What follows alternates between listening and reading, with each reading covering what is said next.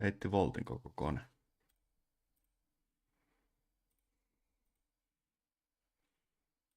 Ei vaan näyttä niinku suostunut toimimaan. Mä olin vaan, että jaa.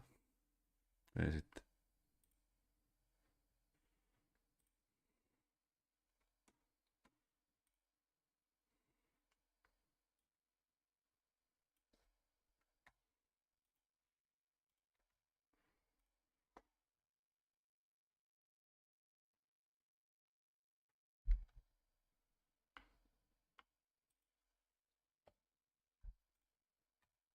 Häh? Joo.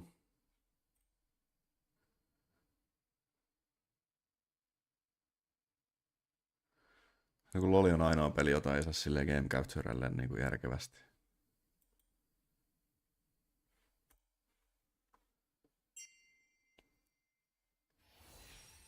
Katsotaan kuinka paljon mä sain banaania tosta.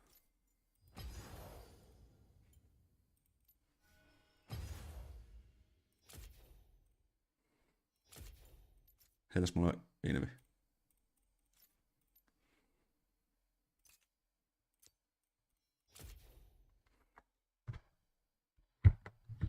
Hermano. Joo.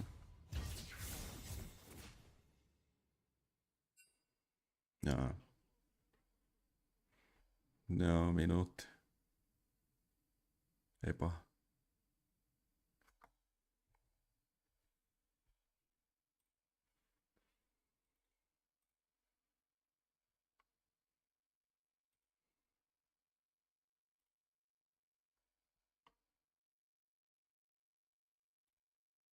Puhus jotain. Joo, hyvä. Kiitos.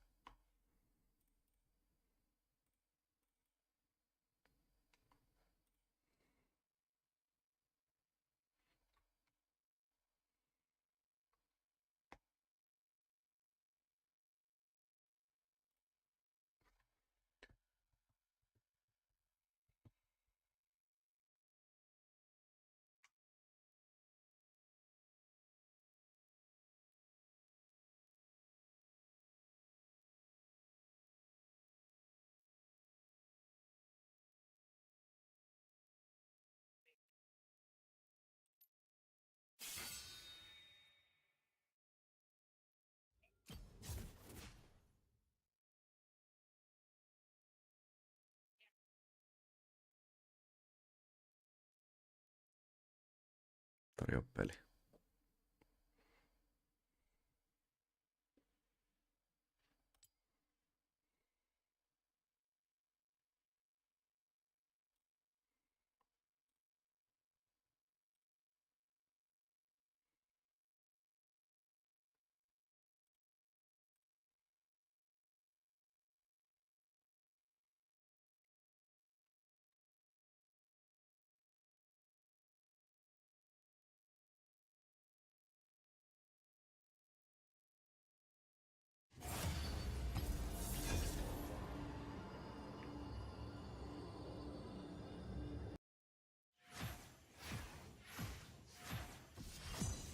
Let's go. Last pick. Hölläseen.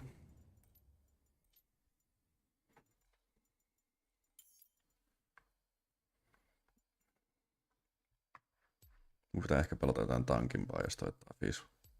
Mm-hmm.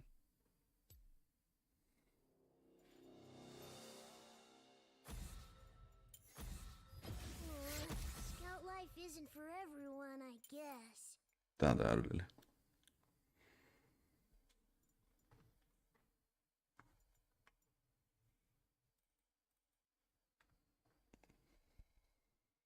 Ei oo. On. Tää on.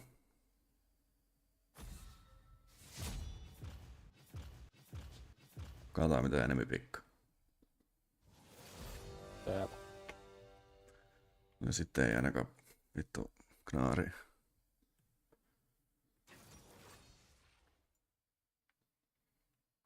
Onko GP?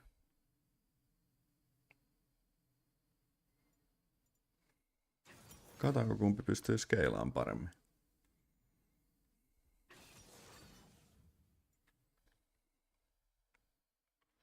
MP tästä pikistä. Timo on aina hyvä. Eikö se ole? Mm.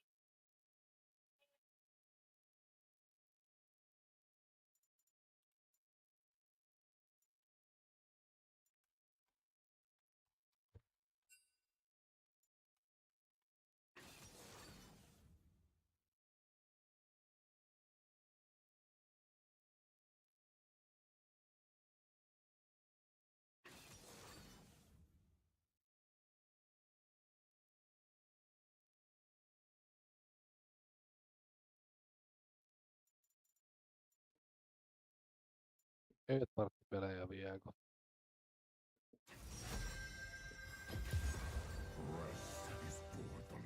Simo hahae. Kyllä. Saimo hai hai.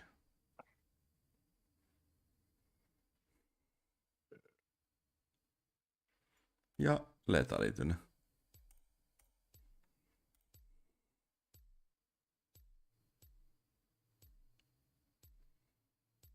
Voisi jopa toimia tuohon tiimiin. Ei.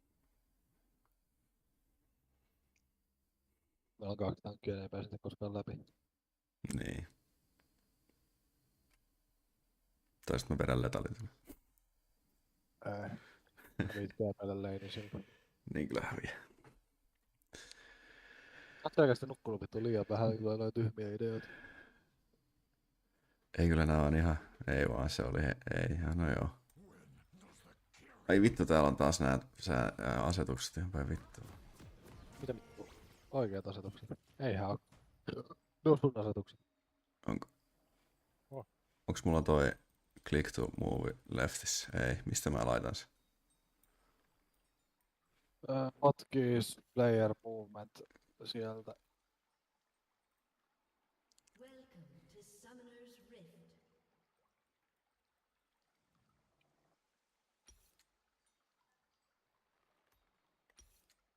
Seconds until minions spawn. Miksi tää ei anna mun bindaa tätä?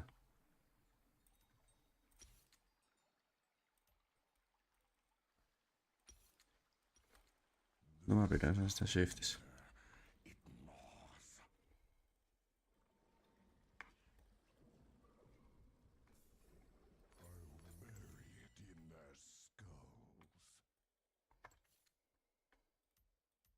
Minions have spawned.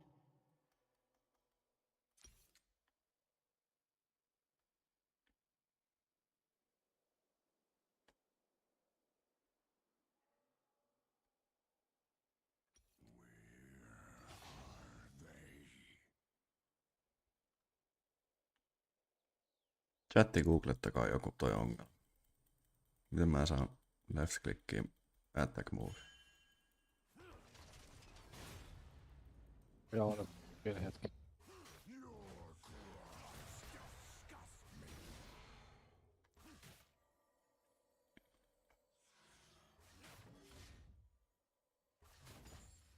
Mulla on se nyt shift mouse ykkösessä, mutta mä haluaisin sen mouse ykkösen.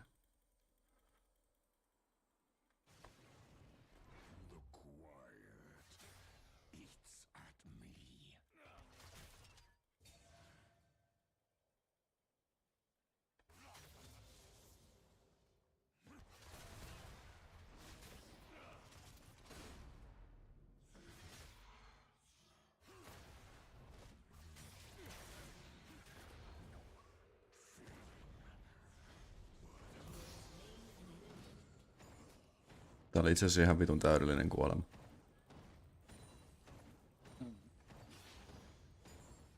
Sain tästä ihan hullun vaveja tapoja. Ai että.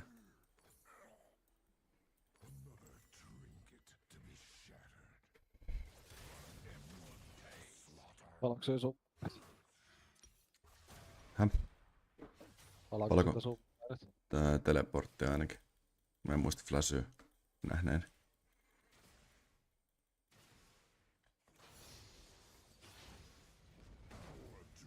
An ally has been slain.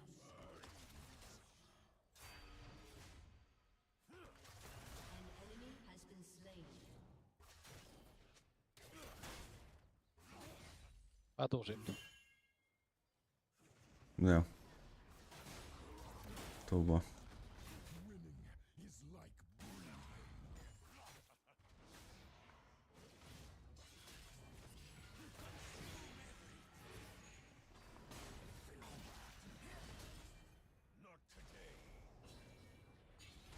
Hyvä. Mä tiplasin pois. Jep. Oi kulle. Aha. Vittu kun mulla ei oo normibindia. Mä käännäsin ton ihan täysin ton bindin takia. Mm.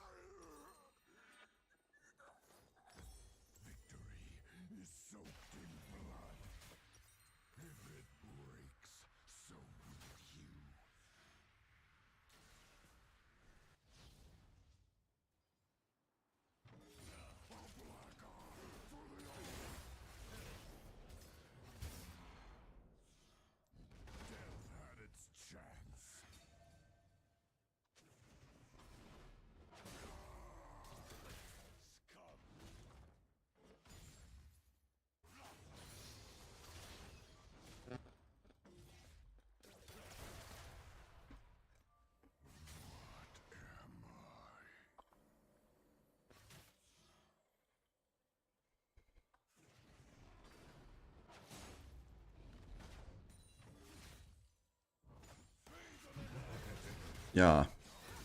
Okei. Okay. Molemmat ultit.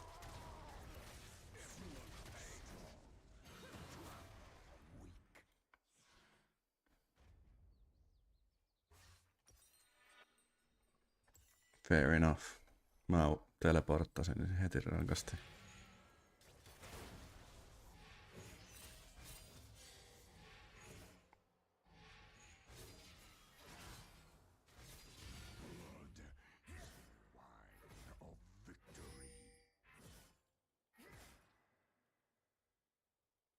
Kiitos. An ally has been slain.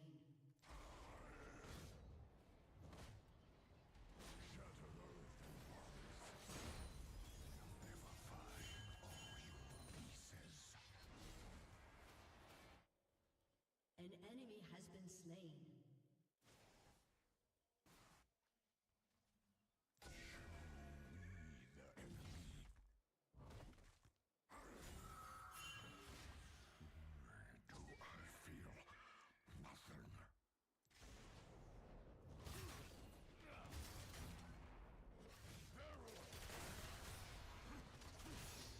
Tulee työ.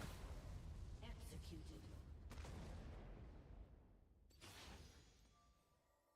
What toll have I paid?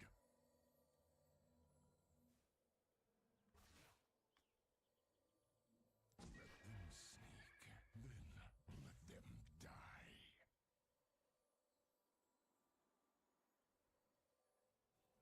Only cowards fear death. GP jätti mut yksin ihan vitun massiivisen veivin kanssa tänne. Olen ihan kiitollinen. Mä en tiedä, kyllä vaan mihin se meni, mutta tossahan se.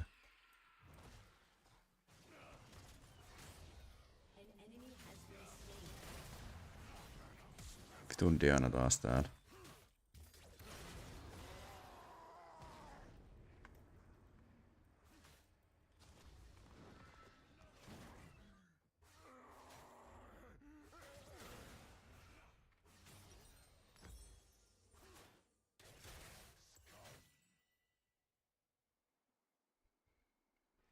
Break their will and their bones.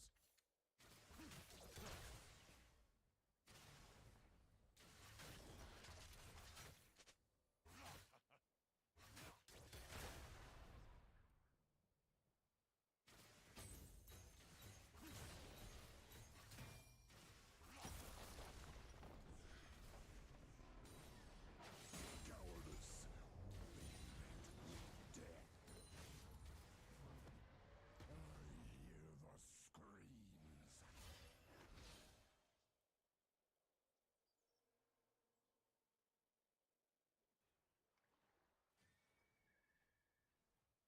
screams. These wounds bring no pain.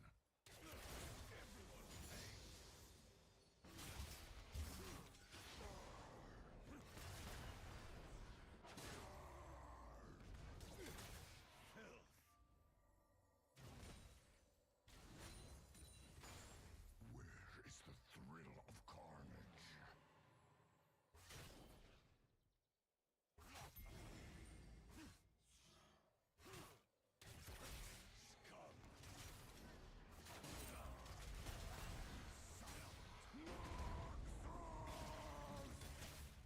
Noxus suffers no cowards.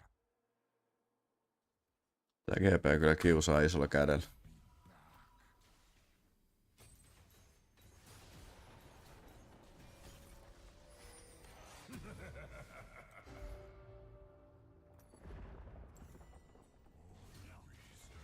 An ally has been slain. Enemy double kill. Enemy triple kill. Vit.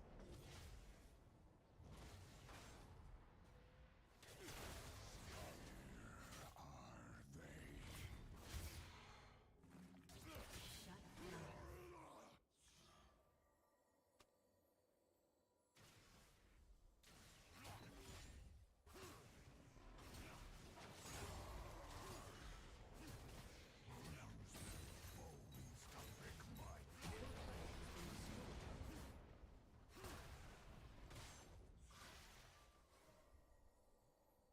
Mikä näätä toi GP, huhhuh.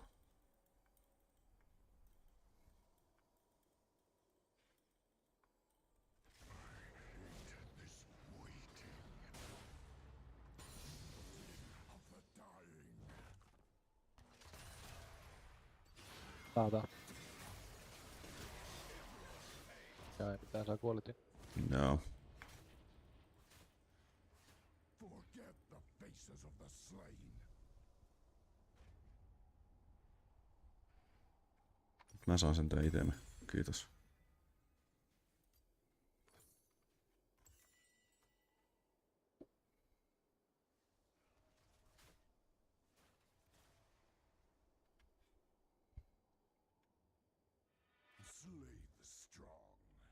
Trample the weak.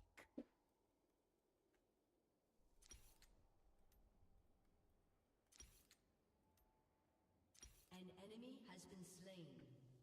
An enemy has been slain. An ally has been slain. Double kill. Soaked in blood.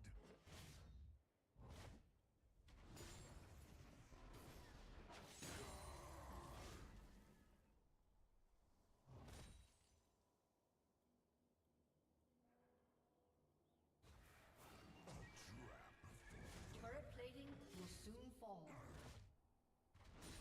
What toll have I paid?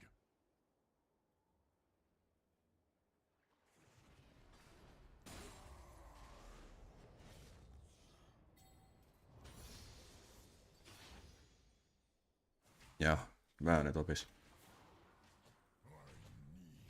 Slaughter. An ally has been slain.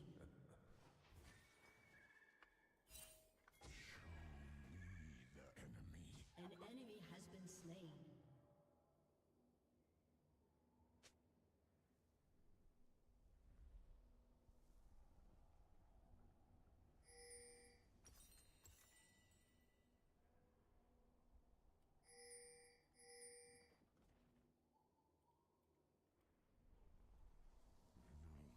Pain.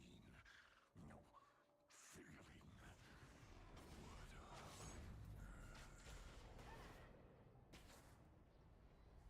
Rampage. An ally has been slain. Saataisiko tapettua se Väyne? Ehkä. Mä peittaan sen sisään.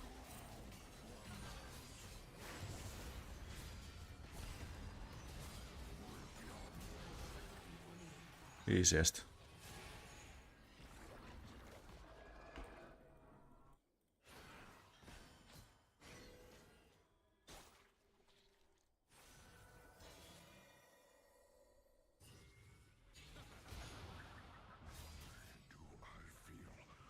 Se on nopea.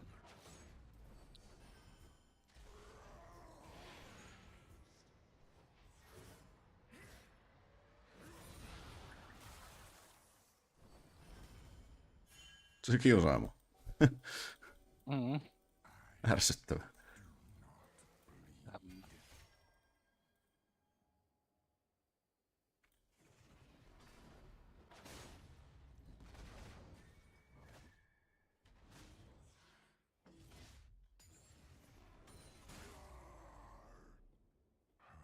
Many battles have I won? An ally has been slain.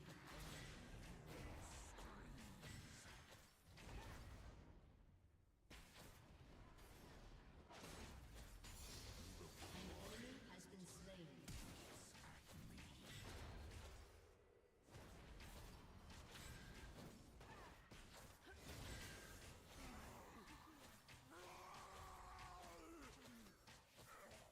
Your team has destroyed a turret.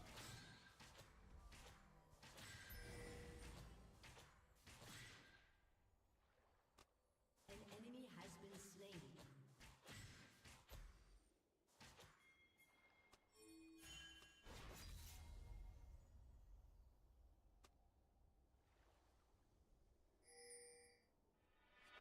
Only cowards fear death.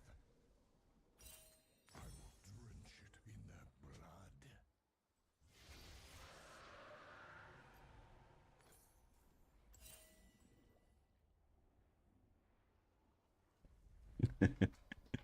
Insane replay kyllä topissa vittu.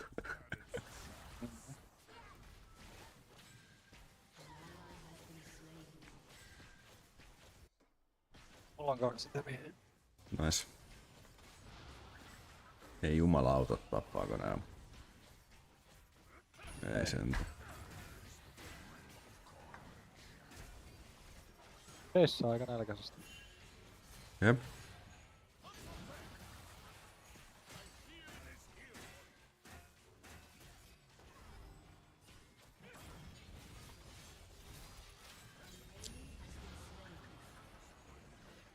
Hyvä. Has been destroyed.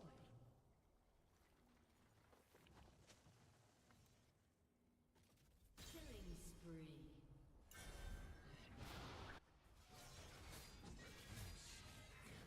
Your turret has been destroyed. Koitsaa se tulee siis... Tää se Heraldi.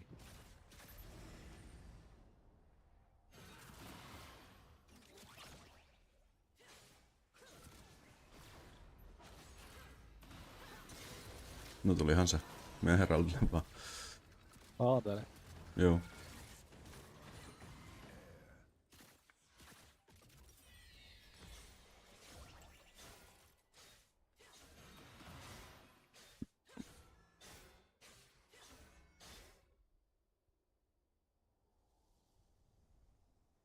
Mä voisin TP:ttää siihen toppiin. Ei tarvitse. Täällä on hullu mähinä täällä. Ally has been slain.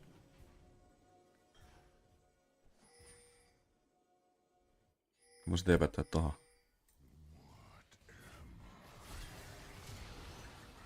Oi kulle. Vitun CC.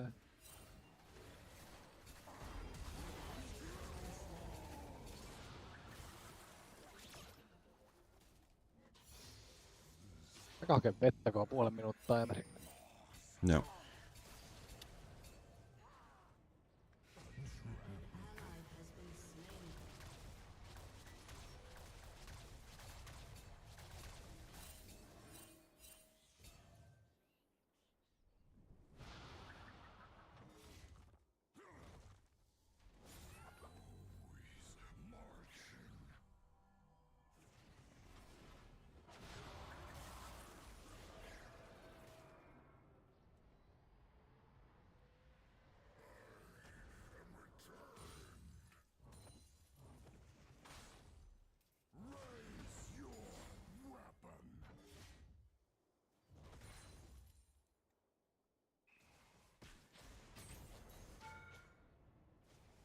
Meillä on soul pointti. Meillä on ihan ok jinksi. Meillä on ihan ok kala.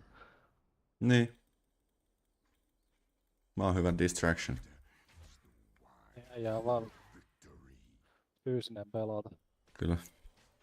Tuo lähtenyt koko potti jumala.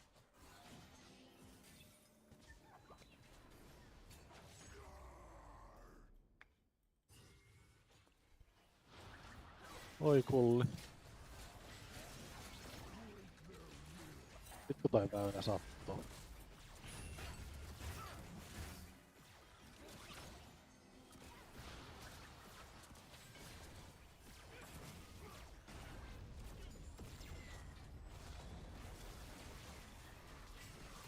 Ei vittu.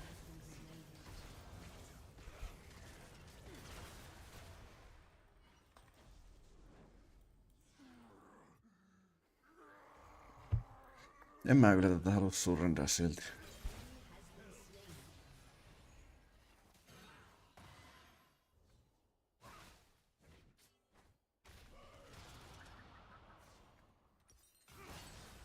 Voiko tsekkaa soulia?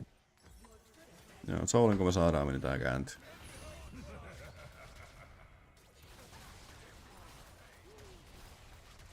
Oi kulli. Mutta kun muut vansotataan. Mm.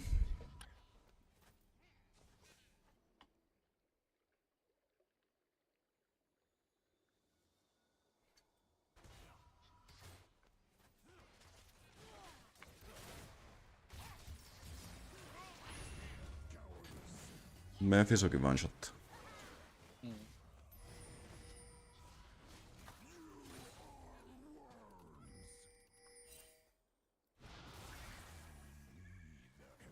Jinksi ulti.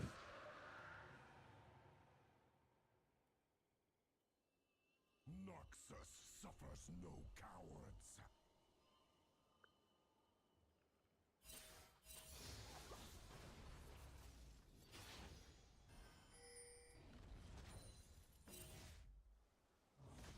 Joo, Atakarin.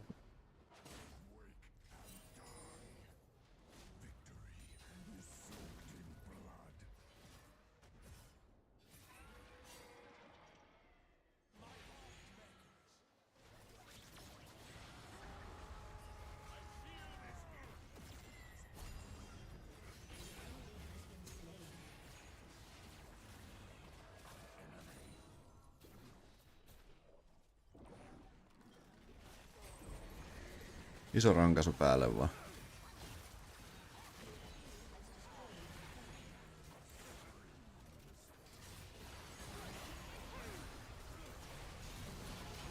Ei kun mä oon vittu CS:ssä puolen vuotta.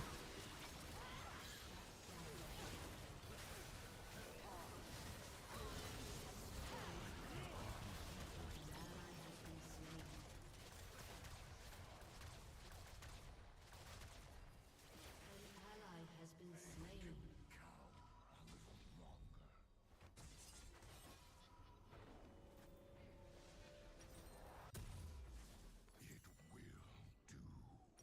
Mä saan Thornmailin ihan niinku nyt. Ja alkaa poikia sattua.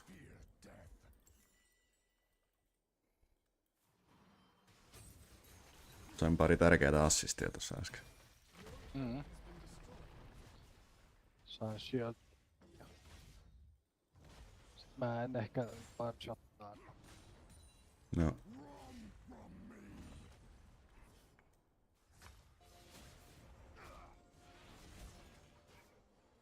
Visioneita nyt kummasti vittu lisää. Niin joo. Mullakin on hyvä visioni kuitenkin. Ai vittu.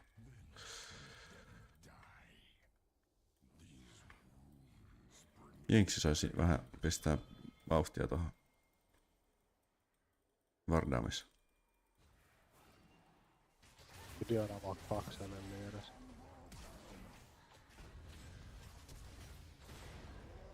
Vittu.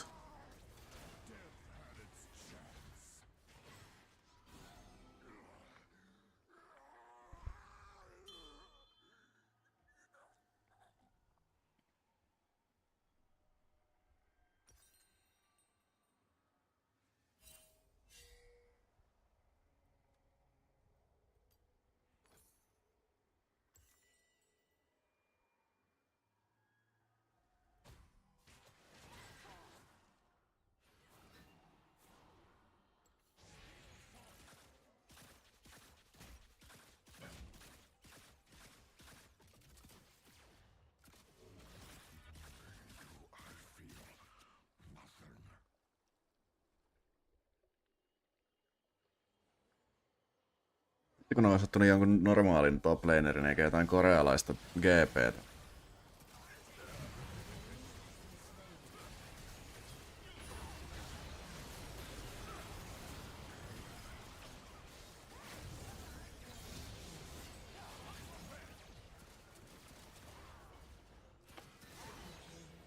Näin.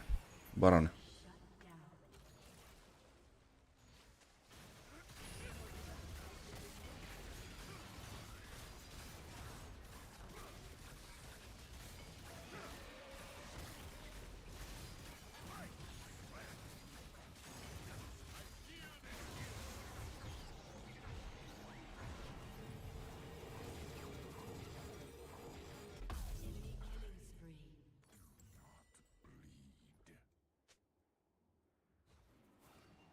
Mä pistänyt vaan puskutraktorin päälle sidelaneille ja varmaan vähän itselleni biiffi.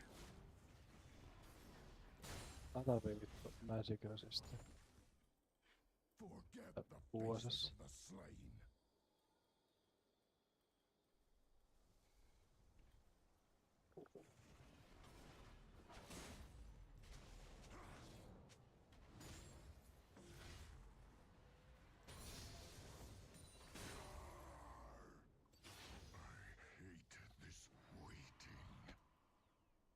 Mä en oo tulossa siihen Drakefightiin. Vedän eteenpäin.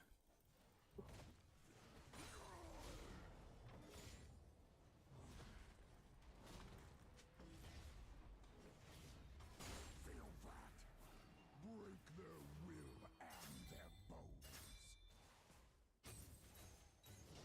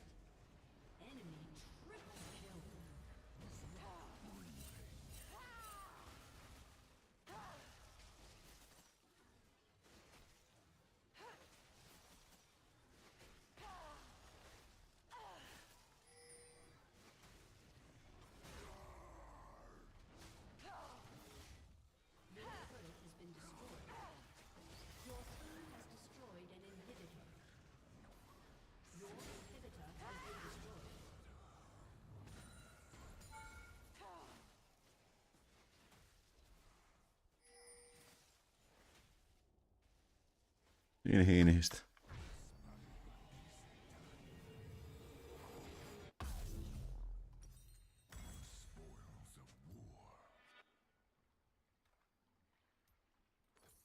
Noxus suffers no cowards.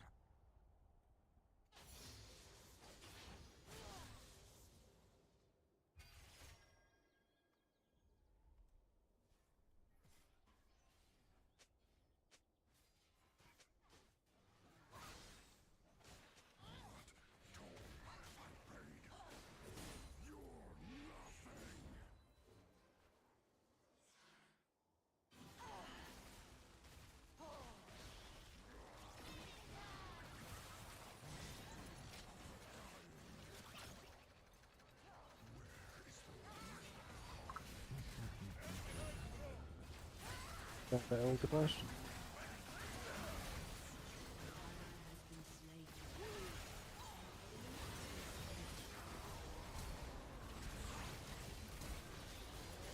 Vittu.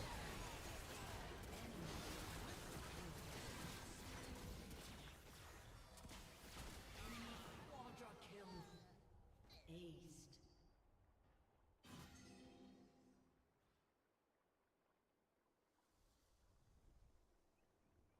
Seuraavaan vaan.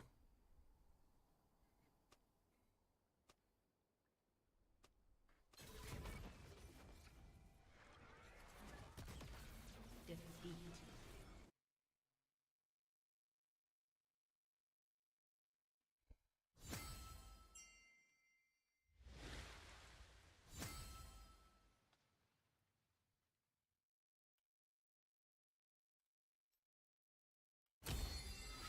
Seppo tarkko. Häh? Minäpä tarkko oli. Mulla ei ole tarkka vielä ladattu. Mhm.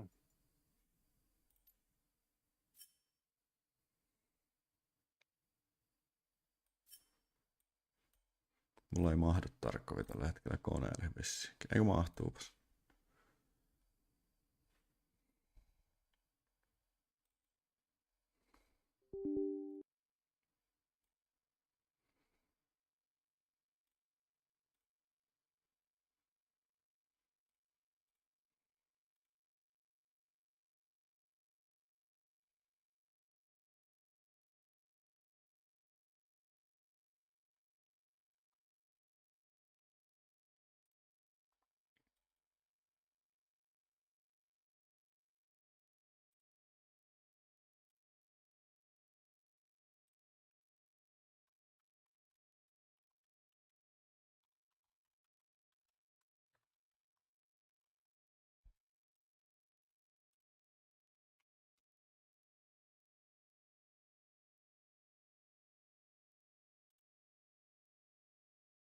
Jaa.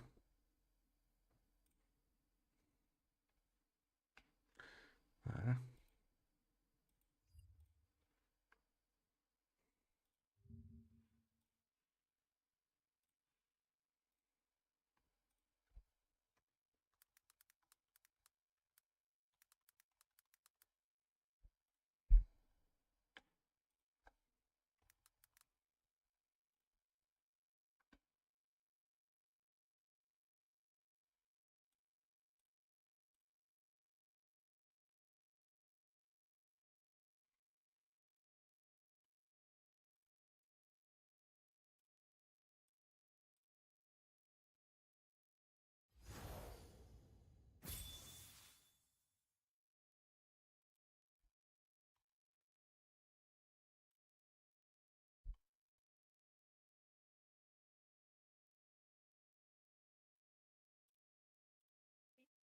Eli otetaan käymään suihkussa. Joo.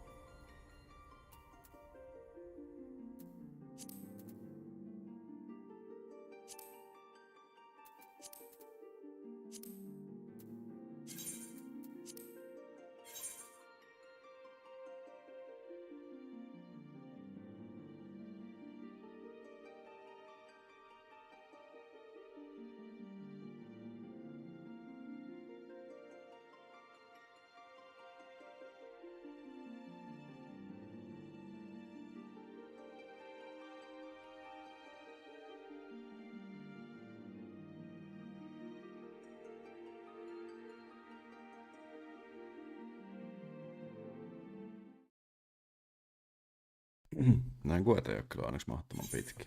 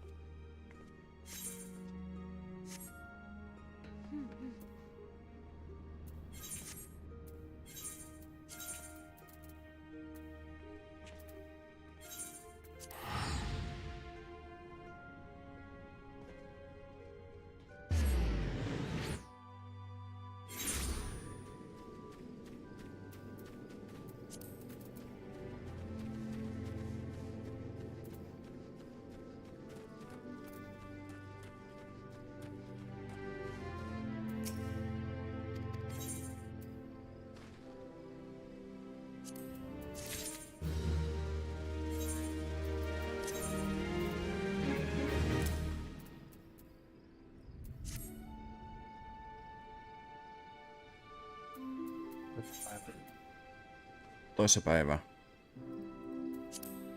Viikonlopun päivä. Kyllä.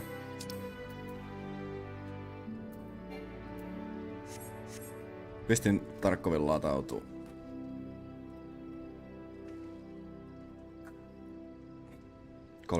%30 ladattu. Juu, mä väitän, että mä oon hetken aikaa. Mä pelaan yhden DFT. Sitten en varmaan sänky. Joo. Pitää kumminkin mennä töihin. Työmies. Päivä. Kyllä.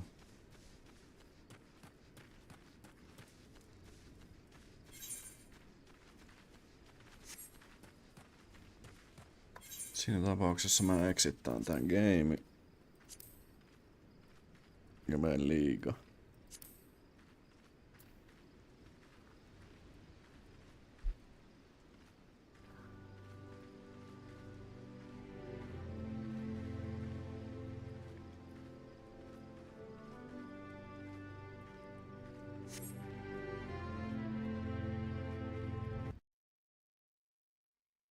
Tässä tarkoitus suorittaa armotonta dominointia toplanilla. Aha. Joo.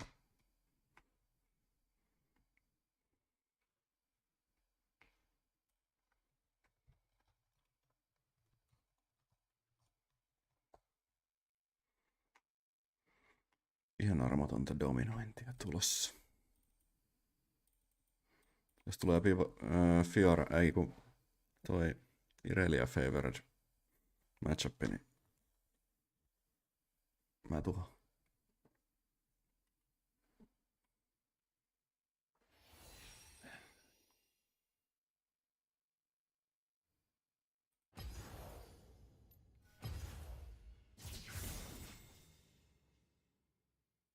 Jos on iltamagneesiumit. Noniin. Tuolla.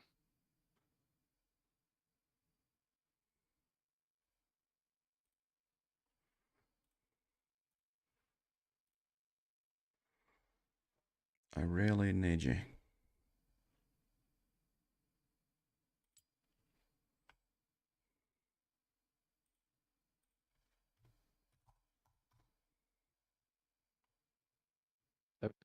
Pitää saada satana tänään.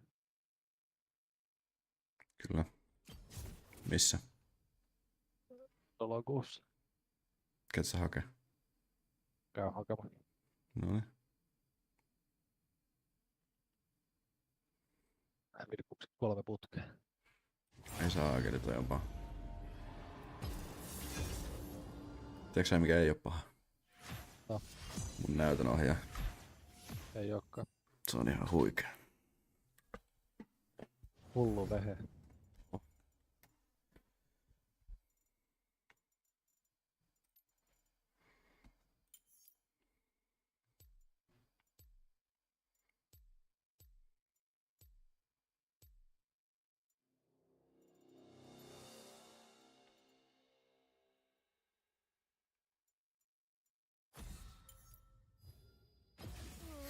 Scout life isn't for everyone, I guess. Scout life isn't for everyone, I guessed.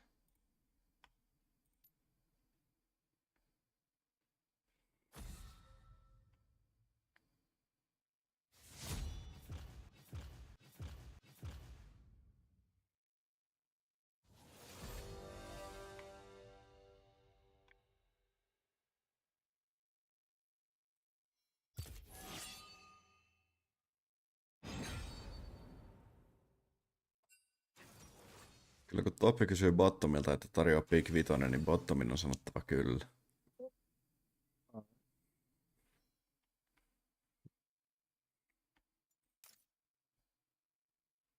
Vladimir.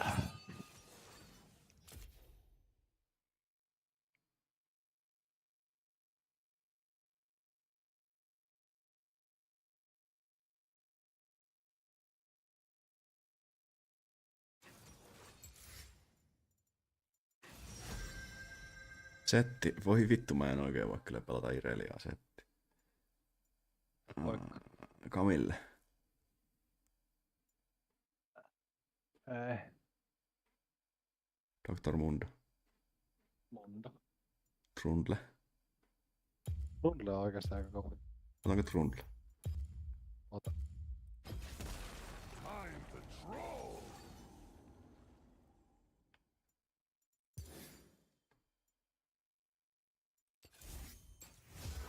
Ja mähän vedän Ghostilla.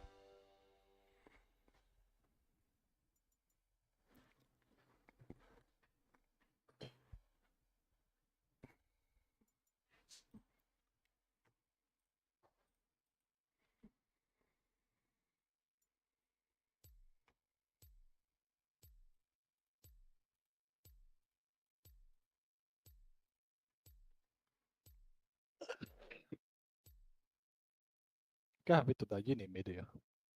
Nyt en kyllä tiedä.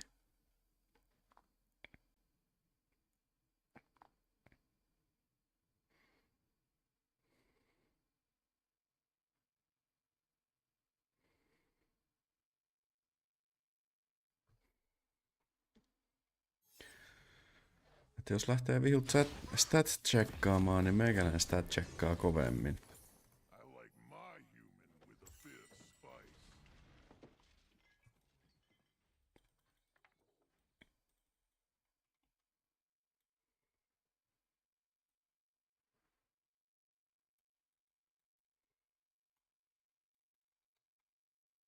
Welcome to Summoner's Rift. I'm not ugly, but they're about to be. 30 seconds until minions spawn.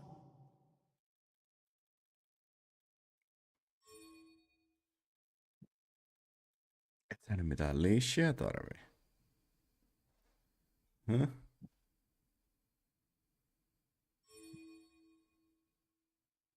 King of trolls, come Ei oo todellista. Kai mä sit tuu.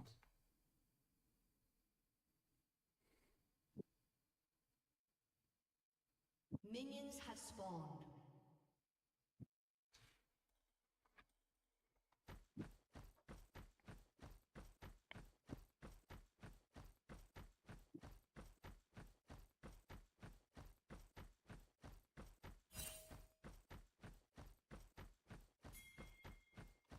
The Freljord is mine.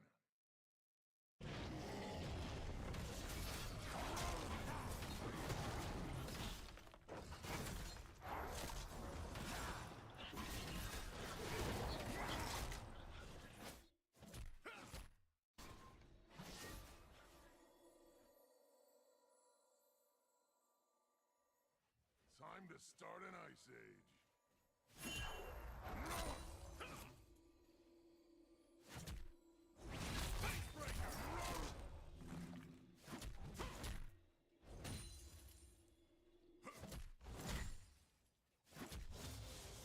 Troll charge, troll charge, and execute troll. Tää setti on ihan paska.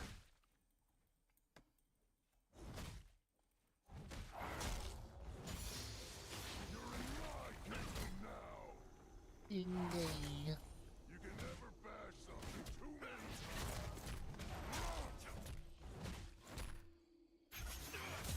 Oi. Melkein tappaa.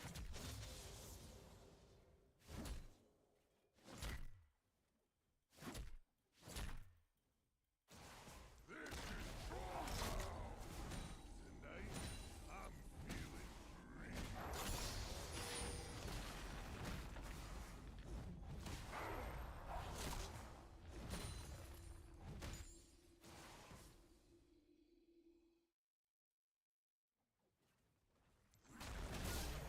I'm roll with the plan.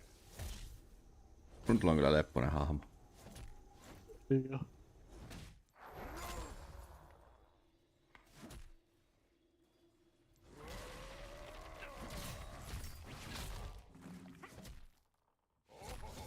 They look angry.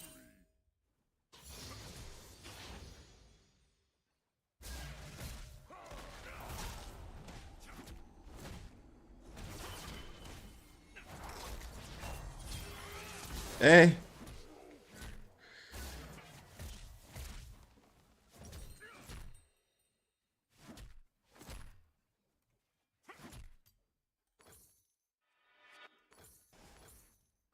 The trolls are going to war!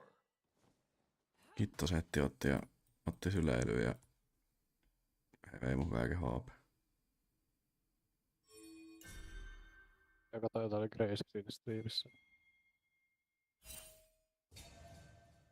Not troll chief, troll king! King! Zero Deaths gameplay.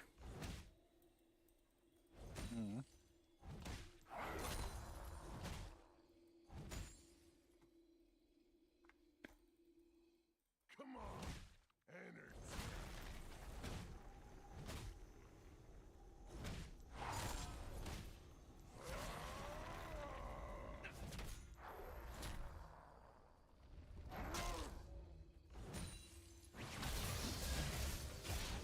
Nyt jos siinä tappelet, niin häviät kyllä.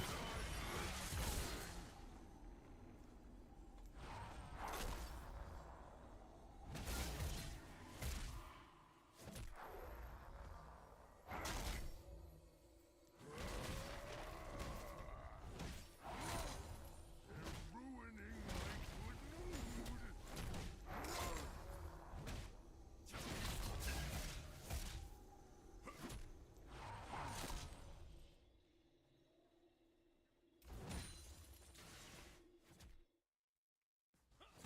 I like my human with a bit of spice.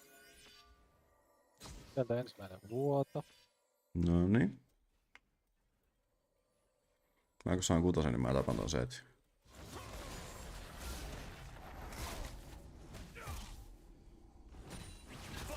Sä ajattelee varmaan ihan samoin, mutta sen takia mä fokusaan farmaamiseen sen aikaa, kun se fokusaa muuhun.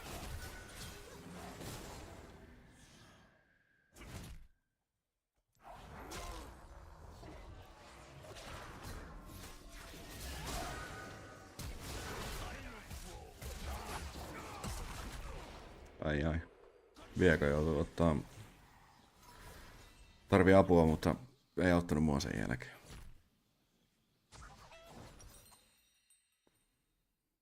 The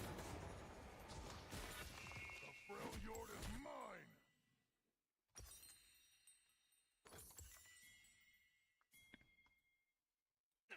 Yo. Luna, what's up?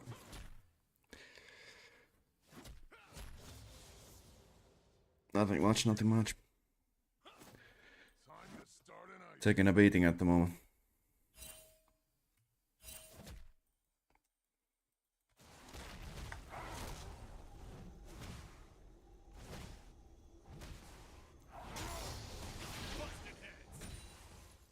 I'll show that frostbite.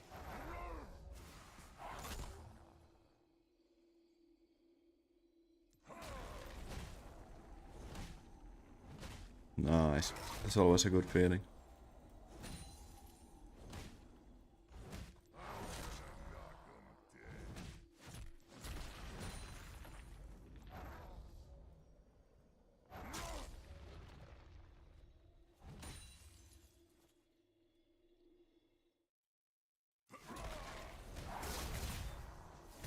I'm troll judge. An enemy has been slain.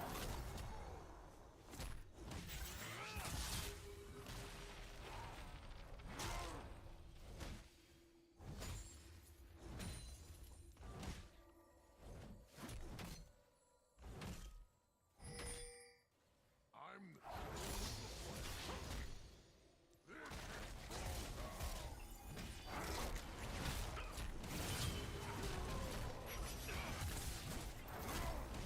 Noin, me tapetaan vitussa setti. Nice.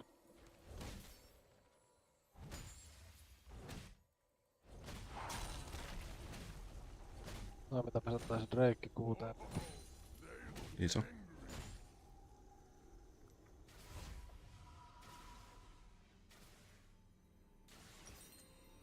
Ajattelin, että ostan pari cloth armoria, niin alkaa hommat sujuu ja niinhän ne alkoi. Nyt mulla on jo Vampire Scepter ja Thornmail, niin Kävi hakemassa helpontavan midistä. Tinkkasin kerran autotekille. Kova. It's going pretty good. Mitä Ville sanoisit, kuinka striimi sujuu? 4 katsojaa.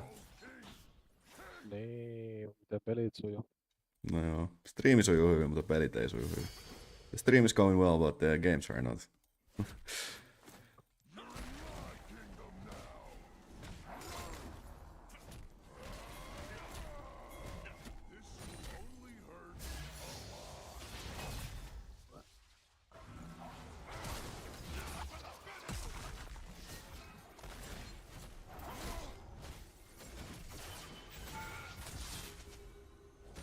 Olen 2-1-0. Nice. An ally has been slain. Mä oon 1-2-0. Yes it is. My channel is affiliated indeed.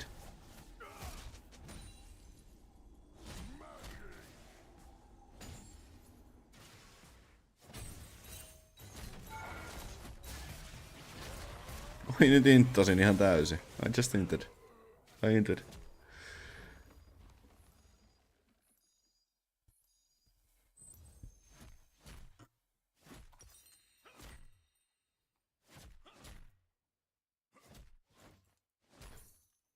An ally has been slain.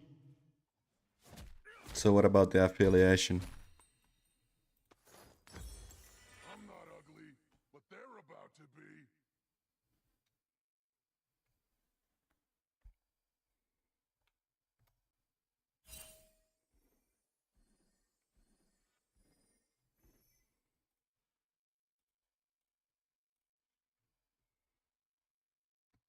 King of Trolls coming through.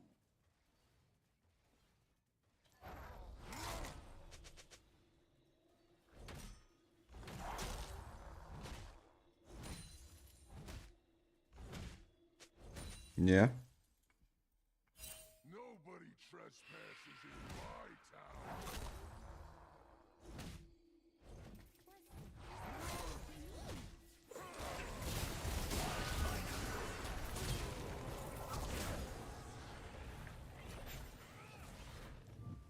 Oh shit, I wasn't watching at my screen and I got 2 main ganked. Goddamn. Yeah, so what about...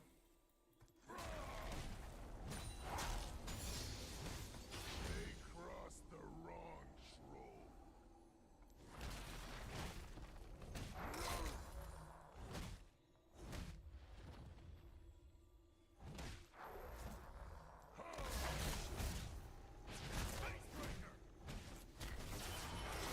You can never bash something too many times.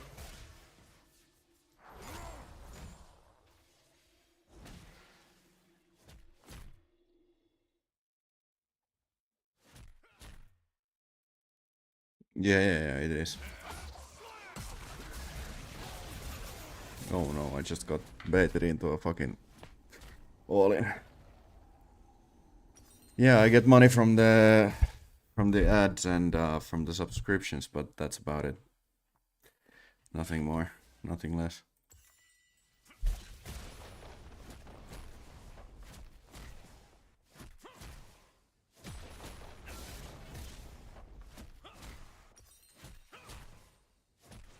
Freljord is mine.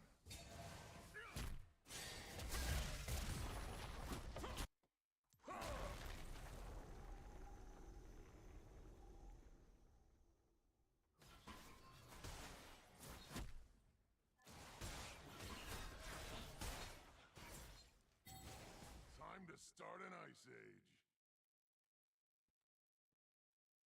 An ally has been slain. An ally has been slain.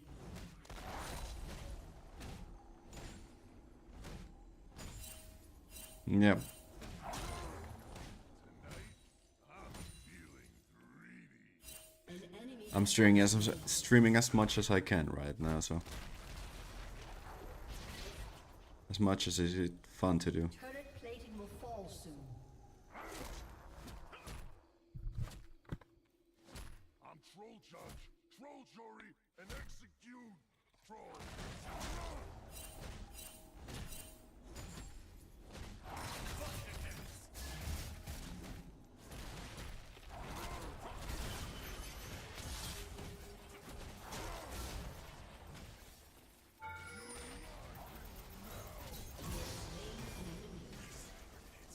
Noin me tapetaan se setti, mutta kuollaan niitä se meni, mutta...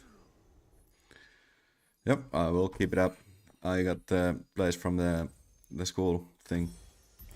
So, yeah. I will be streaming as much as I can from them there too, so... I'm keeping it up. For sure. More streams are guaranteed.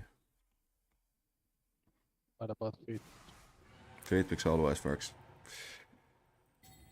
I'm the troll with the plan. Olen 5-2-3. Mä oon 250. Nyt tämmösen aikakausi. Ja vaan mä melkein, no joo, tapoin setin tossa äsken. Ei sun tarvitse tehdä mitään kuin puskea. Niin se on kyllä totta. Toi setti on ollut vaan ne vähän sen tiellä, että... An enemy has been slain. Enemy killing spree. Porkki on full breaker ja that's about it. Niin.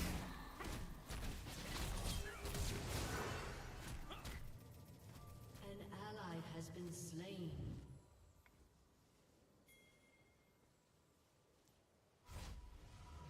No, I haven't thought about the panels yet. At all. Mitä Ville paneeleja mä tarvin? En mä tiedä. Mäkä. They're going to war. Se tässä on ongelmana.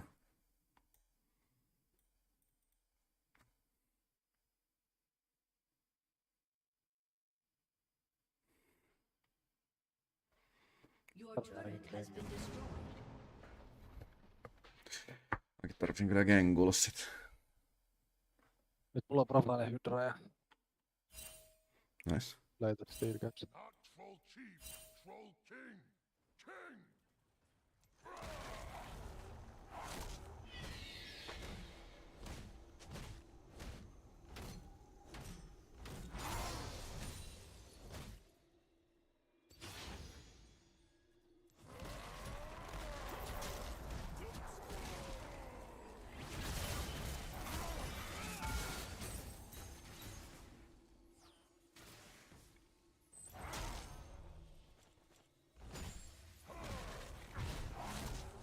Saatiin vittu fiistit. Nice. Nata kans spawnaa toppiin tässä pelissä. Mielenkiintoista.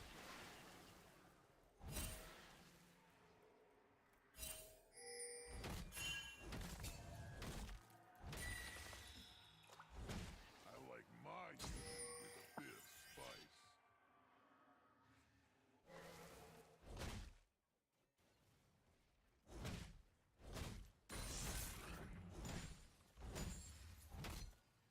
Tää setti on kyllä ihan hyvä pelaa, se tietää, ettei se voi fightaa mua veivissä.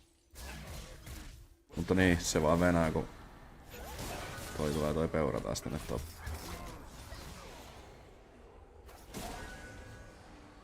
Onko sulla viisiä niin? Oli mulla.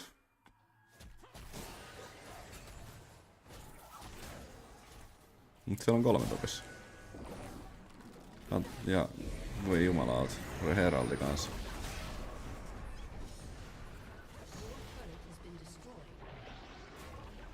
No, I don't have the intro either. I have thought about it too as well. I need to do that, but I don't know from how I want to do it. So, from how, yeah.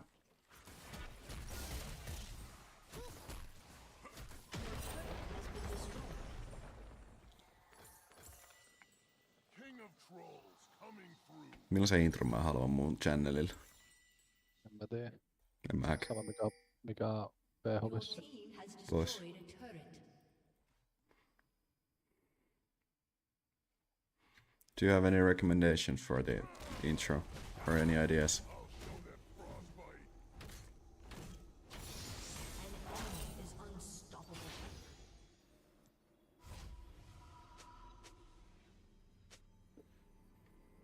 5-0 Miss Fortune 115 200 shutdownin Morgan. Freljord is mine. An ally has been slain. Mitähän me Viis- tappamaan 07 Your kennen. turret has been 521 setti 450 shutdownilla. Onkohan tää hävitty tää peli? Time to start it.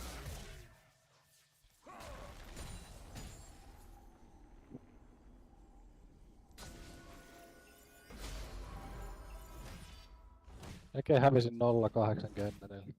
Oho. Se olisi ollut aika nöyryttävä. Ei olis vaan kumminkin 7-3 kahdella itemillä. an enemy Uh-huh. has been slain.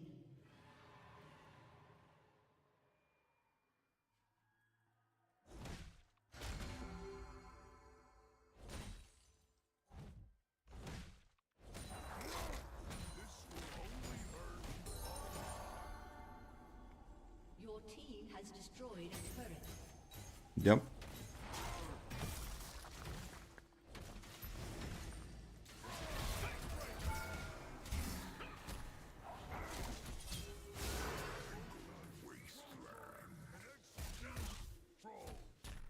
I haven't just thought about them yet at all. So, or I have thought that I need to do them, but I haven't looked into it, so that's all. I'm the troll with the plan. An ally has been slain. An enemy dominated.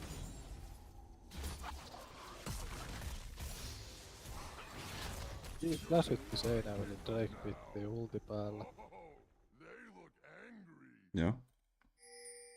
Et se stiilaa se, siellä oli vastassa minä ja Malphite. Aha. Okei. Malphiteilta insta ulti Mm. ja kaveri on CSS, kun mä sain siihen fairinkin. The trolls are Nice. going to war. Kova.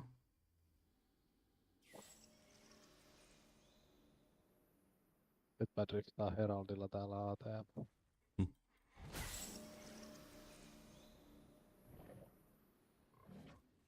Not troll chief, troll king.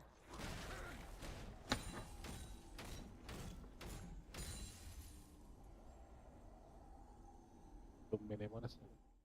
Maine maune.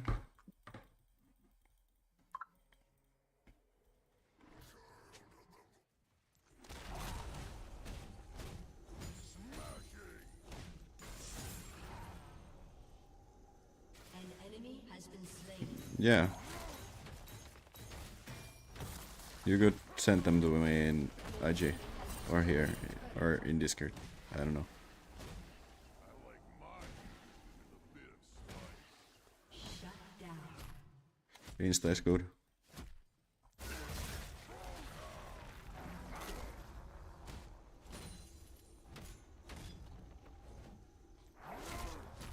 Your team has destroyed a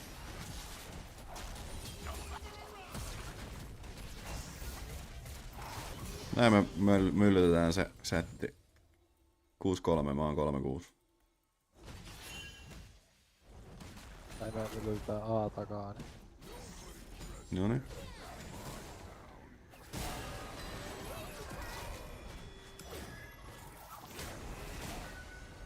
Lilliaa me ei kyllä enää nyt saada, vai saadaanko? Ei ihan saada. Followed by its buds.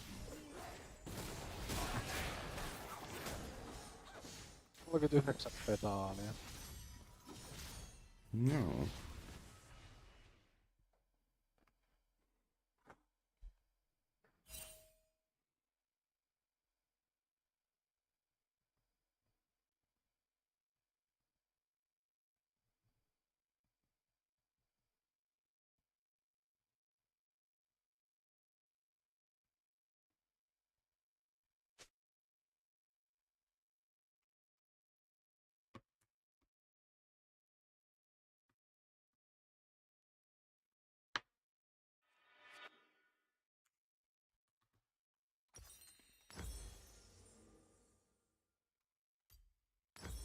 I'm not ugly, but they're about to be. Sieltä vähän kenkää ja Vampire Scepteria lisää, niin alkaa hommat rokkaamaan.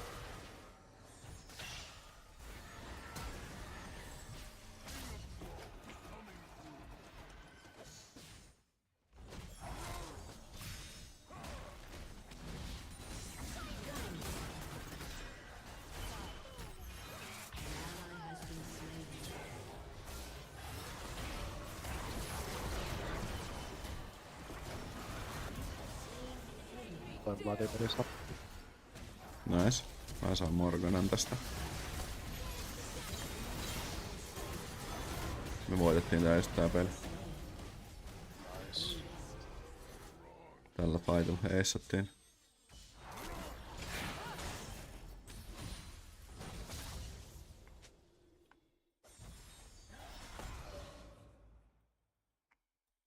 Who's taking here? The Freljord is mine.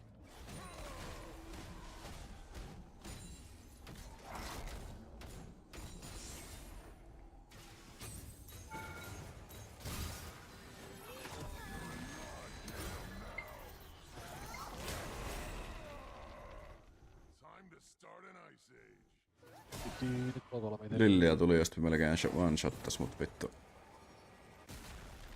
Tää ei oo yhtään hauskaa. Mulla on Nocturneilla ultissa. Mietin niitä. On meni vähän.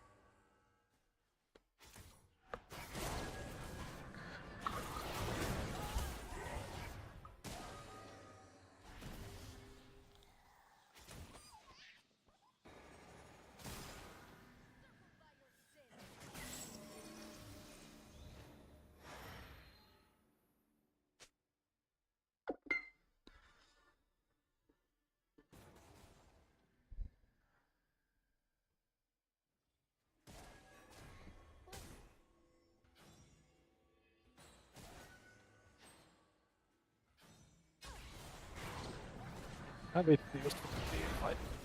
Ai ai. Trolljory and Rampage. Mä sain nyt.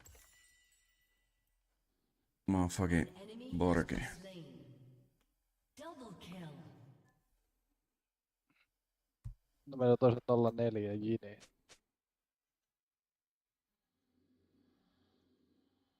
I'm the troll with the plan.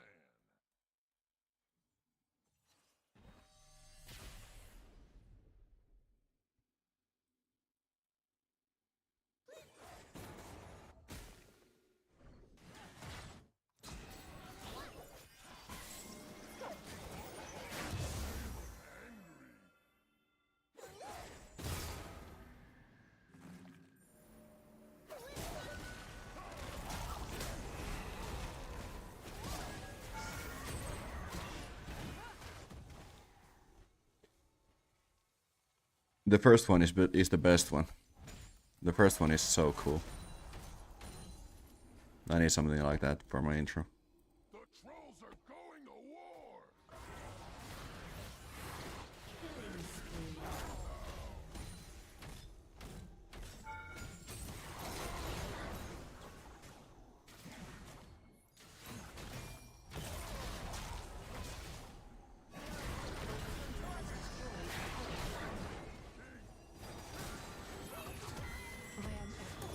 I am everyone.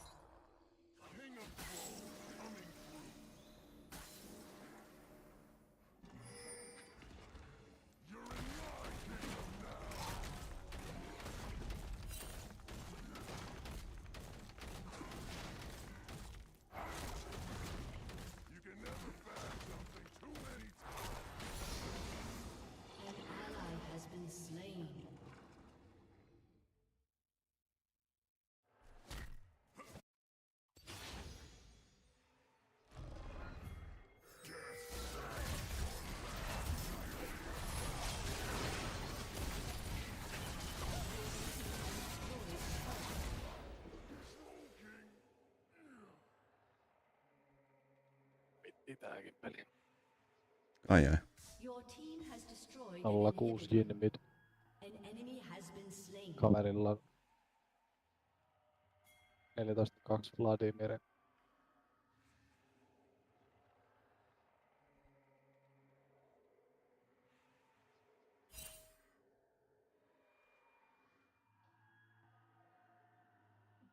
Shut down.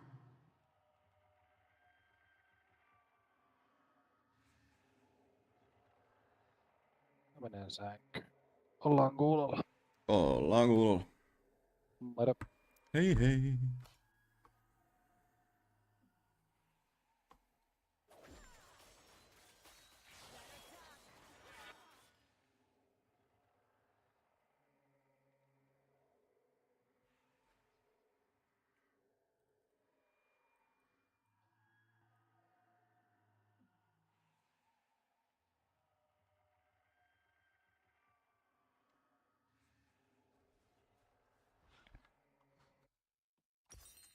The Freljord is mine!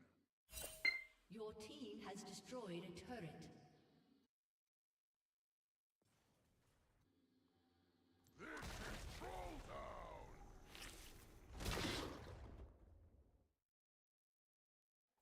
Time to start an ice age.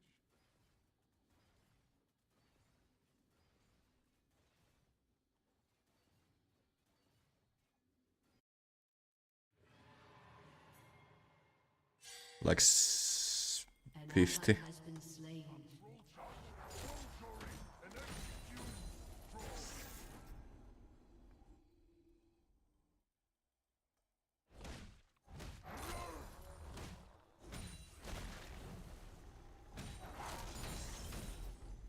An enemy has been slain. I'm the troll with the plan.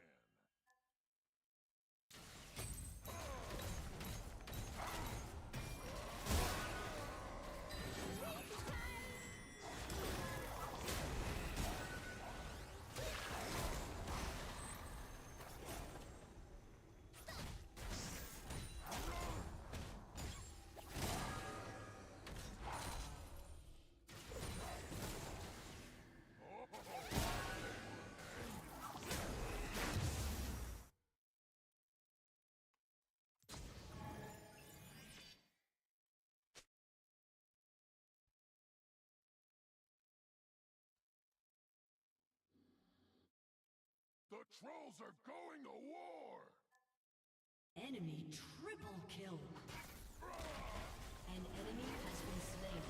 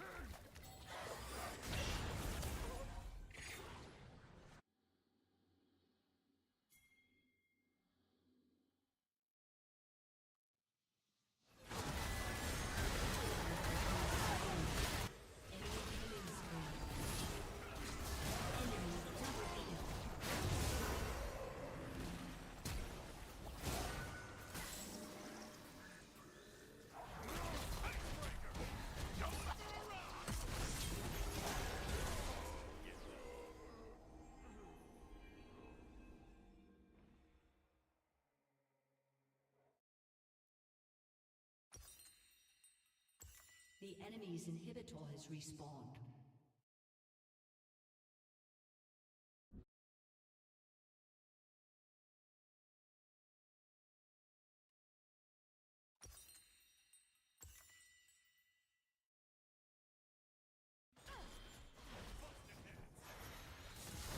An ally has been slain.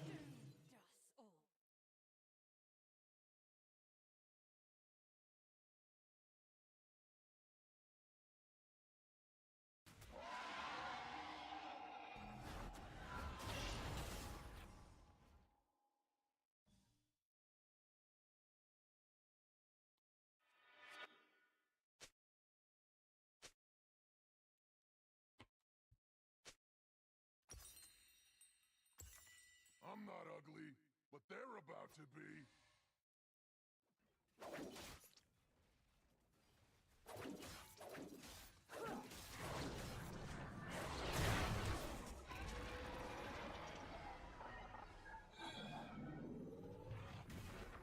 King of Trolls coming through.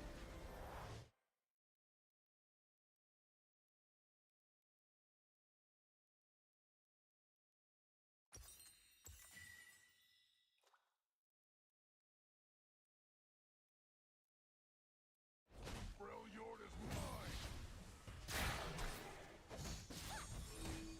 Your turret has been destroyed.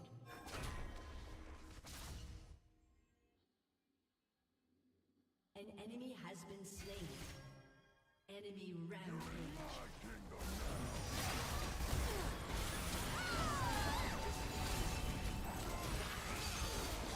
Your turret has been destroyed.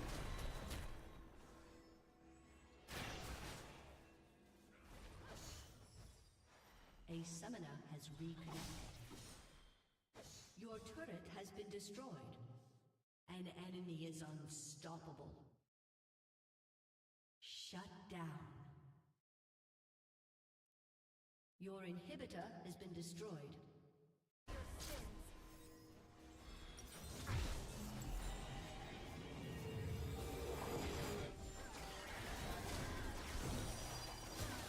Your enemy has been slain.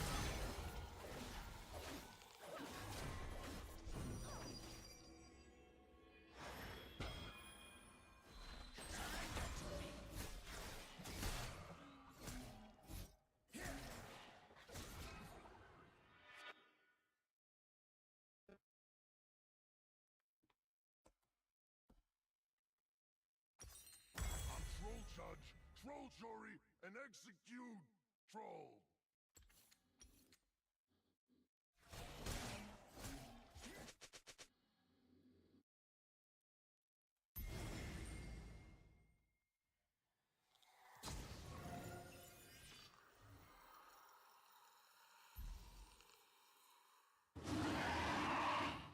An enemy has been slain.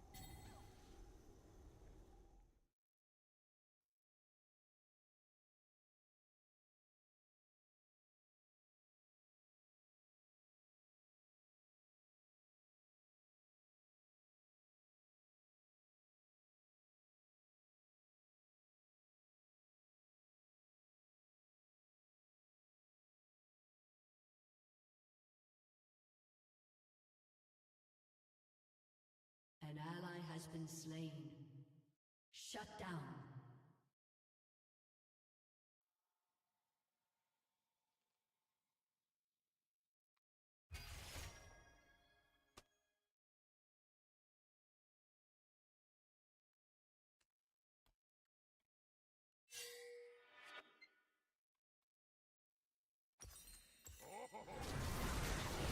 Shut down.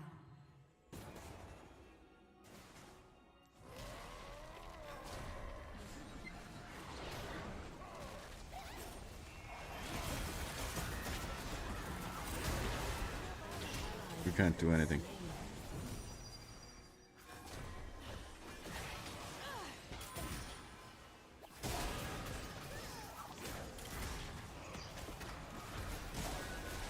Rampage. Shut down.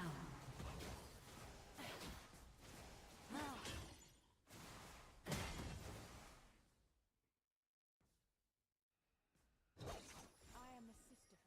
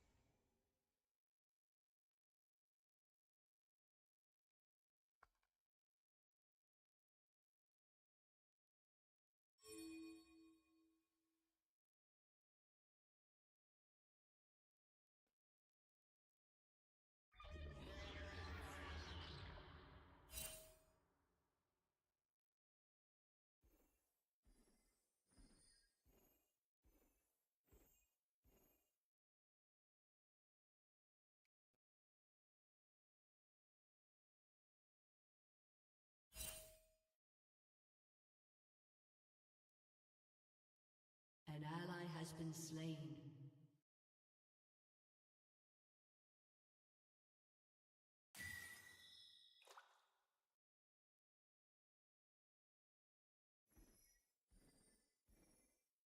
Your team has destroyed a turret.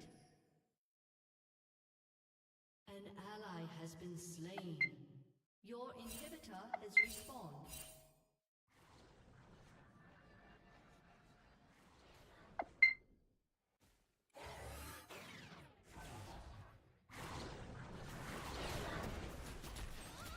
Your inhibitor has been destroyed.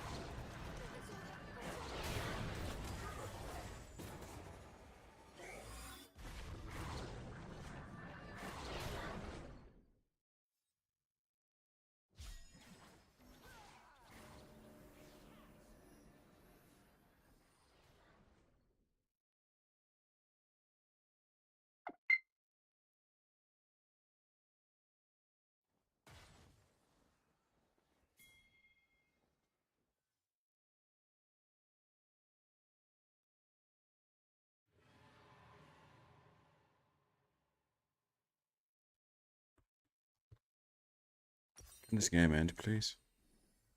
An ally has been slain. An enemy has been slain. Not Troll Chief, Troll King. King!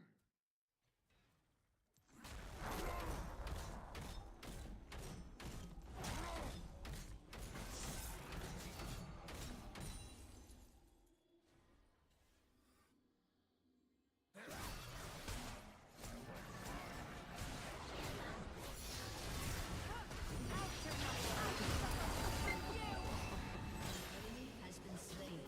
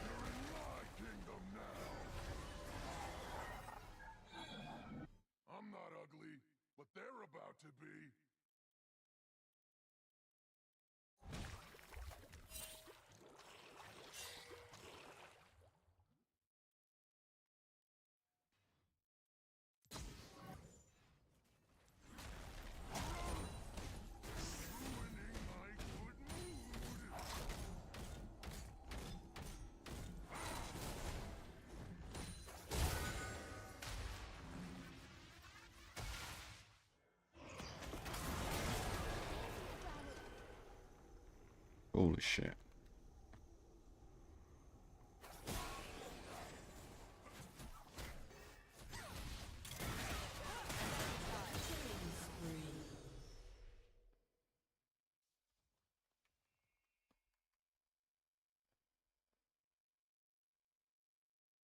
Shut down.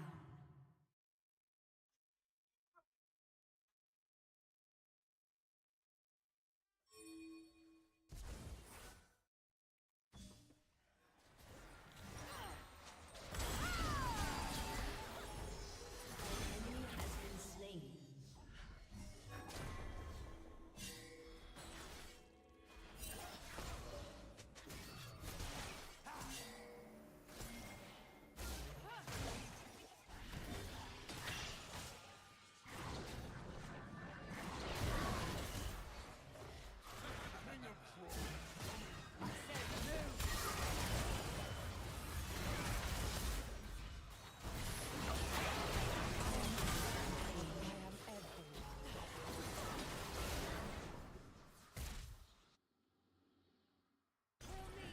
Freljord is mine!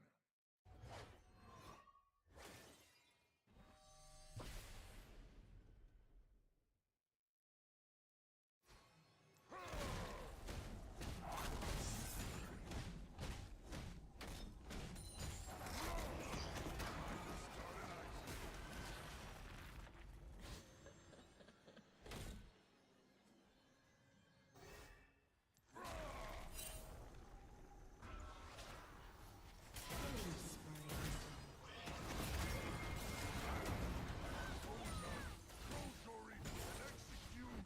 Ally has been slain. Your inhibitor is respawning soon.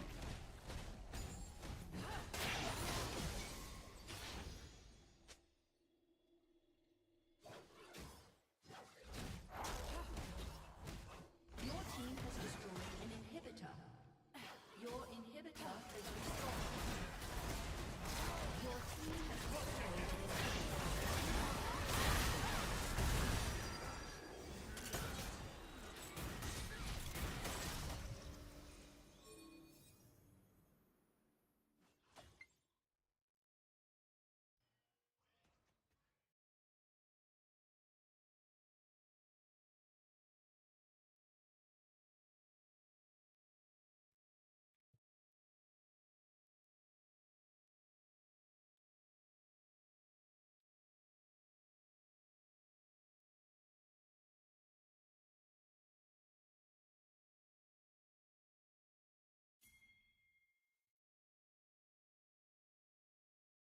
Unstoppable.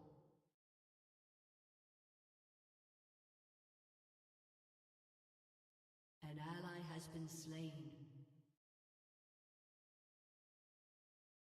Enemy double kill.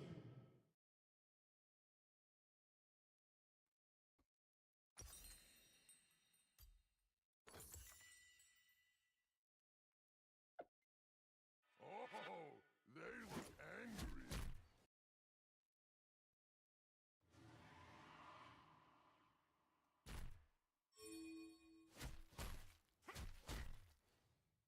You're in my kingdom now.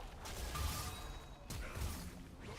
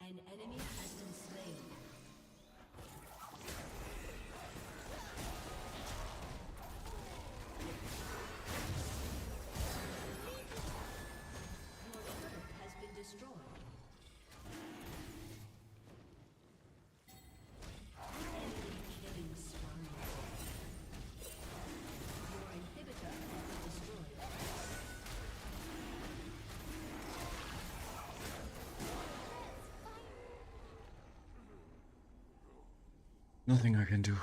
An enemy has been slain.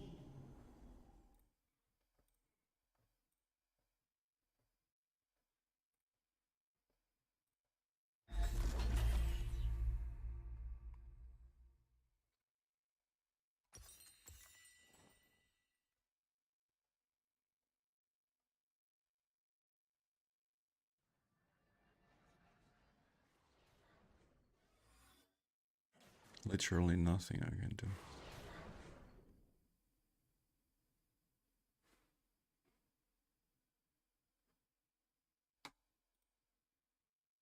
Ootko säkin miettinyt, miksi Kineestä rahan saaminen on todella hidasta?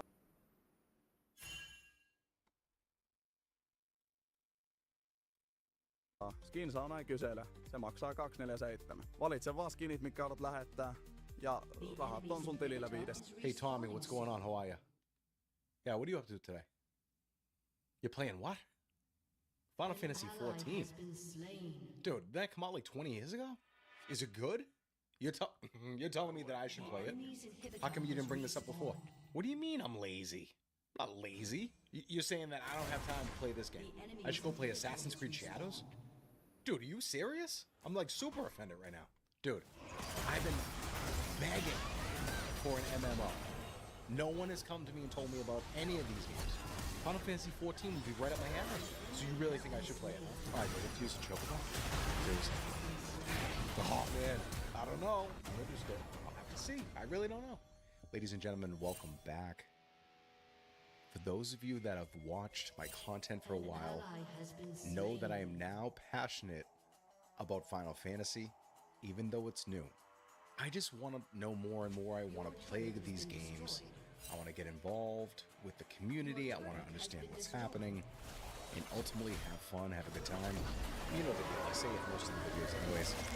But the main point here, and I'll go into why I'm going to be talking about Final Fantasy 14 and why it interests me.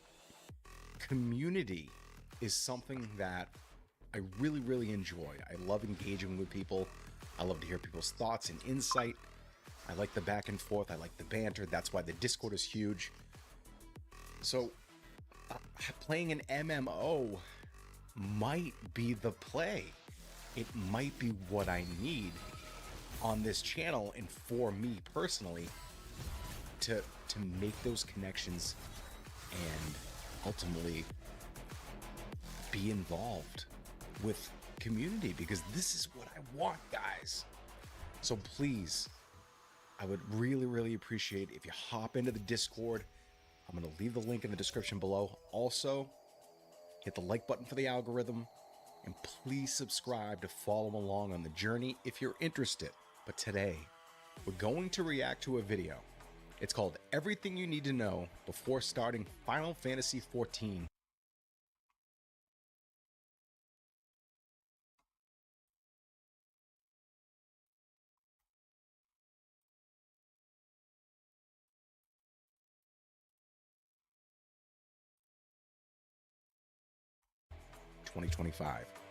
This video is by The Main Quest, and what I'm gonna do is, at the end of the video, sorry this is a long intro, I always do this, I always lose people because I just blab on, but anyways, I get so excited.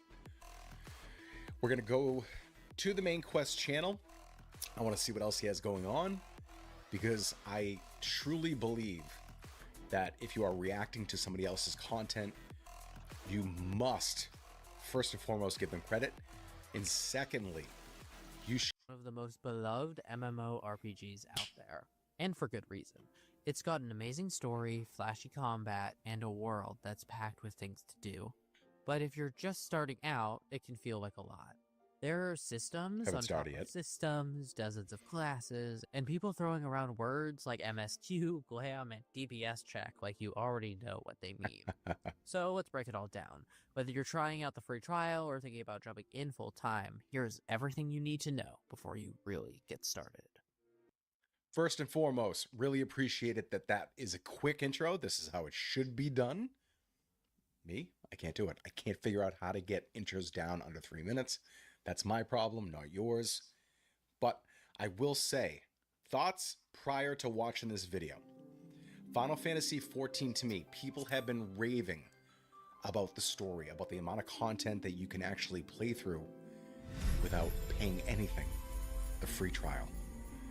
To me, that's appealing.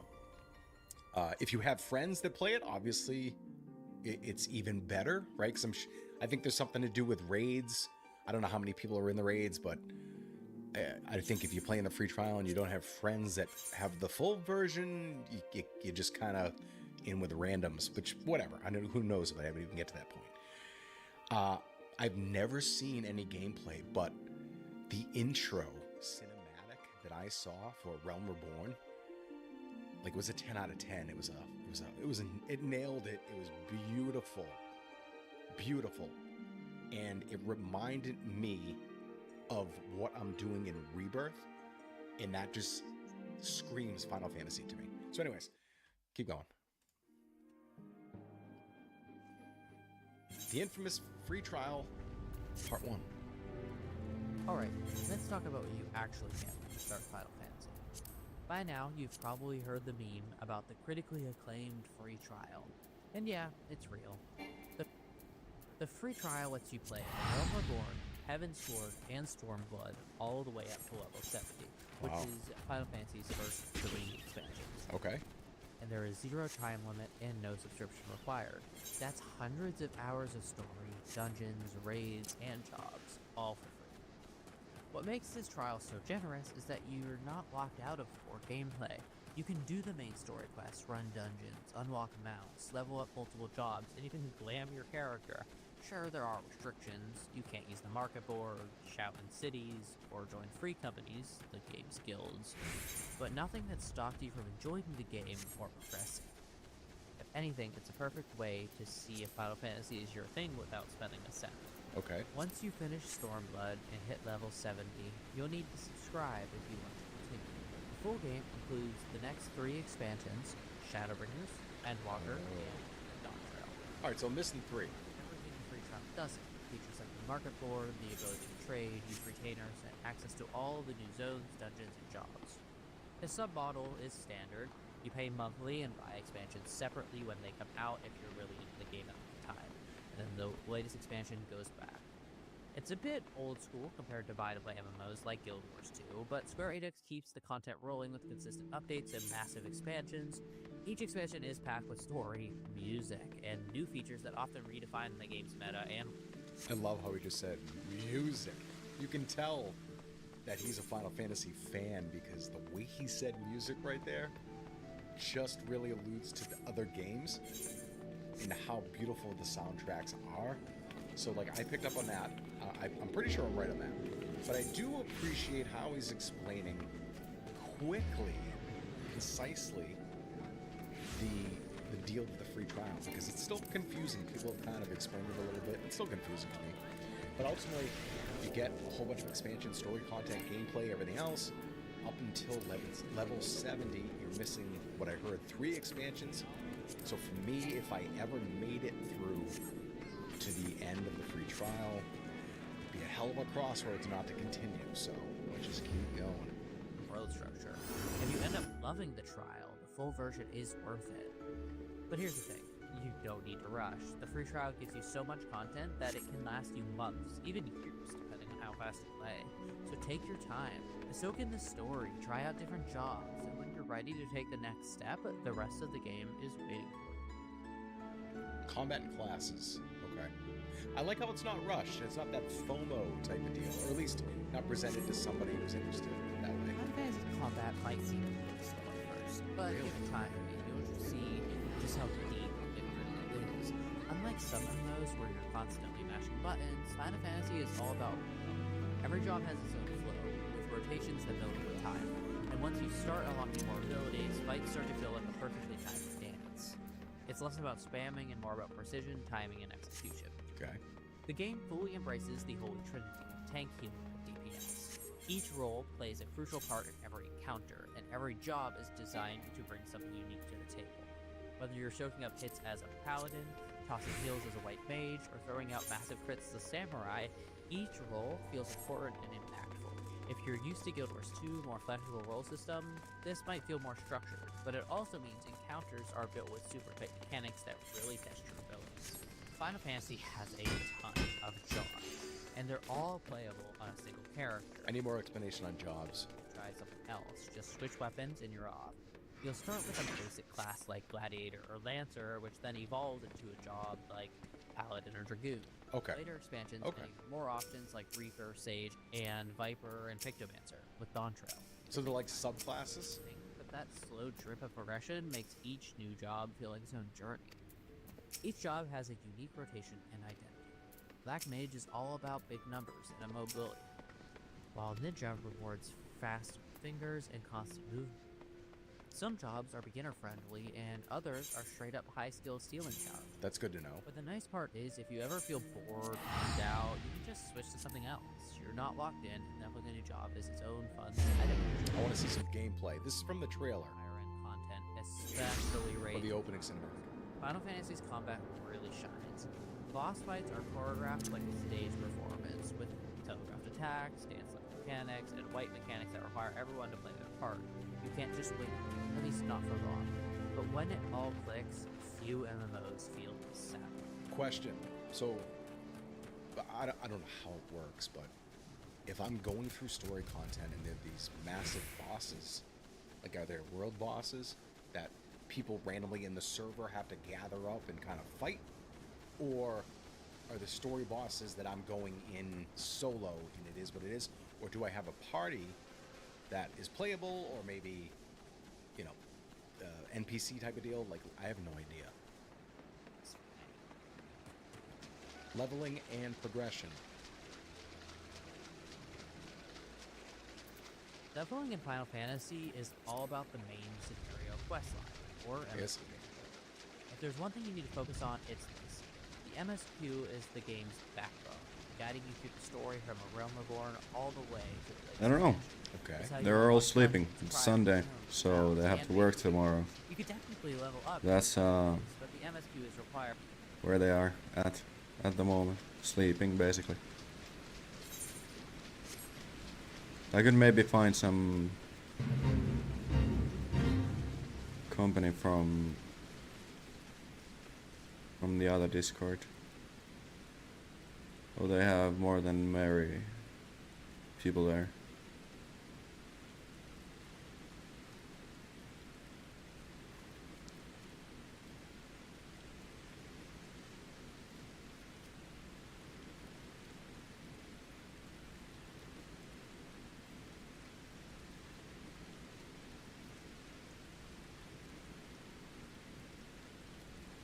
Yeah, that's why.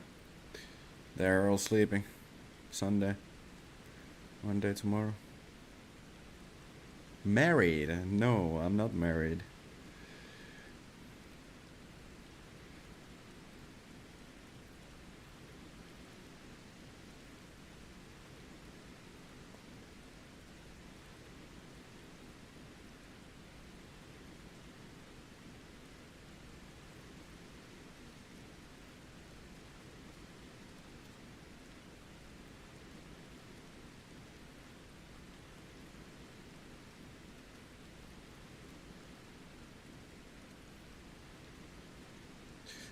I need to fix this lighting. Let's see.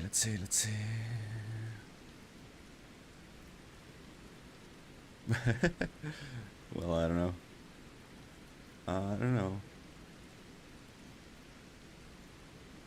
How old are you? I'm 28. I could be married and with kids, but I'm not.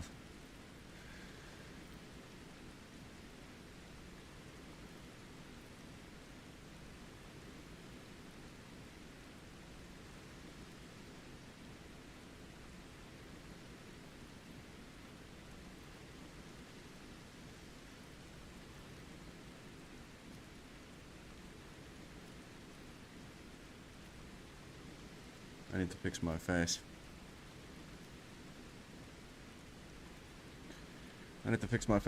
I'll be back.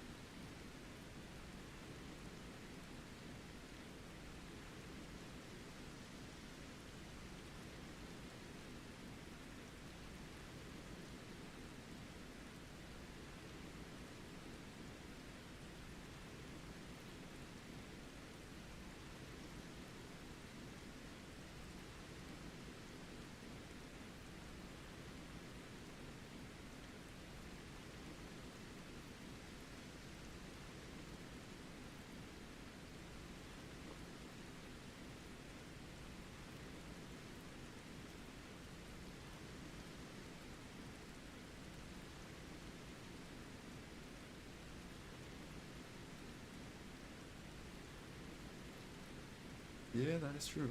But I'm not sure if I want to have children. I'm not sure.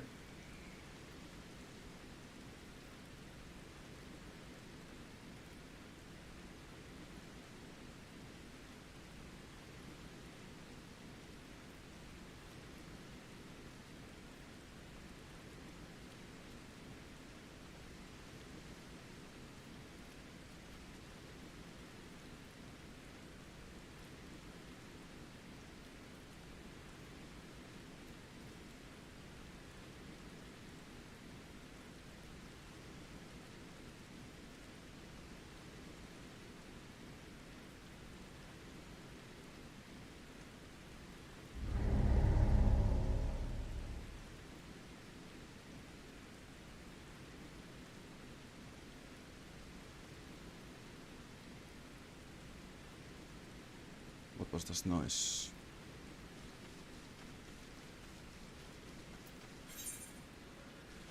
Where do I need to go?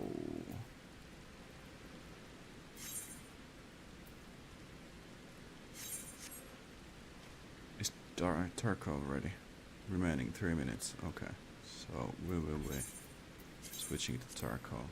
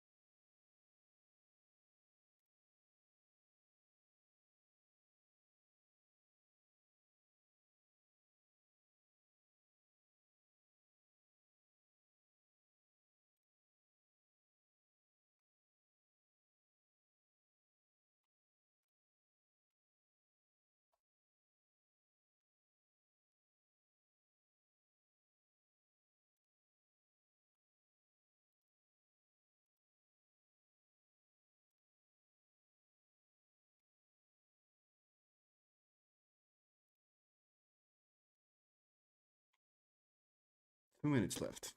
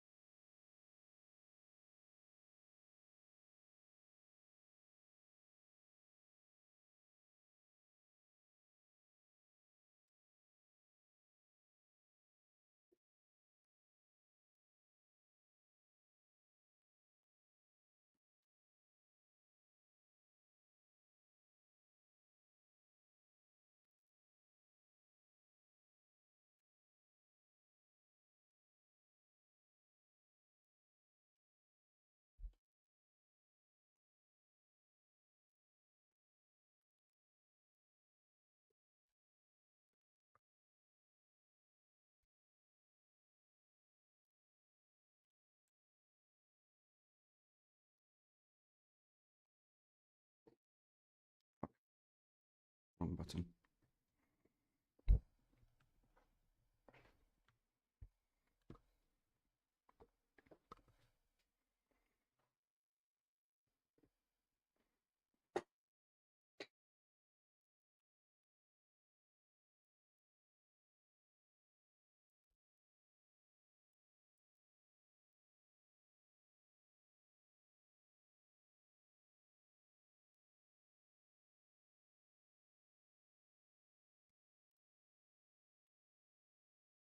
Checking the integrity of game files.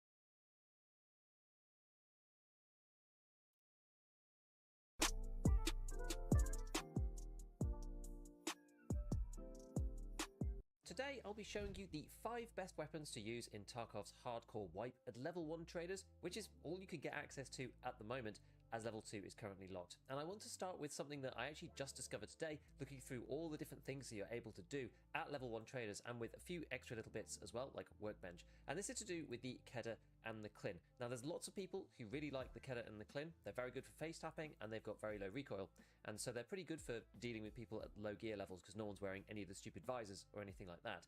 But one of my issues with it is that you do actually have to be on point with those head taps, and the ammo for the Kedda really sucks, which is the only one that you can buy at level 1. The other two, the Clin, needs 2 MP133 shotguns, which is about 68k. You can buy them on Jaeger, but that's quite expensive. And the Kedda B, which is the suppressed one, is for 3 of these window cleaners, which is a little bit annoying to get. So there's a little trick that I want to show you, and you do need Workbench 1 for this, as well as Jaeger.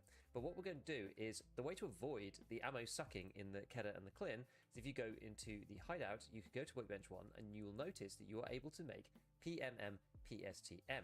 This one has 58 damage and 24 pen, which is actually significantly better than pretty much everything else you could buy off the traders straight away. So you do need to get to Workbench level 1, that means 4 nuts, 4 bolts, and 2 multi-tools, which you can buy off Mechanic, and then you're able to craft this here. Well, how do you get the Kite Gunpowder, I hear you saying? Well, fortunately, you can actually get the Kite Gunpowder from Workbench level 1, and you need to get HP ammo to build it. Where'd you get the HP ammo from, I hear you ask? Well, you can get that from Jaeger, and 120 only costs 8,760, and that's going to then get you 2 of these kites, which you can then turn into the ammo that you want. Now, the second issue here is that the PMM PSTM cartridge, if you see down there, it's basically an overpressure round, and so it doesn't work in the Kedda, which initially looks like a really big problem because it's the only one that we can buy. We can't actually buy the Clin because it's on barter only.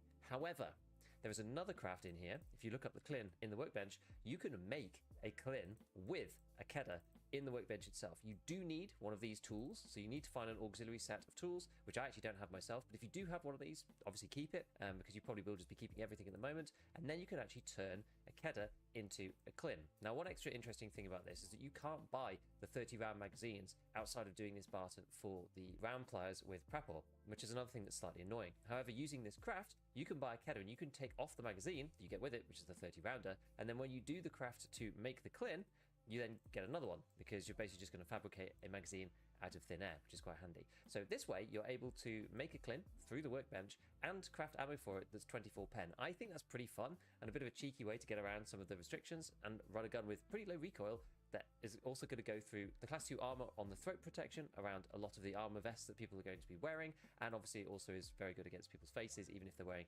glasses or basic helmets, that kind of thing. Now, if you don't have access to all of that stuff, then don't worry. So the first one that I do think is the more general purpose SMG is the PP19.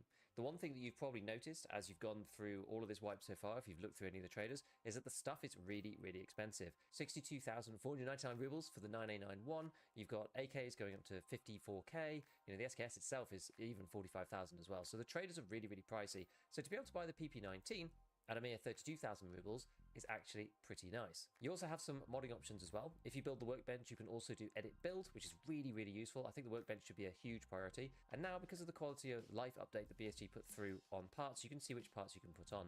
And the beauty of the PP19 is that it has a dovetail mount, and onto this you can put all sorts of different optics. Now, one that I think is actually kind of underrated and is one of the cheapest is this one, the Obzor. It genuinely doesn't look that bad. It's a pretty decent one, and as I said, it's one of the cheapest ones that you can get. So this makes the PP19 very, very, very inexpensive to run. So it's 11,000 rubles on top of the base price of the PP19. And this is basically as cheap as you're going to get away with on a weapon in this day and age. In the hardcore wipe, you can also buy 30 round magazines straight off the bat from Prepor 2, which is really, really handy, and you've probably got quite a lot of ammo for this anyway that came with your M9 pistols or your Grachas or whatever if you're there. So you're either going to have a lot of M882, like you can see in my stash, I've got loads of M882 up here, which is 18 pence, it's not that bad, and PST, you get a lot of that if you are bare, which is in fact even slightly better at 20 pence. So the PP19 is honestly a solid choice. Now there's obviously other weapons in this category that you could go for. Some people like the PPSH. The beauty of the PPSH is that you can put a drum magazine on it, and that one is available at level 1. This does make it 66k or something, so it is a bit expensive, but the drum magazine is pretty funny, and it's really good for leg meta. I find that because you can't add any sights or anything onto the PPSH, I do find it a bit harder to use and get those head taps that you kind of need with the ammo that doesn't have very good penetration, like 9x19 or 7.62x25, the ammo for the PPSH. Is there a CSGO skin that you want so badly, but it's just too expensive? Look no further. Today we're going to be jumping into some things that new players and returning players should definitely be aware of when jumping into Final Fantasy XIV. As always, some of the best tips are going to be in the comments left by veteran players of this amazing community. So be sure to read through the comments below and upvote your favorite tips. The first tip is going to save you a lot of money on the auction house if you're not familiar with it yet. And that is when you hover over an item, whether it's in the auction house, in your inventory, or anywhere else in the game, when you hover over it, it's going to tell you the shop selling price if there is one. Now this one says shop selling price 216 gil. What that means is I could buy this item from an NPC somewhere for 216 gil. So if someone is listing it on the auction house for 5,000 gil or 100,000 gil, I'll know, hey, wait a second, I could go buy this myself for 216 and save a ton of cash. So if you see a shop selling price on an item, that means there's an NPC somewhere selling it. Next to this item, it says in parentheses, restricted. What that means is that that NPC is locked behind a quest. So you've just got to go do a quest somewhere and then that NPC will become available. Below that, it says sells for 1 gil. That's just what it would sell for if you sold it to an NPC. The important bit is shop selling price. It'll tell you if none, like for instance, this item right here, it says it's a crafting material, shop selling price none. That means it is not sold on any shops in the game. You'll either have to find the item yourself or you'll have to buy it off of another player on the auction house if you want it. If you're in combat and the enemy's cast bar is a flashing red bar, that means you can use the silence like interject or head gaze to interrupt that ability. Whereas stun abilities can interrupt both yellow and red cast bars. Usually, if you can interrupt something, it's a really good idea to do so, especially if you're the tank. So for instance, if we look at this interject ability right here, and you look at the text right there, it says interrupts the use of a target's action. So it'll tell you if the ability is an interrupt. You won't have to wonder. The next thing to be aware of as you're progressing through the game and upgrading your gear score. So for instance, this character right now has a gear score of 250. Shit, sorry, my mic was off. What's up? What's up? Wanna come COD? 610. So one of the primary goals of this okay, game sure. is going to be I'll to just raise finish one the mission item level. from the Right thingy now, and this I'll be character's literally there. Okay. Nice. All right. Catch you on the voice channel. Or are we going to stay here? You can play one game and I'm gonna join then. Okay. All right. Alright, let me know when you finished. I will. Alright.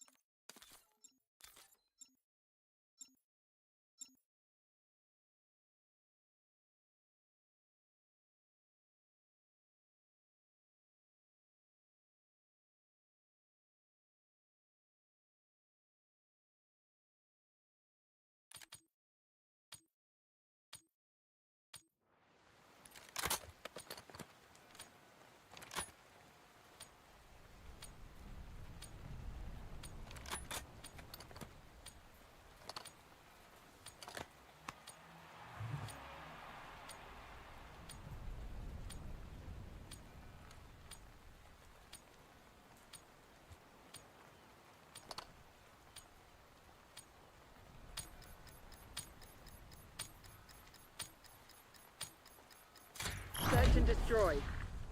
We have our orders. See it through.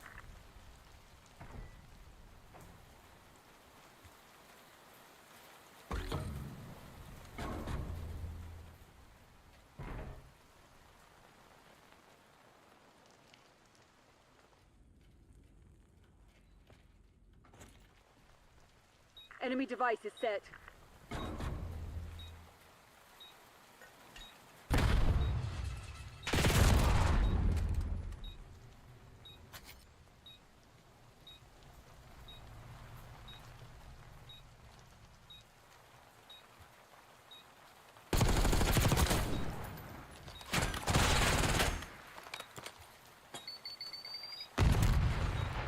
There's only one traitor left. Eliminate them.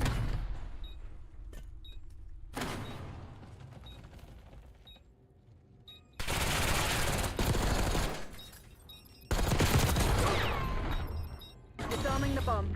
No time. No time. No time.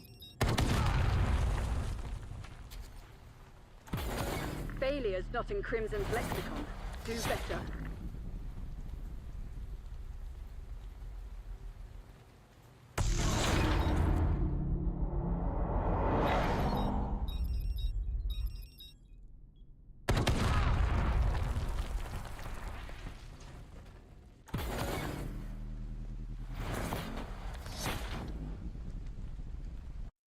Search and destroy.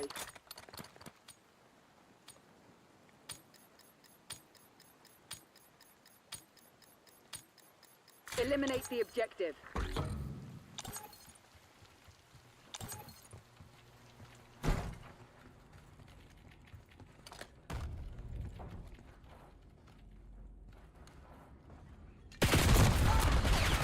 Target dropped.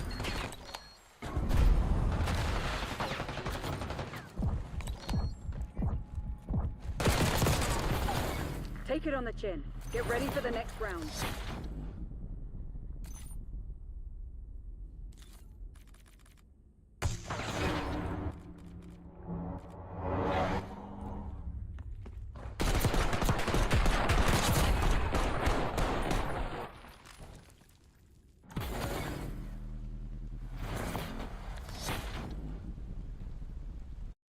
Search and destroy.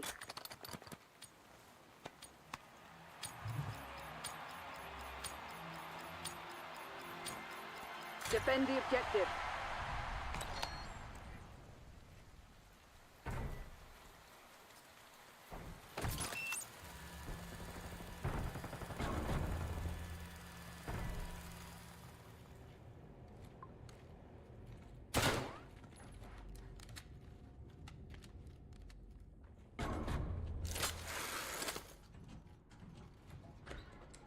Enemy charges set.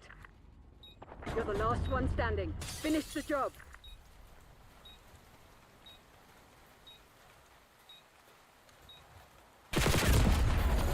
No time for moping. We have more work to do.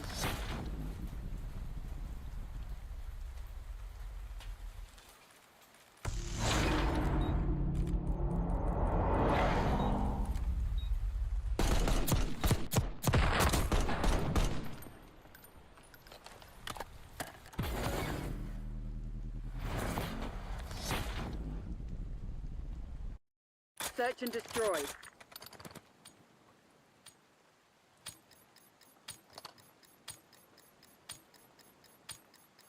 Shoot to kill. We're not here to negotiate.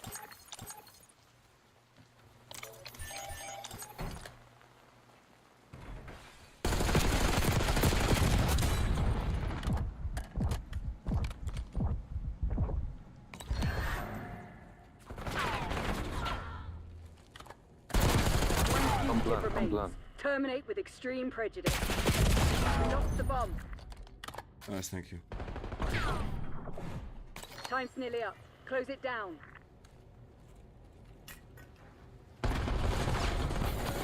Good. It's about bloody time you got off your asses. Yeah, don't worry.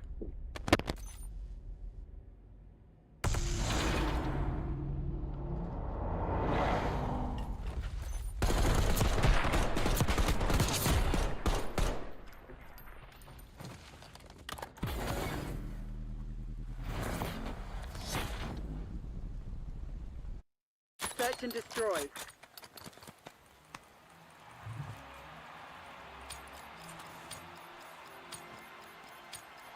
Protect the objectives.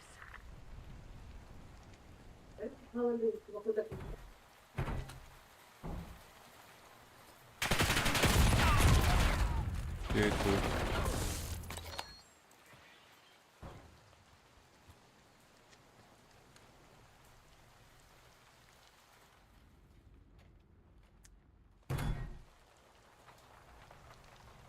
Hostiles have planted the bomb.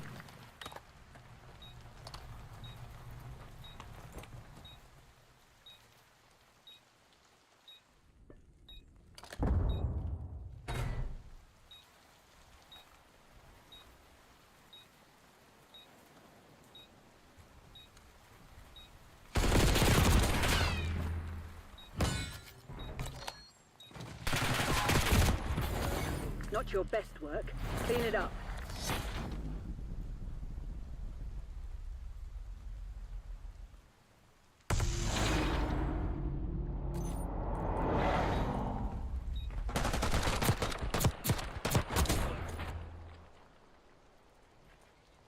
Oh, I didn't even see you.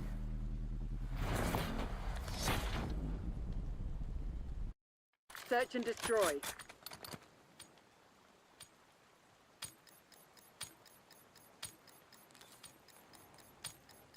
All targets declared hostile. Happy hunting, Crimson.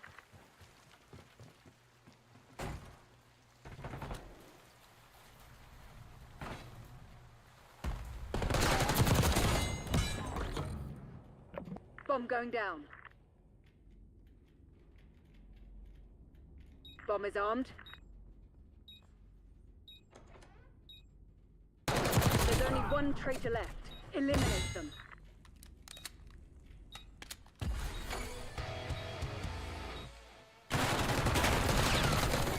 No enemies remain. Not exactly how we drew it up, but a win is a win.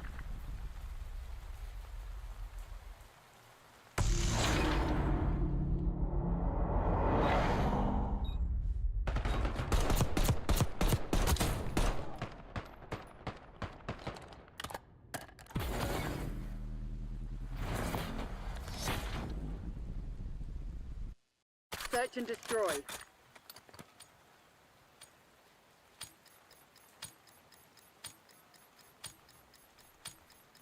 Remind the fugitives that actions have consequences.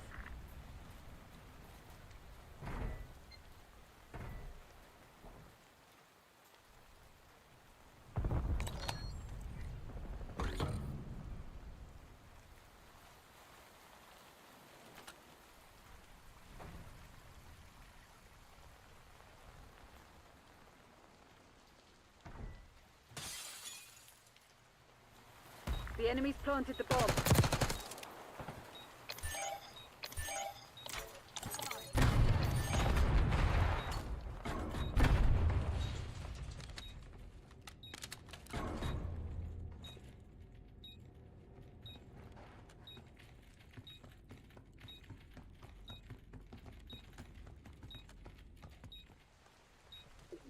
You're a kill team of one. Put your head down and close this out. We're defusing the bomb. No time for moping. We have more work to do.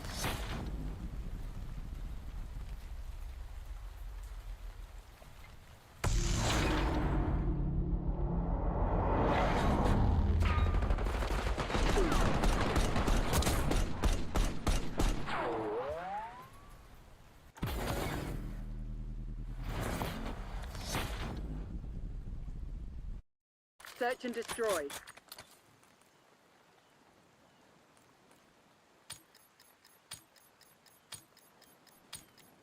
Use of deadly force has been approved. Roger.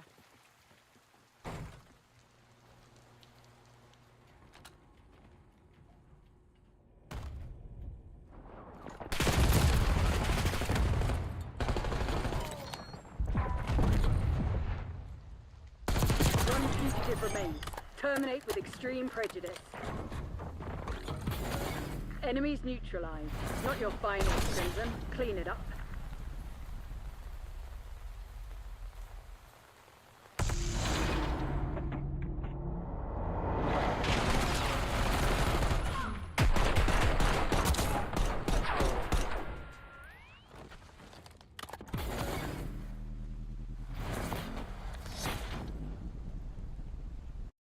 Search and destroy.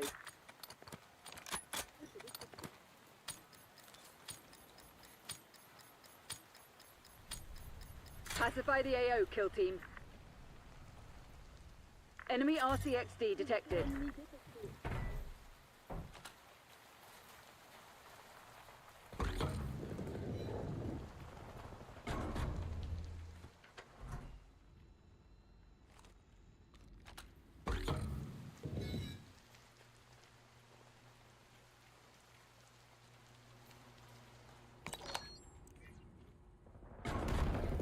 Time short.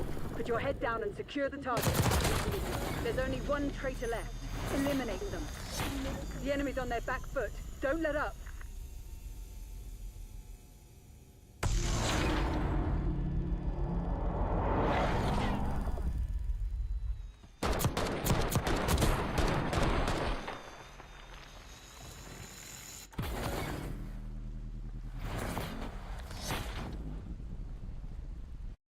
Search and destroy.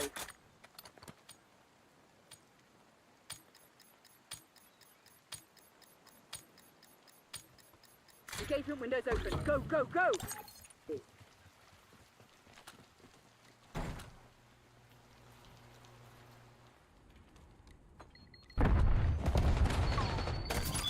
Bomb carrier down.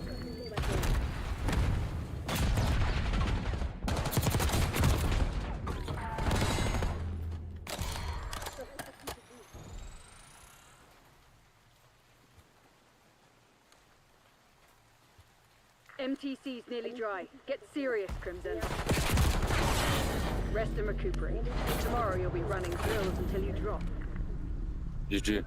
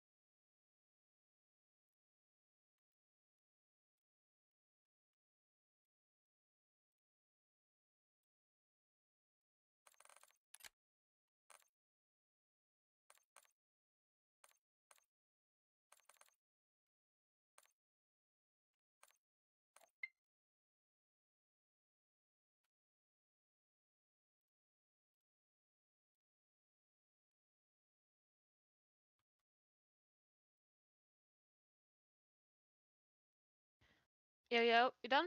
Yes, I am done. Are you? Right, come in. All right.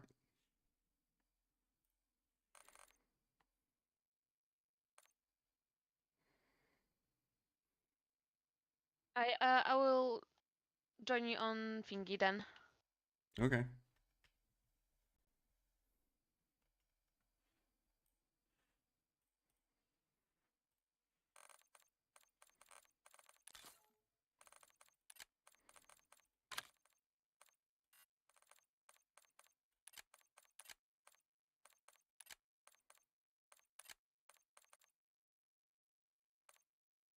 Hello.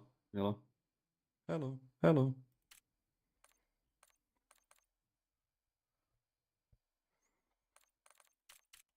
Hello. Hello. Hello. Hello. Hello. Hello.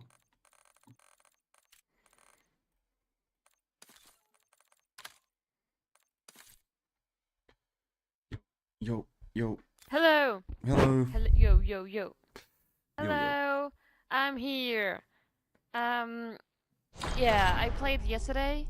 I lost a lot of games, but then I won a few games because I Okay. played with some shitty Polish people. Anyways, I'm ready. I'm ready. I'm ready. Nice. Let's go. Oh shit, yeah, I'm the party. Okay. You're the ready. All right. Did you win the game? No. No. Oh, down. Down. Search and destroy in protocol. Actually, you know what's funny? I don't know why, but yesterday I was cooking on Search and Destroys. Literally, I think the only time I didn't was because of like one single dude that was just pissing me off on the other Okay. team. And we played against him at first on some hardpoint, and he pissed us off. And then next game again, it was Search and Destroy, and he fucked us up. I just didn't like him, so I literally just blocked him. I hated him. I see. Control and rewind. No, we don't want hard point. Yeah, that's for sure now. I don't remember actually playing Control on the map, but okay. It was on the first season, but then it taken off. I don't remember for some reasons. I don't think I was that much on the first season. Yeah.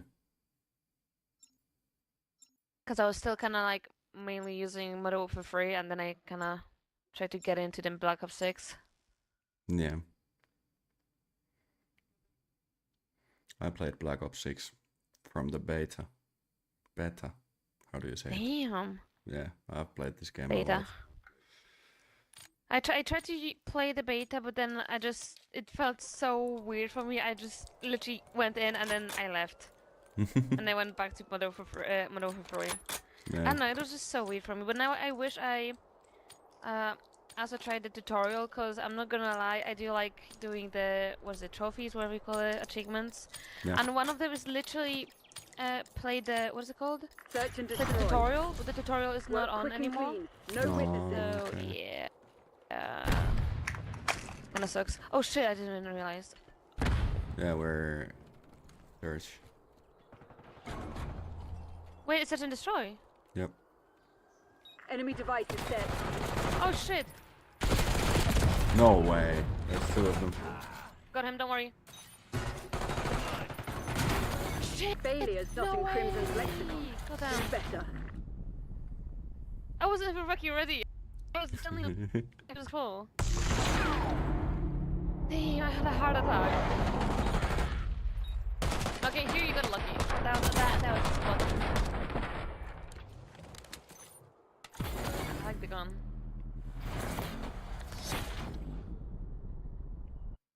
Search and destroy. Okay.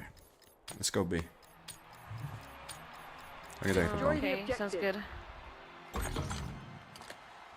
I'm gonna check the truck or the forklift from here. Aye. Yeah, one of the bins. Shit.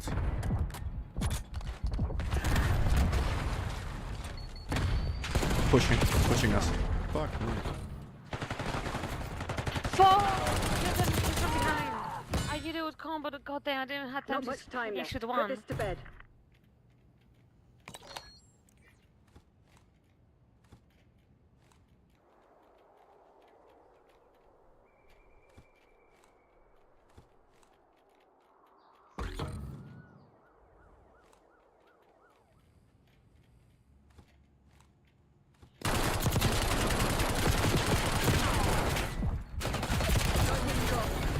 Damn. He would have gotten them both with Not a your best grenade. work. Clean it up. If he just stayed alive. Goddamn.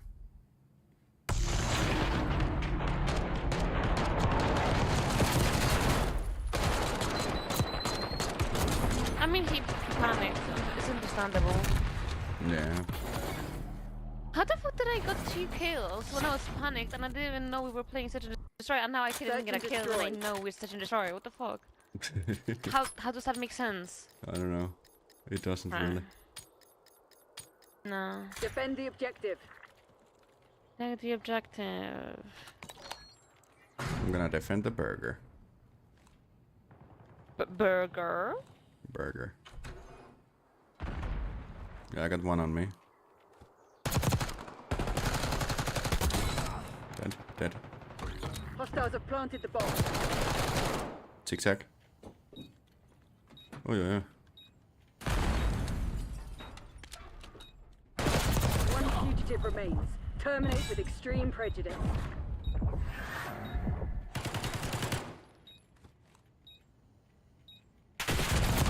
No way, he I'm fucking... gonna go defuse it. Nice, let's go. Ah. We're deactivating the bomb. I was just chilling, I'm not gonna lie. Bomb defused. I wasn't. Now, I was out playing so many before they people. mount a counteroffensive.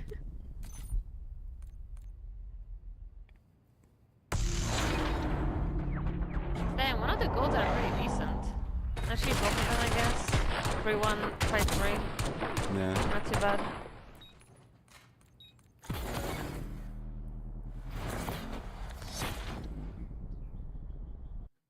Search and destroy.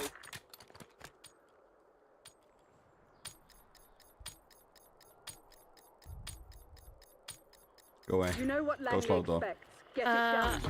Slow Okay, way. I'm gonna go to the burger, but I'm Burger? gonna go top burger. Burger. One's on me. Oh shit!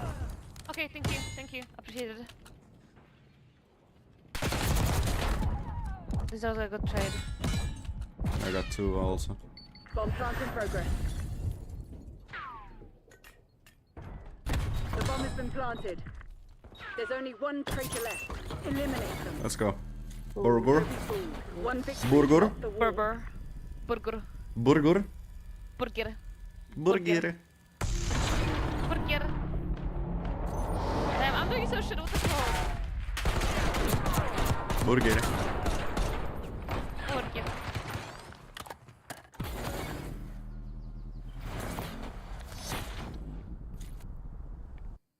Search and destroy. I just needed my SMG and now we're cooking. I'm gonna go. I don't know what I'm supposed to use. I'm using an CIA, Ames right you're now because cleared that's what I used hot. Work your yesterday and it fragments. was working, but now Yeah. I think I just need to, like, you know, what's it called? I need to warm up. Yeah. Warm up, yeah. It's worth it to warm up. I fucking outplayed myself.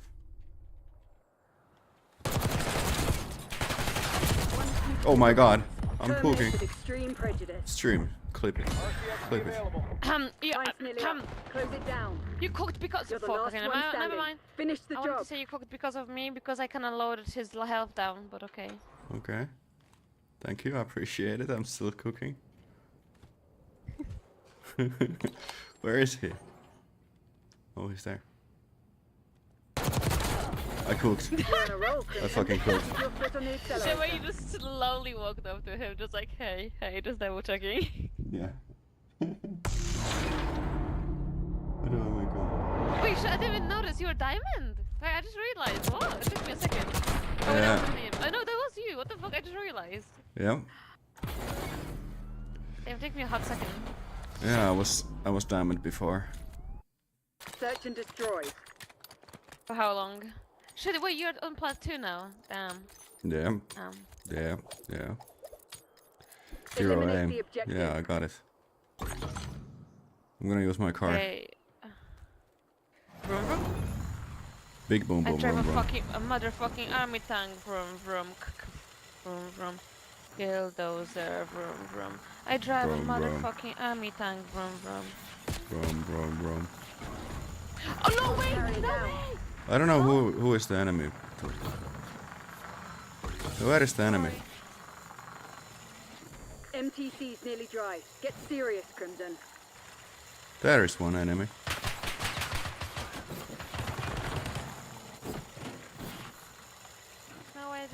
Dude, no way I didn't kill that motherfucker. No way I didn't.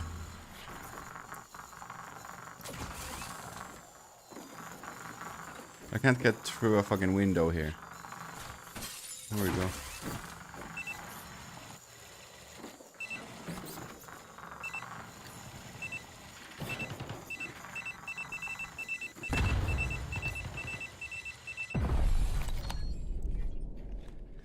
I didn't get anything with the car. Bruh, I'm not doing so shit right now.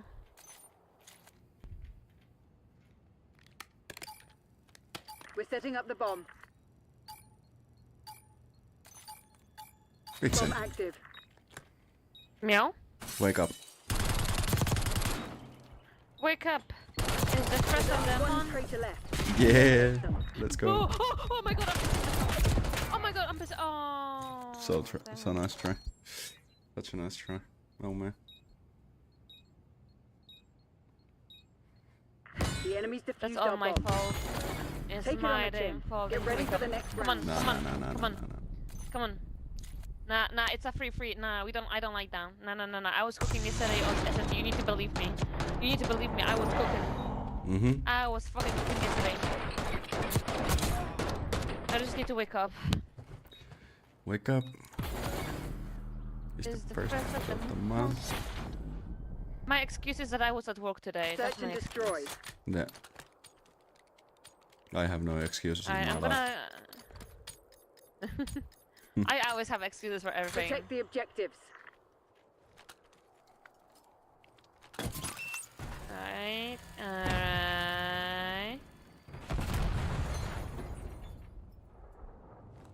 They're gonna go B. Yep, they're gonna go B. Help me, Vixen! Oh no, oh no. So many in their spawn. Time short. Put your head down and secure the target. Yes, you Are got you this. fucking kidding me? You got this, you got this.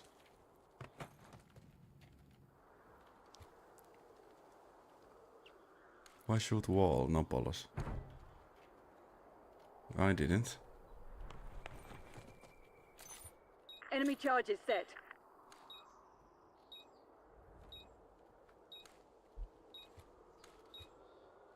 I'm gonna pick anywhere. Oh, okay, No time fuck for moping. off. We have more work to do. What do you mean I shot a wall? I didn't. Was it me? I don't know. Maybe he's talking about me. I'm actually not sure. Wait, what is? Why should I wall Monopolos? Huh? Yeah. Wait, what? I didn't. I didn't shoot a wall. Search and Maybe destroy. Maybe he's slow. Maybe he didn't see any. Maybe, maybe. Shoot Could to be kill. anything. We're not here to negotiate. Yeah. Thinking straight? No. I see your replay. What the fuck? This guy is way too high. Play the game. Ei oo vittu todellista. So many on the outside. Oh, fuck off! The door opening. No, I need to. Not Okay, much the time door left. is already open. That's why. Cool. We lost the bomb. It makes so much sense. I'm playing too careful. You know what? Fuck this shit.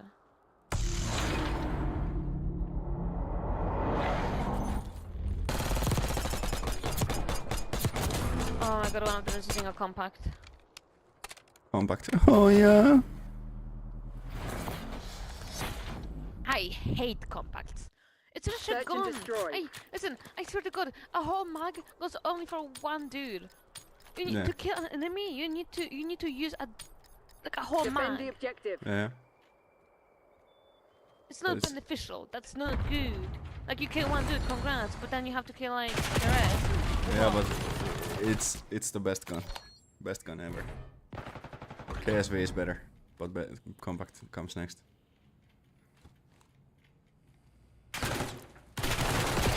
One fugitive remains. No, don't win this Terminate with round. extreme I was prejudice. so ready to lose. close it down. Nah, You broke not their on my momentum. watch. Now push them I woke back. up. I woke up. I'm a bit late. But I woke up. Nice. I have my SMG. Well, it's not a C9. It's sadly not a C9. But it's my SMG. Ignore this. Had a brain lag.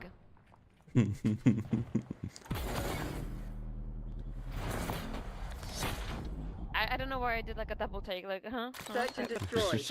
I woke up. Woke up. I woke Woke up. Okay, well now we're gonna lose. Fuck this shit. Destroy We the ain't winning down. objective. Let's go away. Okay, sounds good to me.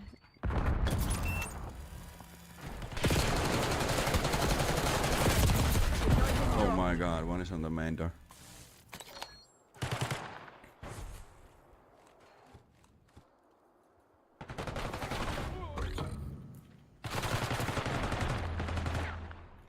You got to be fucking kidding me. No, you wake up. You wake up and you heal. Nah. MCC's nearly dry. Get serious, Crimson. My heart jumped. I knew where the other one was. Damn. That was just unlucky. That was just unlucky. So lucky. Ooh, I think I do like the camo on the gun. The camo on the gun. I wish I knew. You know what I need. I wish I knew. I wish I knew you wanted me. Oh, why did I wake up so late? What? Woke up.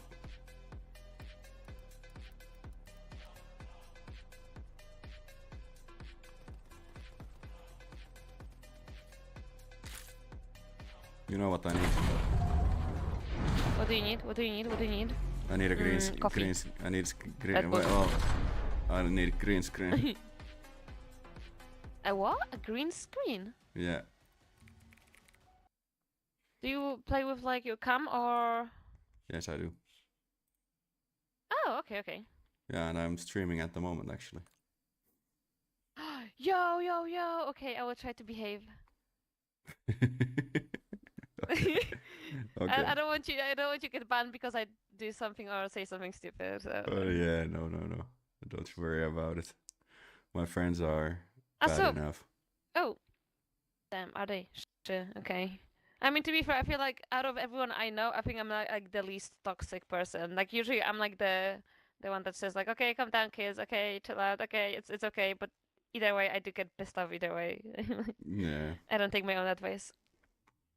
And then I need a light. بس ما خسرت ولا جيم جبت سترايك اخضر 15 فوز واحد معنا نار حمراء معنا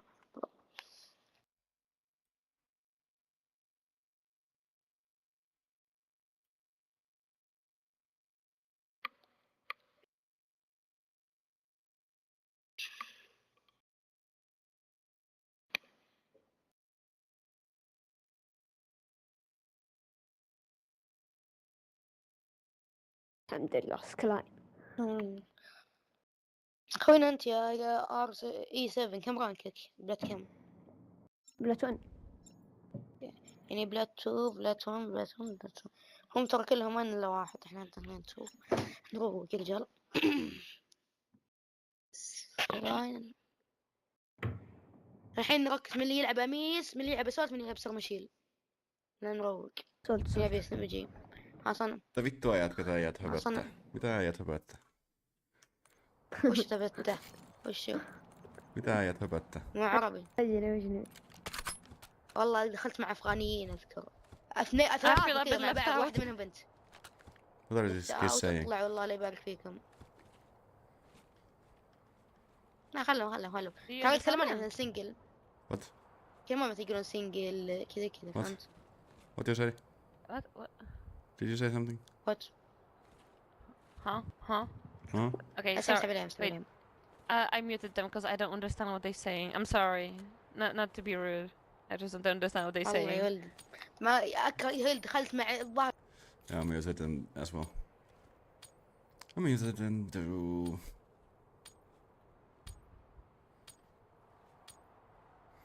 You know what? I used to be diamond. What? Yeah, you used to be diamond. It's okay. It's okay. You'll get there. I'm not crying, you are. Hardpoint. Wait, Pacify crying? the AO Me kill crying feed. what? What? Me crying yes? What? I don't know. Oh, shit. Hostiles have captured the hardpoint. Oh my god, it's yeah. already not starting well.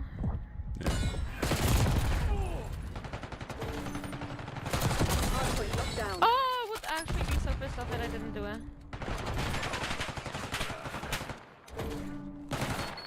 Oh shit, sorry. All good. You didn't even hit me. Hostiles have the Oh hard shit, point. sorry. I was reloading. We don't have the spawns. Oh. I'm going for the spawns. We need Hardpoint them. located. Yeah. Wait, I think my Astra is doing it. Hardpoint is active. Oh, chill out! Hardpoint is secure. I'm friendly.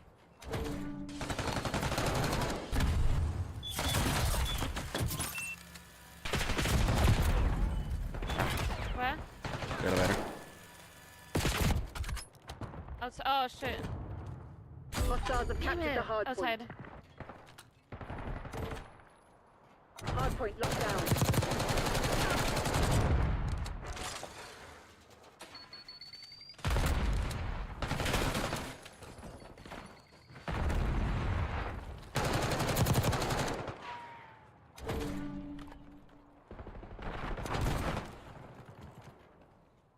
We're winning. Keep it that way.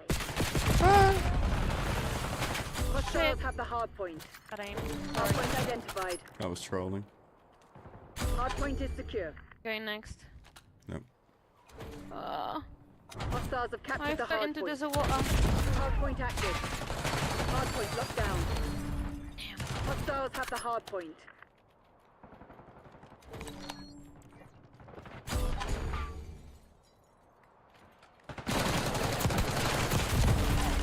Hostiles Oh my lord. reclaimed the lead. Mamma mia. Here you go. Oh,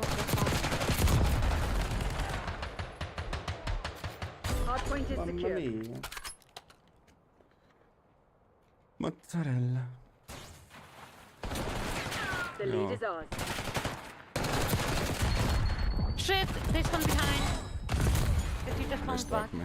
Sorry. Hostiles have captured the Stuck me with the hardpoint. knife. Hardpoint locked down.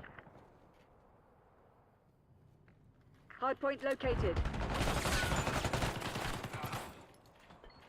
Fuck off. Hostiles have the hardpoint. Hardpoint is active. Hardpoint is secure. Oh my god, I have a toy to play with. What? Ah! Oh, I didn't kill him. Boo. I had it as hostage. Man,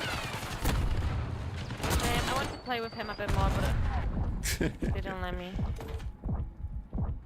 It was so fun.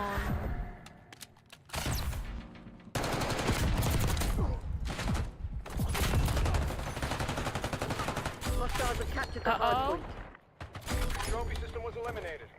Hardpoint Big locked down. uh-oh. Shit! Hostiles have the hardpoint. Hardpoint identified. Hardpoint is secure. I Hostiles wanna have know how captured the they're hardpoint. killing me. Hardpoint active.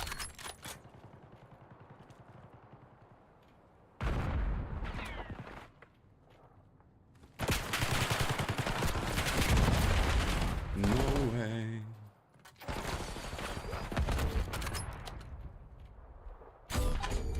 Hardpoint locked down. Hostiles have the hardpoint. Hostiles have the hard point. My ass. Indeed. Hardpoint is secure.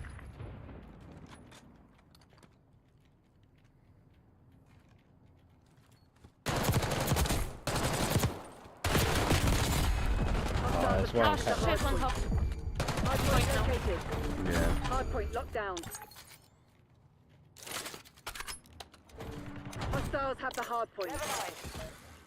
Hardpoint is active. Hardpoint is secure.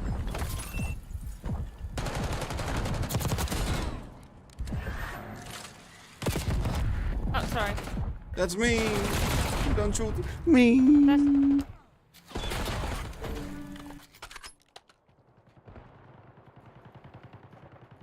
Hostiles have captured No! the hardpoint. Oh, thank you, thank you, thank you.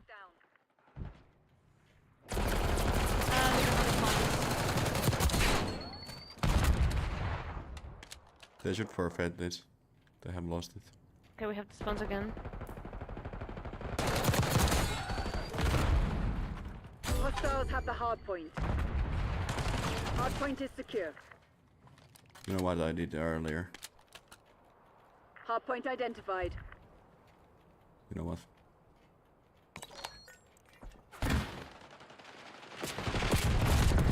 How the fuck did I kill none of them? Hardpoint active. I don't know.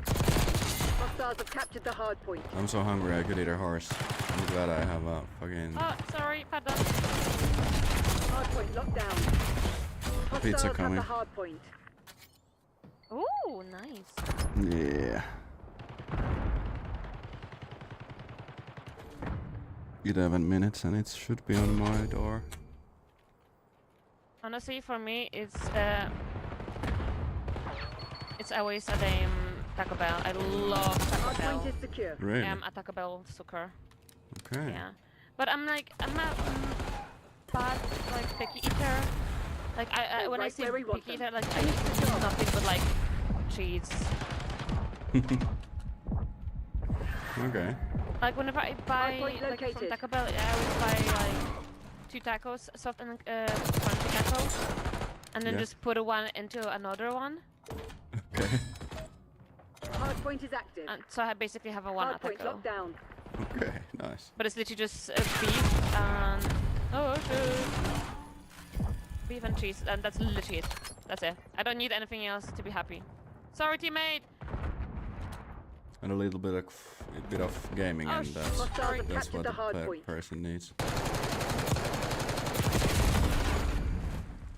Honestly, I'm so because you mentioned food, I'm fucking hungry. Whatever it's called, like a placebo effect. Hardpoint is secure. Oh shit! No way! The grenade killed all 3 of us.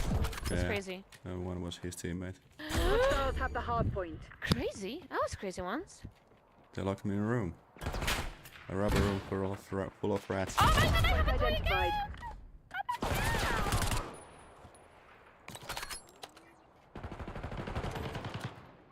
Kill the toy. Nice. Hardpoint Did you like active. it? Did you like it? Hardpoint locked down. Again. That's my second one as well. To be fair, yeah, I actually had 2 game. Yeah.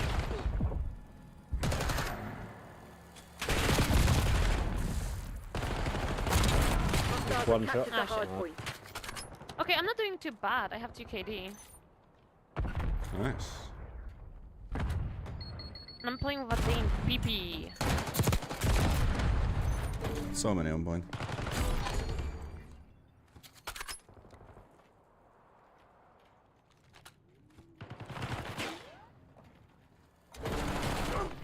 Shit. Come on, you can do it. Oh, God. Yes.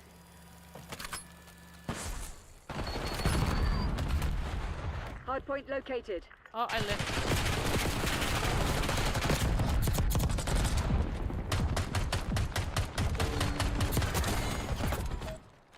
Hardpoint is active. Hostiles have the hardpoint.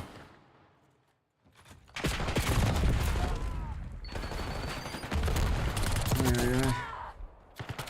Sorry, I tried to save you. It's okay. Don't worry. Be happy. Be happy.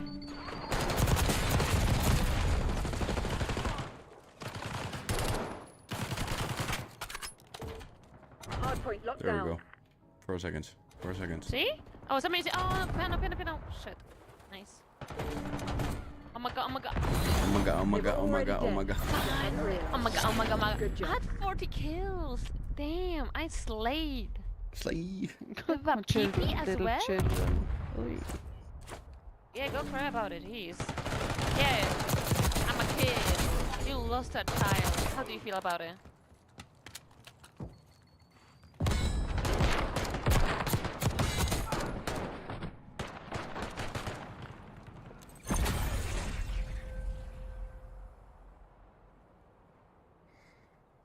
Slay. Go to school, go to school. Go to school. Slay. Go to school. Go to school.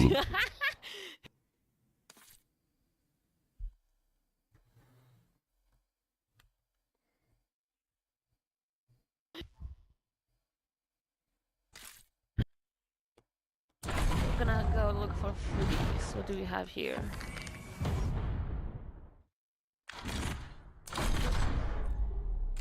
Okay, don't put us into queue yet. I will pick up my food, which I have all my, the food is almost at my door, so don't put us into queue yet. Okay, that's fine. Sounds Yeah. good. I'm just gonna design my PP. I will change like the skin and shit. I would just like kind of play with it. Alright, alright, you play with your PP. It sounds so funny. Here's my alright. PP.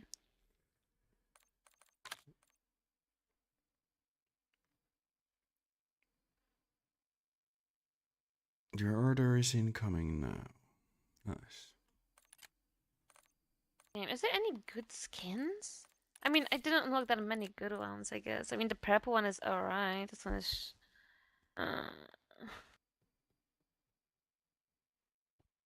What? The purple one? Damn. The dark matter? Why? That's what you mean?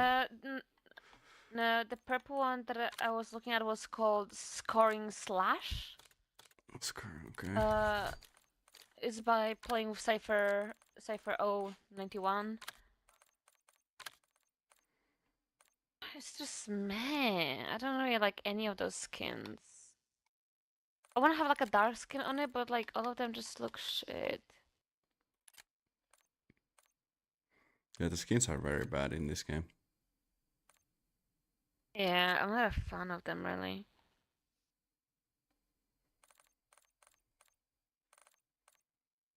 Okay, I'm just gonna put this one on because that's like the closest thing I can get to like a good or Okay. decent one. I will go and open my door now. Go on.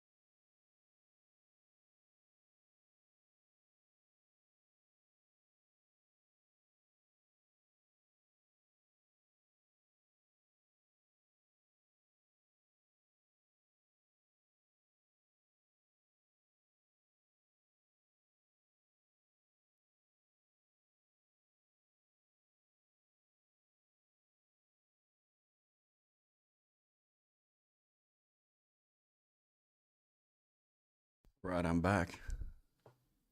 Okie dokie. Let's go. Ready? Yep. Alright. Okay.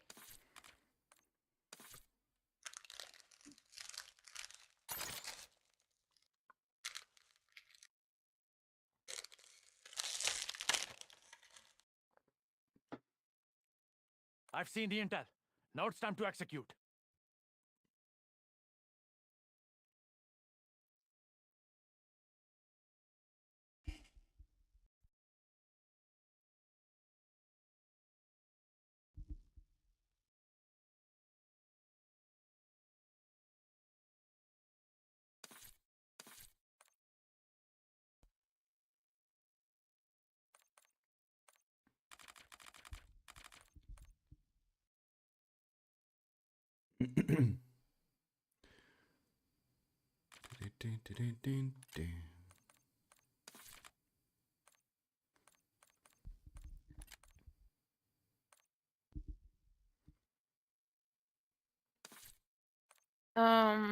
Damn.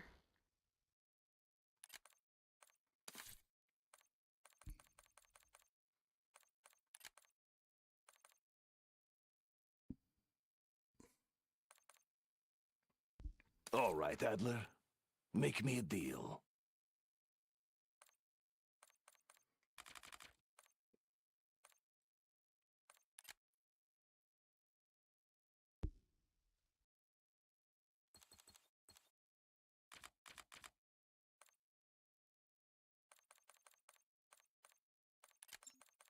Crime never pays.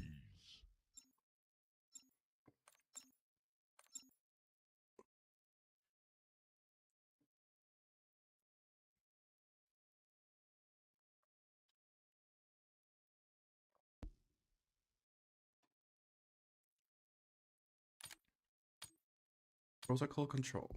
Okay. Okay. I can live with that, I think. Same. They're full of gold. Alright. Do you like my gun? Do you like my gun? Oh, nice. Like the red accents. I don't know you can like change parts. Yeah, I don't know you can actually add those like parts. Remind like, those shitheads who they're individually. Other, It's other kind of cool. blueprints, yeah. Yeah, I didn't know that until now. Oh, I don't know.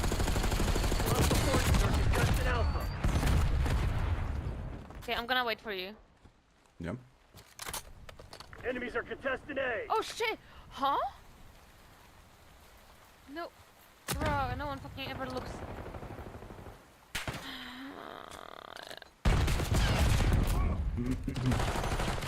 Clock's ticking, Black Okay, I got one of these. Close this shit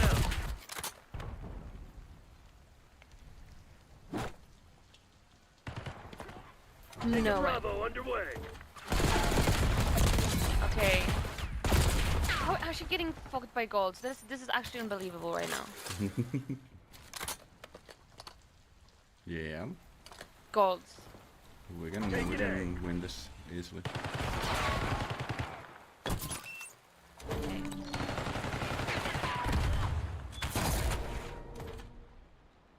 Peek over the window.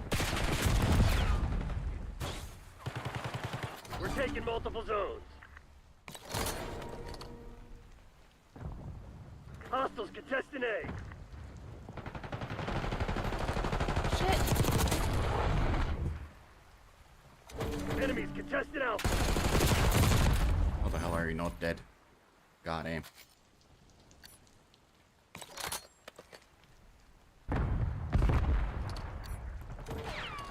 Securing Alpha.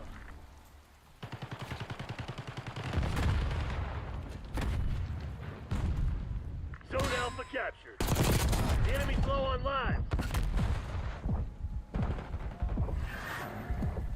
Marking down Bravo.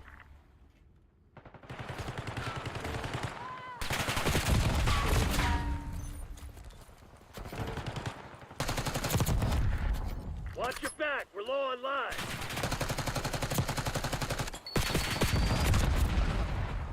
This is bullshit. This is bullshit.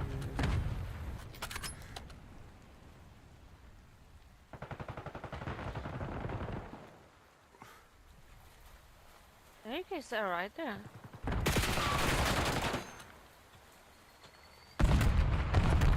We kinda have to go for the lives. They're defending pretty good. I don't care they're defending. Oh, okay, now I care. Come on, Diamond. Come on, now, wake up. Wake up, Diamond. Hostiles are contested B. Securing B. Let's go.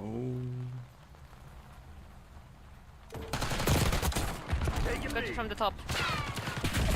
Yeah, and light. Oh, never mind. I don't have to get it from the top.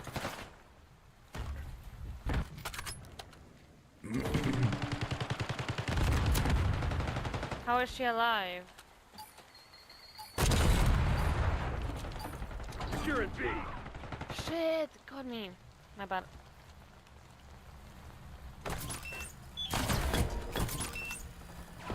Okay, I'm going on the point. One's over there. Shit, I'm we're out of somehow line. alive, but we cannot fucking go for the point. Yeah, not gonna have time. So they Sorry. knocked you on your ass. So what are you gonna do about it? Damn, my bad.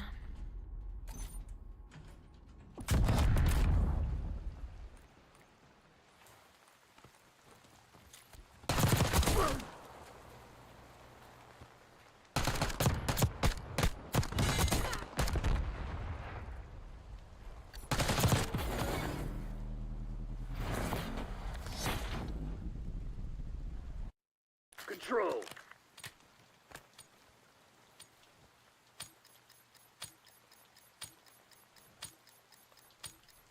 Weapons free, people. Lay some hate on them.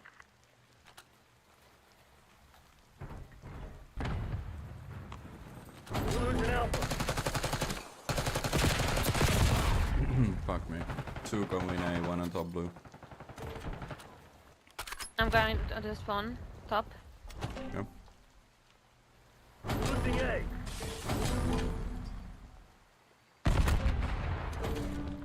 Huh? We're defending A. Huh? I dropped down into fucking.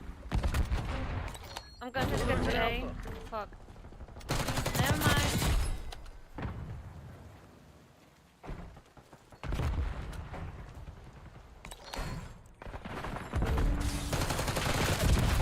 Oh my god. I wish to hold the mag.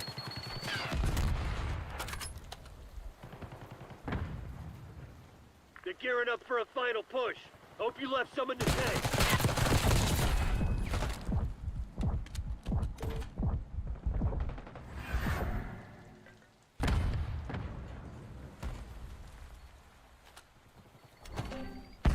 Damn. Fucking Draco. Losing A. Comeback time. Oh, can we weapon compact? Yep.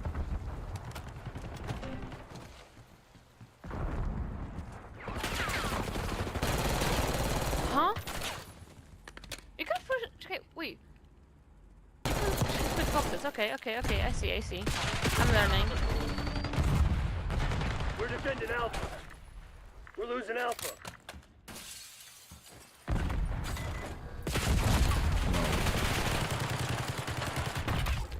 We lost A. How the fuck is he not dying? You gotta be fucking kidding me. Heads up, we're running out of lives.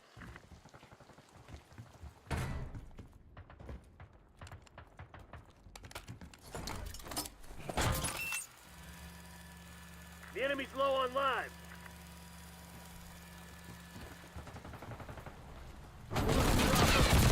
No way.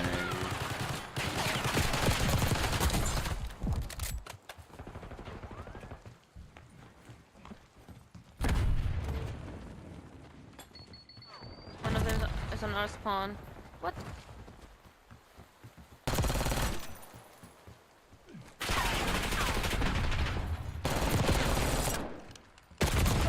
No way, torture room man. Losing B.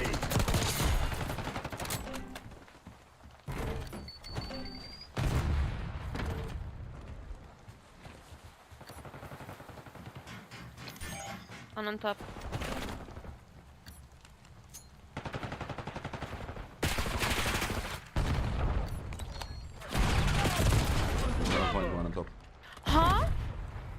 One behind us. I'm going tackle now.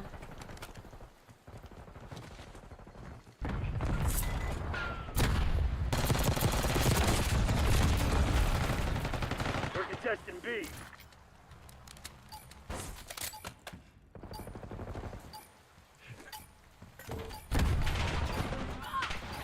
No more lies. Don't get sloppy. Nice. We ain't done Look at us yet. close. Lock it down.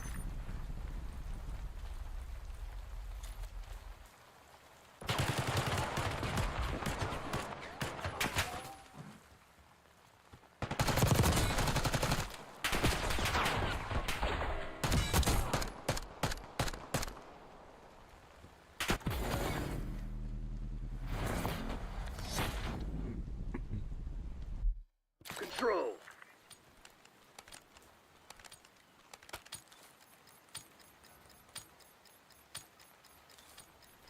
Let them have it, Black Ops. Is it okay if I try something? What? Is it okay if I try something? Try something. Yeah, go for it. I'm just gonna go try to go to this one. Like,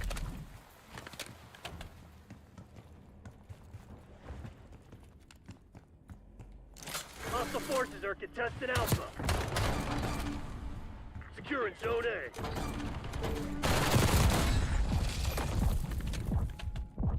Let's just keep them in their spawn. So. MTC Oh yeah. red. It's now or never. ah, fuck. Okay, not too bad. I got response. Yeah, but still. I don't think why I don't know. I don't know why we don't have any ticks yet. We were so Enemy contested Alpha. deep in their spawn. Shit. Team, kill-wise we're doing just okay. We're not even doing that well. Enemies are contesting A. Oh fuck, 1 point. Okay, let's just go on A. Literally all of us at once, because we don't have time. We literally don't have time. We're playing with lives a bit too long. Hostile contesting A. Okay, we need to go right fast as fuck away. Enemies contesting Alpha.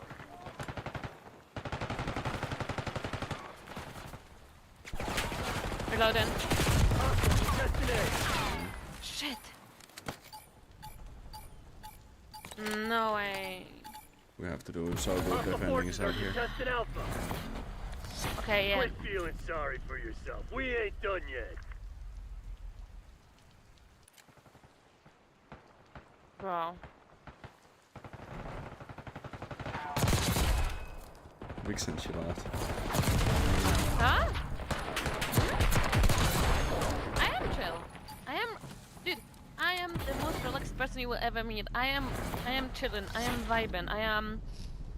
Sounds tense. Control. I'm not tense.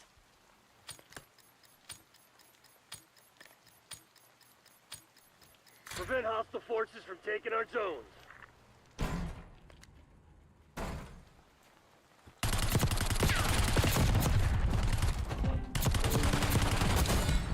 We're contesting Alpha. Losing A. Aye. Meow meow. Meow meow meow meow meow. Meow meow meow meow.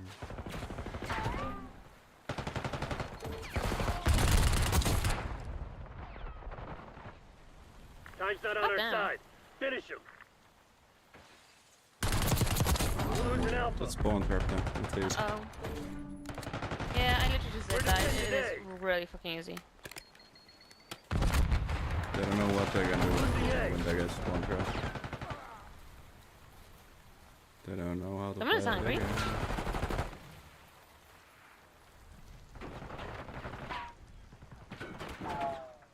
Bro. Losing Alpha.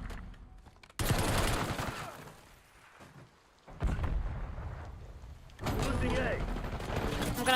Check on B for a second. Never mind. It's good. It's good. We're losing Alpha.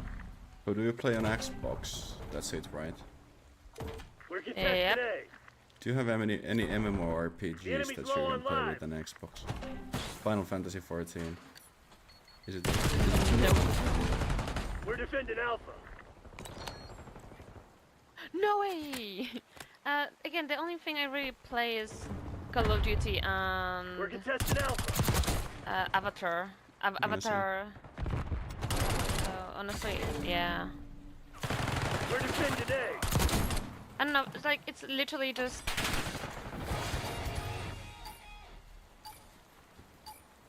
Hostiles are all over our zone. Shit. Watch your back. We're low on lives. We're losing multiple zones. Damn, one more coming. We have lost this game already. Yeah. We're contesting A. Wait, no, actually. Yeah, we No, it's are. still doable. We're attacking. We're attacking on the last round. So hard to Battles and wars, people. This shit's far No, from okay. over. Damn. We're Nah, we'll attacking. fix something. Don't worry. Can do it. God damn it.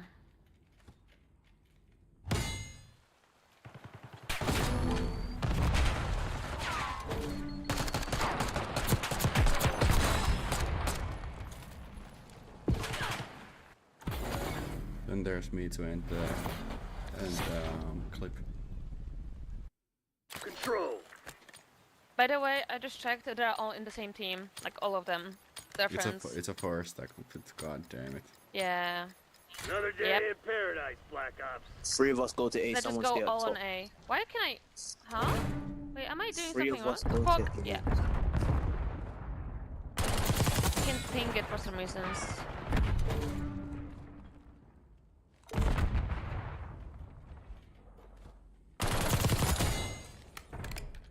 Take it Alpha.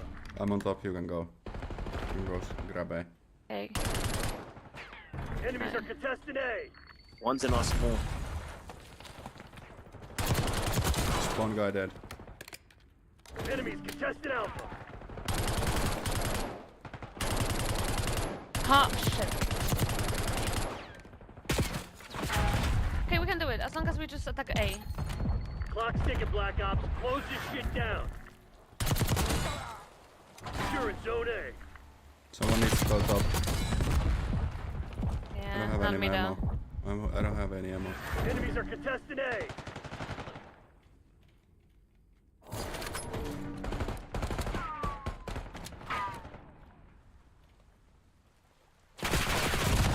Huh? Mid. Wait, who got me? Oh. Okay, now we're doing well. Okay. Just keep on attacking. It would be nice if- Stop the clock and we're good.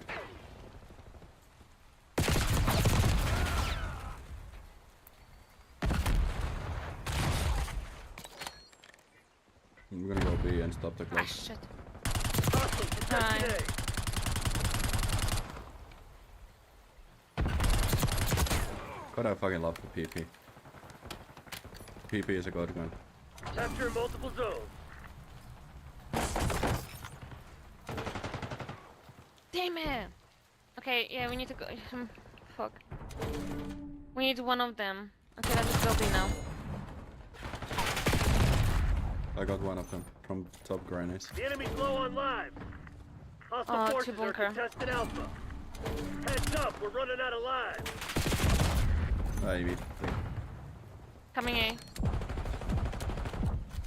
Take it Don't A. fucking die. Hostiles contesting A.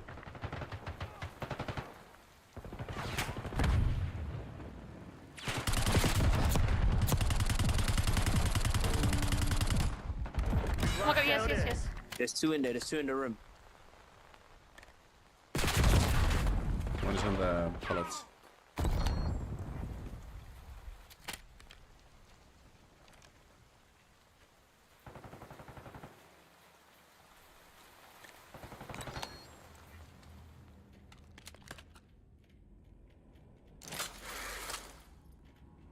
locking down Bravo.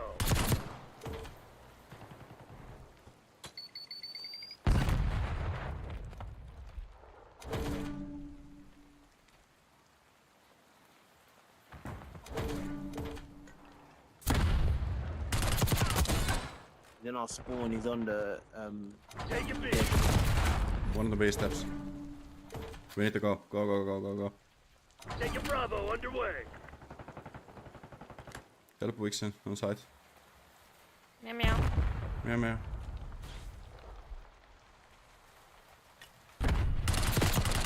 Enemies are contesting Zone B.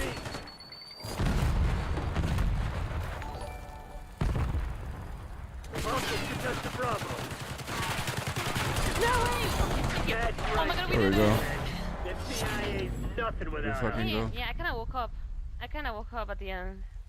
40 kills. Pretty well. GG's. That was actually so close though.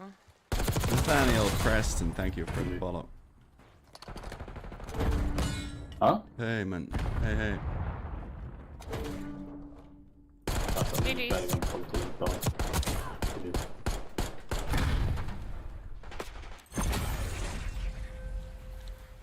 Fucking diamond my ass. Did you tell me to chill out? It's just a game? Yeah. Fucking Yeah, diamond. chill out as well.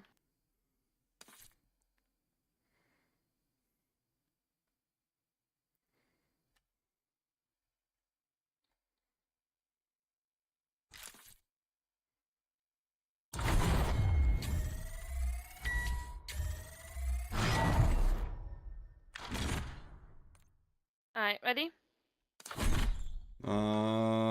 Think I'm gonna go play some Final Fantasy. Alright, sounds good. Yeah. I'm probably gonna play a few more games. Okay. Send me the info how the... Oh, vittu.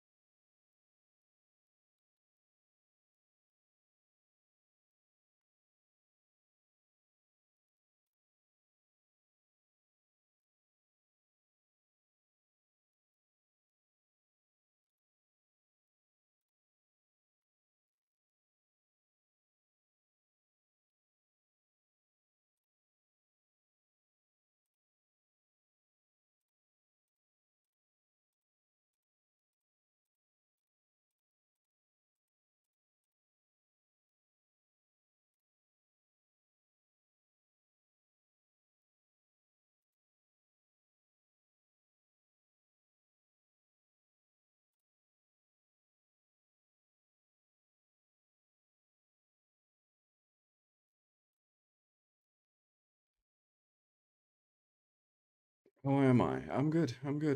Thank you for asking. For my kick. Okay. Yeah, why not? I'm not that big in kick yet, so... Why not? We could.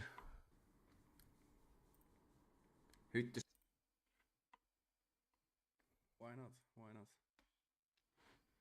I'm not that big in kick yet, so... Why not? We could.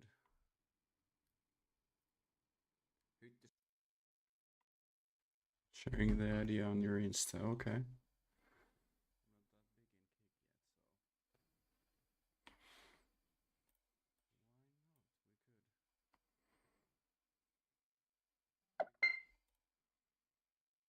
Sharing the idea on your Insta, okay.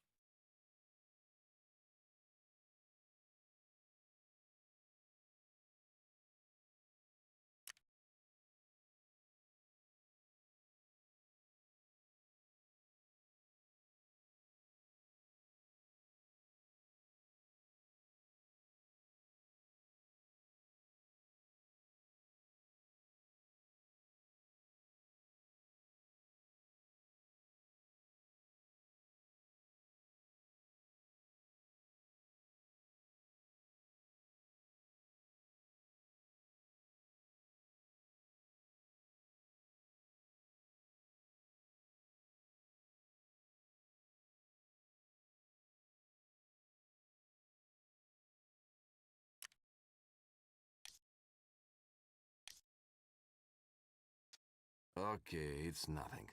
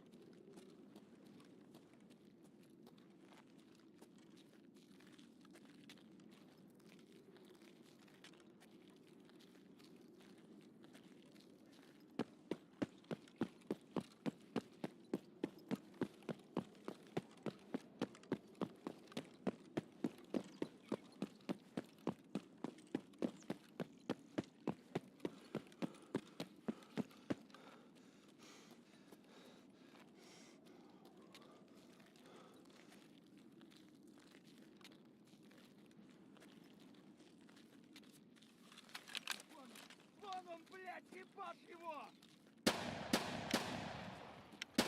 Пацаны, я на нуле, пиздец!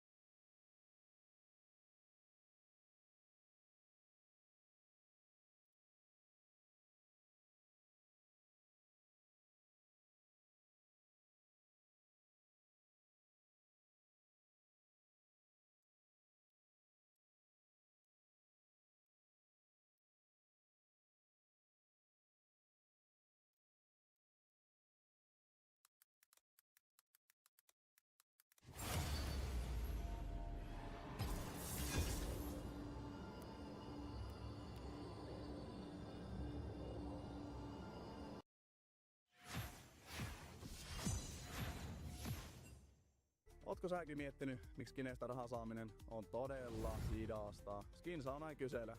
Immediately level up your game so you can start climbing starting today. Now we promise you will not be disappointed, so let's get straight into it. A huge glaring issue that we've noticed from a ton of players is how no one is adapting to the wave control changes that Season 15 introduced. Wave control completely changed when Riot buffed the damage minions deal to other minions. Now, if you don't know how these changes impacted wave control, here's a brief breakdown first to explain it all. The change is technically pretty simple.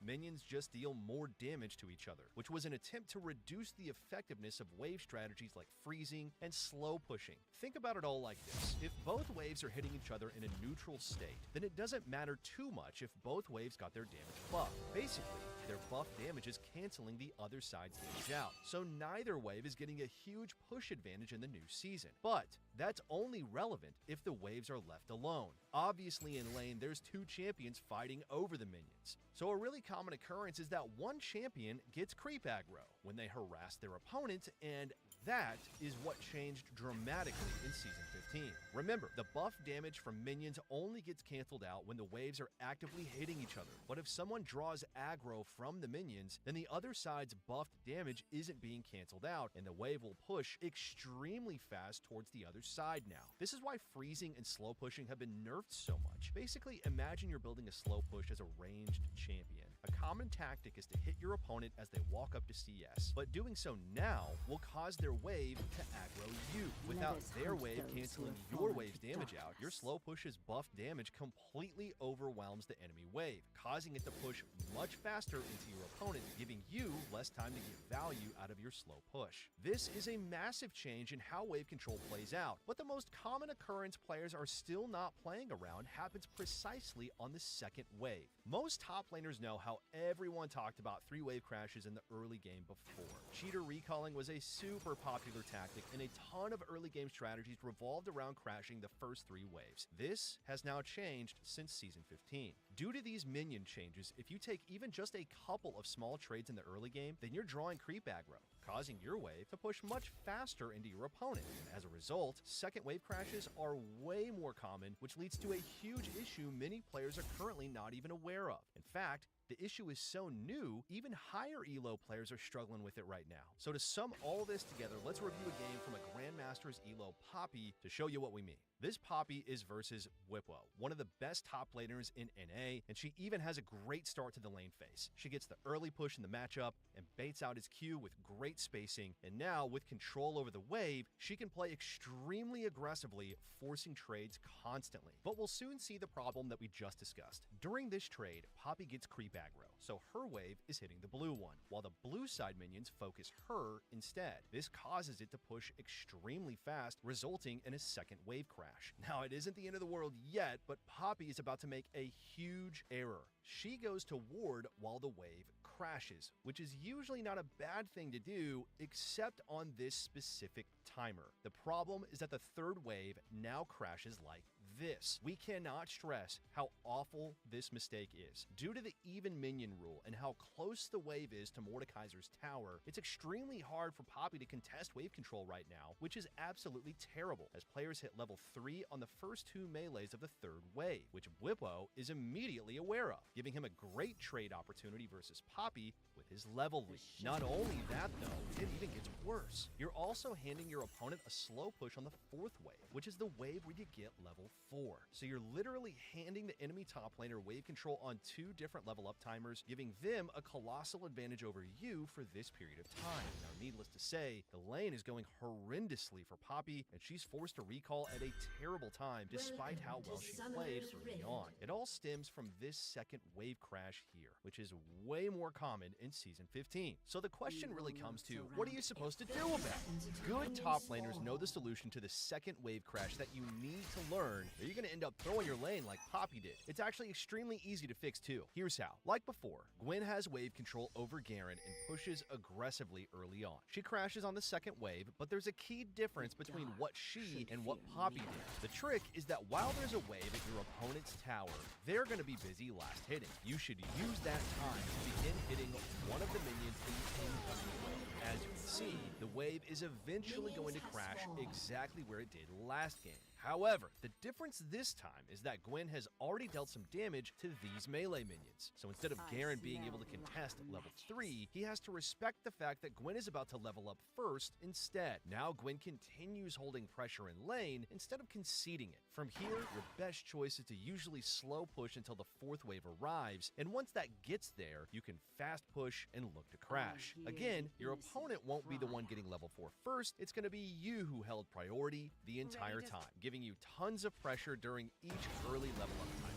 Alright, so good players have clearly figured out how to play around this timer, but great players are a step ahead of even that. So let's take a look at a final example of the exact same second wave crash from another Gwen versus Ambessa. Like before, Gwen pushes quickly and crashes the second wave. She quickly goes to ward, but you can see that she's rushing back to lane, so she can damage the wave like we saw before. However, Ambessa is a step ahead of her. Notice that she's holding her Q even while missing CS. This is an insanely good play from Ambessa, purposefully conceding CS to hold her Q, which all is preventing Gwen from walking up. She also walks forward past the wave to make sure Gwen can't do anything. Because Gwen has to respect Ambessa's Q, she's forced back at this crucial time. And because Ambessa denied Gwen from hitting the wave, we now have reenactment or copy of the Fury scenario, where the player with the wave closer to their tower ends up having the advantage. Ambessa uses this timer to play extremely aggressively. Like before, Ambessa has control over the wave at the levels 3 and 4 timers, giving her a huge advantage in that lane, all thanks to her extremely heads-up play on the second crash. As you can see, there are a lot of levels to the second wave crash, so regardless of what elo you're going to be playing in, there's always going to be a way to improve on it so you can take the advantage over these crucial early waves. Honestly, a lot has actually changed in Season 15 for top lane, more than people realize. That's why we worked with Chippies this season, who has reached Challenger in 5 regions and been the literal rank 1 Challenger player multiple times on different ladders to create our brand new complete top lane essentials courses teaching you everything you need to know to climb this season. We have 6 new courses just for top lane, covering matchups, trading, wave control, macro, and so much more, along with the full skill cap catalog of world-class courses, including our all-time most popular course, How to Reach Diamond in just 30 days as a top laner. There's no reason not to sign up to Skill Cap today, absolutely risk-free, with both a 14-day money-back guarantee and a rank up at least 5 divisions or pay absolutely nothing policy. Our service has to work, or we wouldn't even exist. So join our community today and start rapidly climbing instead of being in a slow lane like literally everyone else in Season 15. Check us out right after this, and remember to use our special discount link in the description below. Alright, so next up is a concept that many players don't think works anymore, and honestly, for good reason. Everybody knows about this. We're talking, of course, about abusing level leads. The super simple explanation of abusing level leads is, of course, you track your experience, you wait to hit your level spike, and then you immediately trade with your opponent. This used to be one of the best tips we gave at Skill Cap, which our audience consistently praised as the most helpful. Times have changed, though. Instead, it's a concept that really doesn't even feel like it works anymore. Everyone is super ready for it, as it's such an obvious thing that everyone does. Am I right? Well, not really. It's only the bad top laners that struggle to pull this off. Good top laners are consistently winning lane in the first 3 levels by cranking up the skill required to execute this concept. So let's take a look at what I mean here. Here we have our bad Aatrox player in Platinum Elo against a Renekton. At level 1, Aatrox gets a minion advantage of 1 caster minion over the Renekton. This is great. Aatrox has done well so far and is clearly trying to gain an experience lead. Now though, let's pay close attention and try to identify the biggest mistake Aatrox makes to throw away this advantage.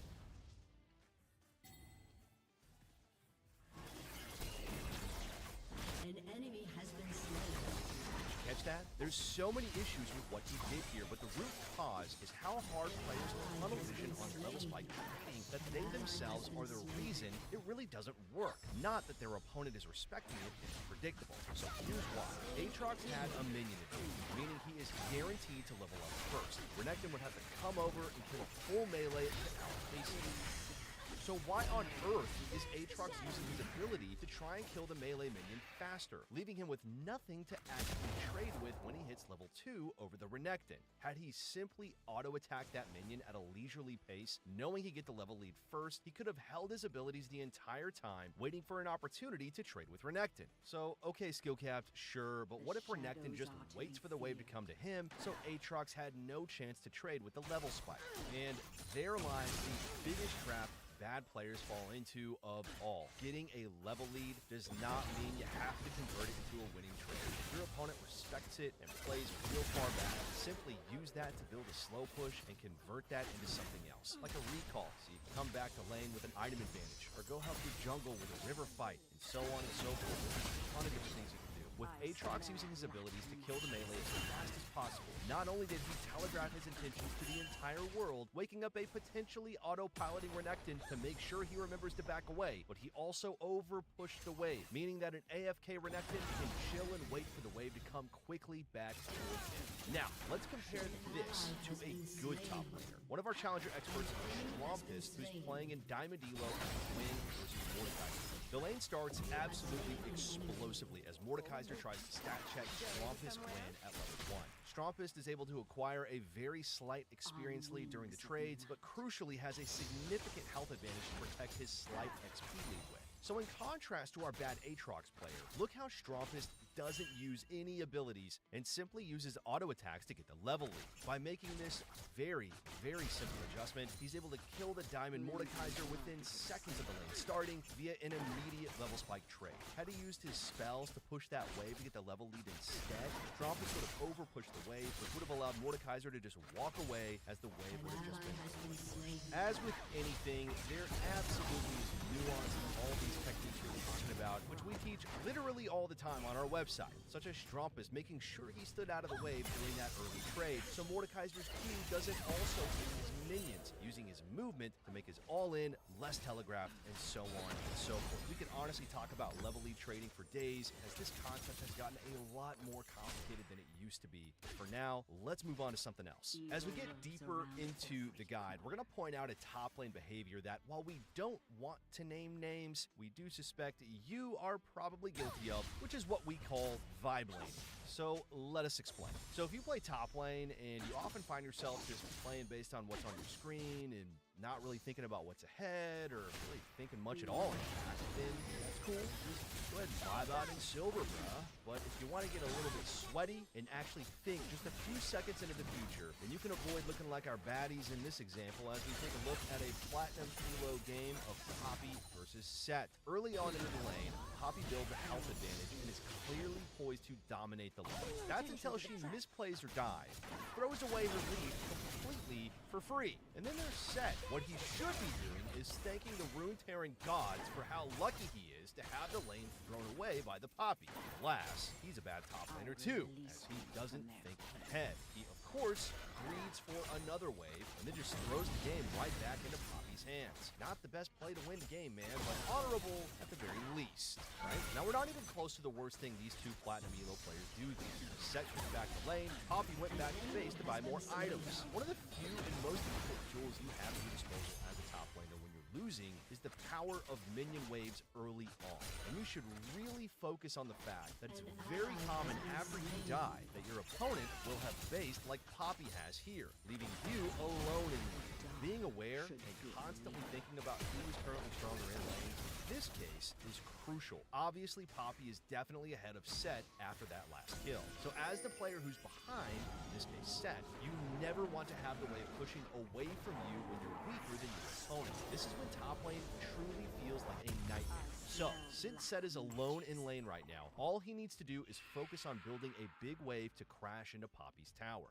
Then he can recall while it bounces back, play on that timer instead. But we are sure you can guess that is not what's about to happen. As Poppy gets back to lane, Sett should be thinking ahead and abusing the fact that the wave is closer to his side of the lane to build his slow push. Instead, he's just, vibing and completely fails to realize he's weaker right now and just immediately starts trading, obviously losing the fight. This is Platinum, y'all. Not only that, but he continues to do everything he can to force a trade. Like this moment in particular right here. He's right next to the minions and can AoE most of them with his Tiamat, while Poppy is too far away to contest the push. Instead, he continues to pointlessly chase her, giving away his window to salvage his own lane. Having lost too much HP, and with the wave mostly cleared by Poppy now, Set is eventually forced to recall, giving Poppy a freeze completely for free, when he could have easily stopped him. But we're not done with these two yet, man. Here's a simple question. When Set gets back to lane, let's look at their current items. Who's stronger?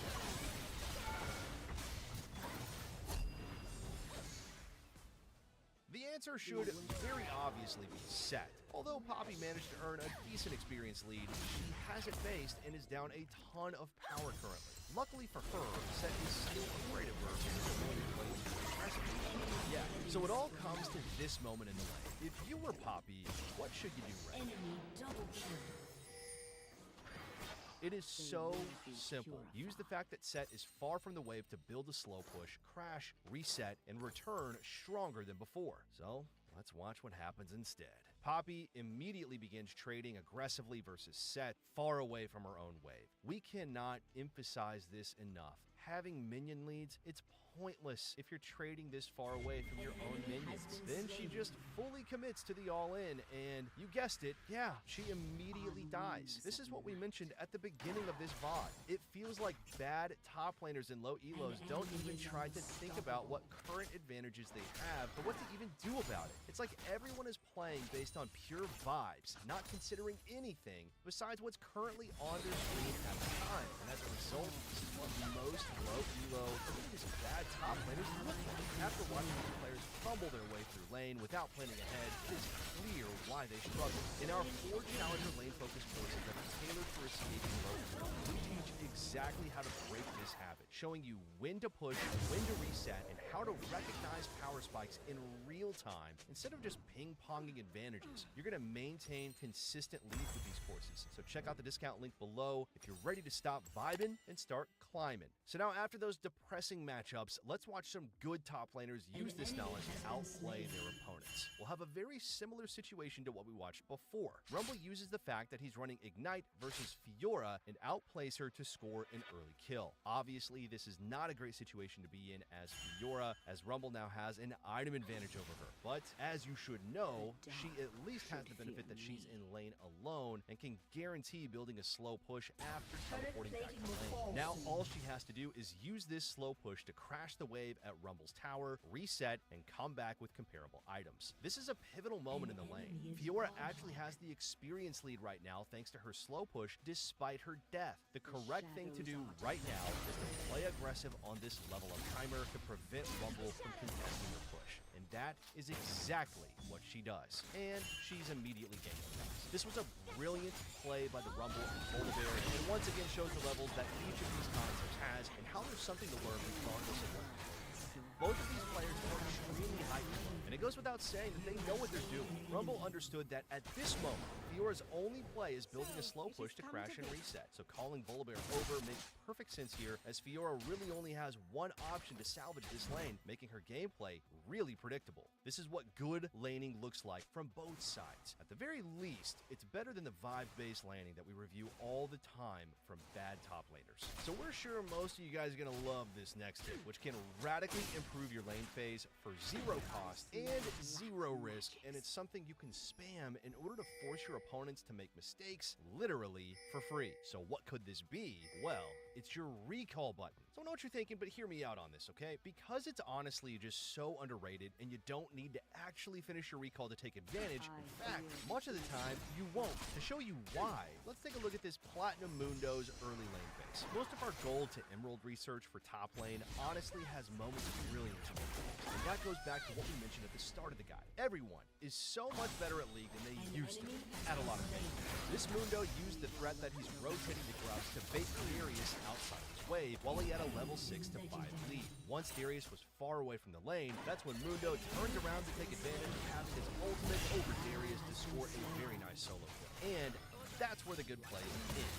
Mundo is about to make a ton of mistakes and throw away that lead. First of all, after killing Darius, you should always prioritize your own lane over anything else. Mundo's team died at the grub fight, leaving us with this situation. Now, we know it feels bad to hear this, but Mundo's wave is pushing away from him right now, and there's only a single grub left. You should 100% prioritize fixing your own lane in the early game over grubs, as gold and experience is way more valuable than a single grub at this point in the game. Instead, Mundo commits into stopping Naafiri, wasting a ton of time to do so. Luckily for him, he had just enough time to get back to lane and crash the wave. Now he can recall and be totally fine. Except that's the last thing on Mundo's mind.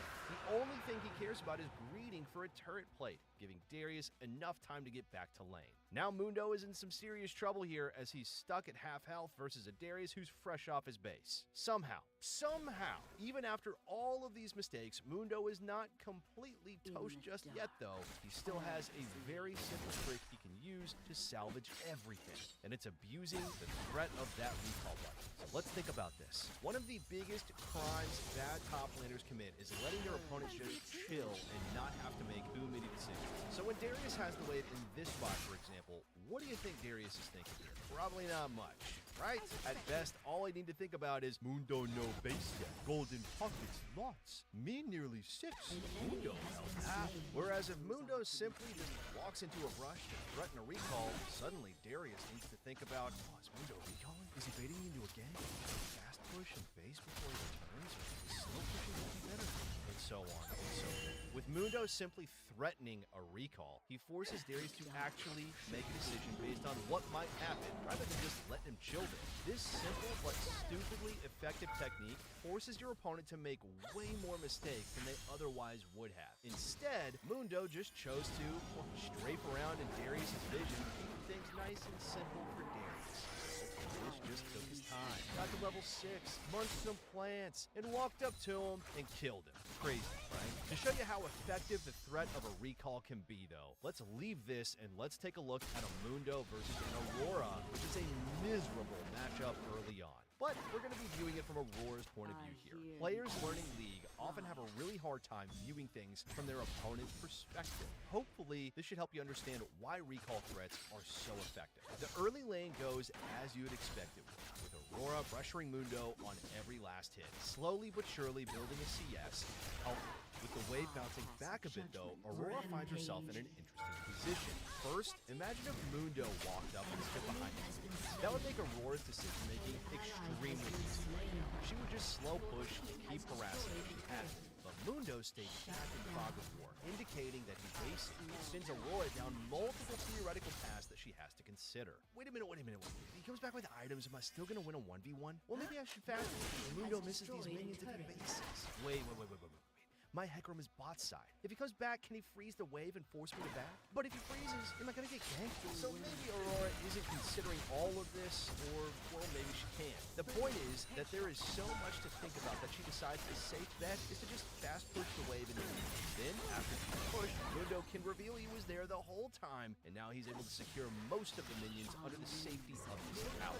Once again, hides in fog, pretending to base. Aurora, unsure of how to counter this, just fast pushes once more. And all of her fast pushing is just making it extremely easy for Mundo to farm in this horrible matchup. Look at how much value Mundo is getting by constantly threatening bases. The Aurora is tanking so much damage from the minions to stop his base. Clearly, she has no idea how to counter this strategy, and Mundo is taking full advantage of it. Needless to say, this matchup should not be this easy, and Mundo shouldn't have had this much HP to rotate into the jungle later on. Just by threatening recalls, he's mind-controlled Aurora into doing nothing and given himself the easiest lane phase of literally all time. Alright, so far we have seen how bad top laners fail to plan ahead, like really fail that, and focus way too much on what's happening on their screen at that exact moment. Whereas good top lane players are always planning ahead every second of the lane, which honestly, if you gain nothing out of this course, it's the key to being successful in this lane, which is all about utilizing long-term wave strategies to secure advantages. This Riven has an awful start to the lane. She made a mistake trying to all-in the enemy set, who is extremely favored in early points. Obviously, but here's how a simple, long-term game plan can really save these days, even like this one. The one benefit Riven has over Set is that he didn't manage to crash the game. So, when she gets back to win, Frozen on her side. Although small, this does mean she has an experienced lead over Set. Now, it goes without saying that Riven will want to play on a level lead now. So, she'd want to fight while she's 4 to Set's 3, or 5 to Set's 4, or better yet, 6 to Set's level 5. With the wave frozen at her tower, Vi looks for a gank, and this actually works against Riven's interest. Set happened to have vision in that area, and is rightfully playing extremely far back, unable to be ganked. As a result, Riven was unable to capitalize on her small experience lead. Despite that opportunity passing, notice how patiently Riven plays this lane. She is playing as risk-averse as you can possibly play, using all her abilities to secure CS while avoiding any trade. This is how good top laners operate. They don't mindlessly fight based on what's in front of them. Riven knows a level advantage will happen eventually, and she wants to be ready for it with full HP. This is especially true because of her rune setup. She's running Conqueror versus Hail of Blades, indicating she wants long trades versus Set's rune, which benefits shorter fights. When running runes like these, staying at full HP and hard forcing a longer fight will almost guarantee you win your trade. Again, just watch this video in our course if you want to learn much more about that, as there's obviously a ton to this. But anyway, not only does she preserve her health, notice how she's sacrificing a bit of health, tanking minions to hold the wave right outside her tower. Again, this benefits you if you want a longer trade, as your opponents will have to run much further back to get to the safety of their tower. The icing on the cake in this long, drawn-out game plan happens as the wave is in the field of Set, who is still in a position of power, playing extremely aggressively, denying her the ability to walk up. Not a single bad top laner would ever willingly concede a game while they have full TP.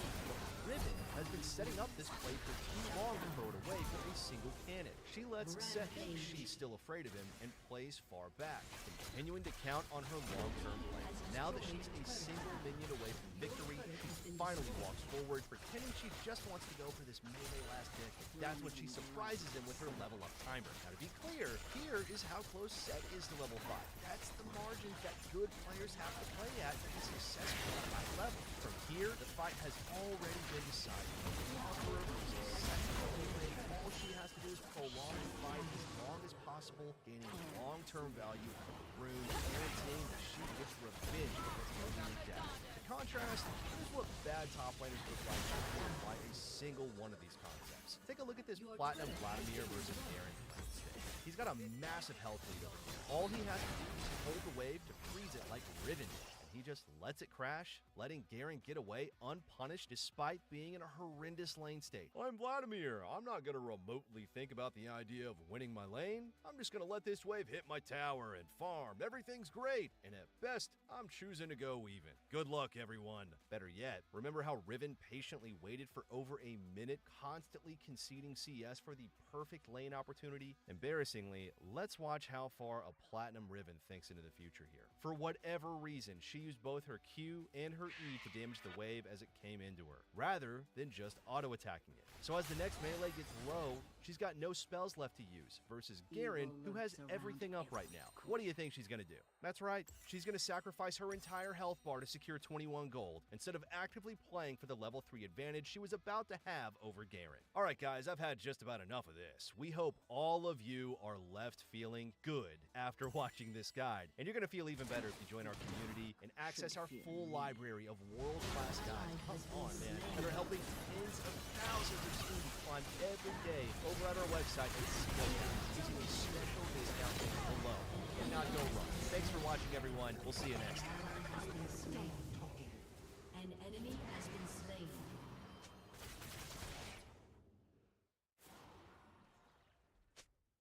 Is there a CSGO skin that you want so badly, but it's just too expensive? Look no further. On Skinport, CSGO skins are up to 30% cheaper.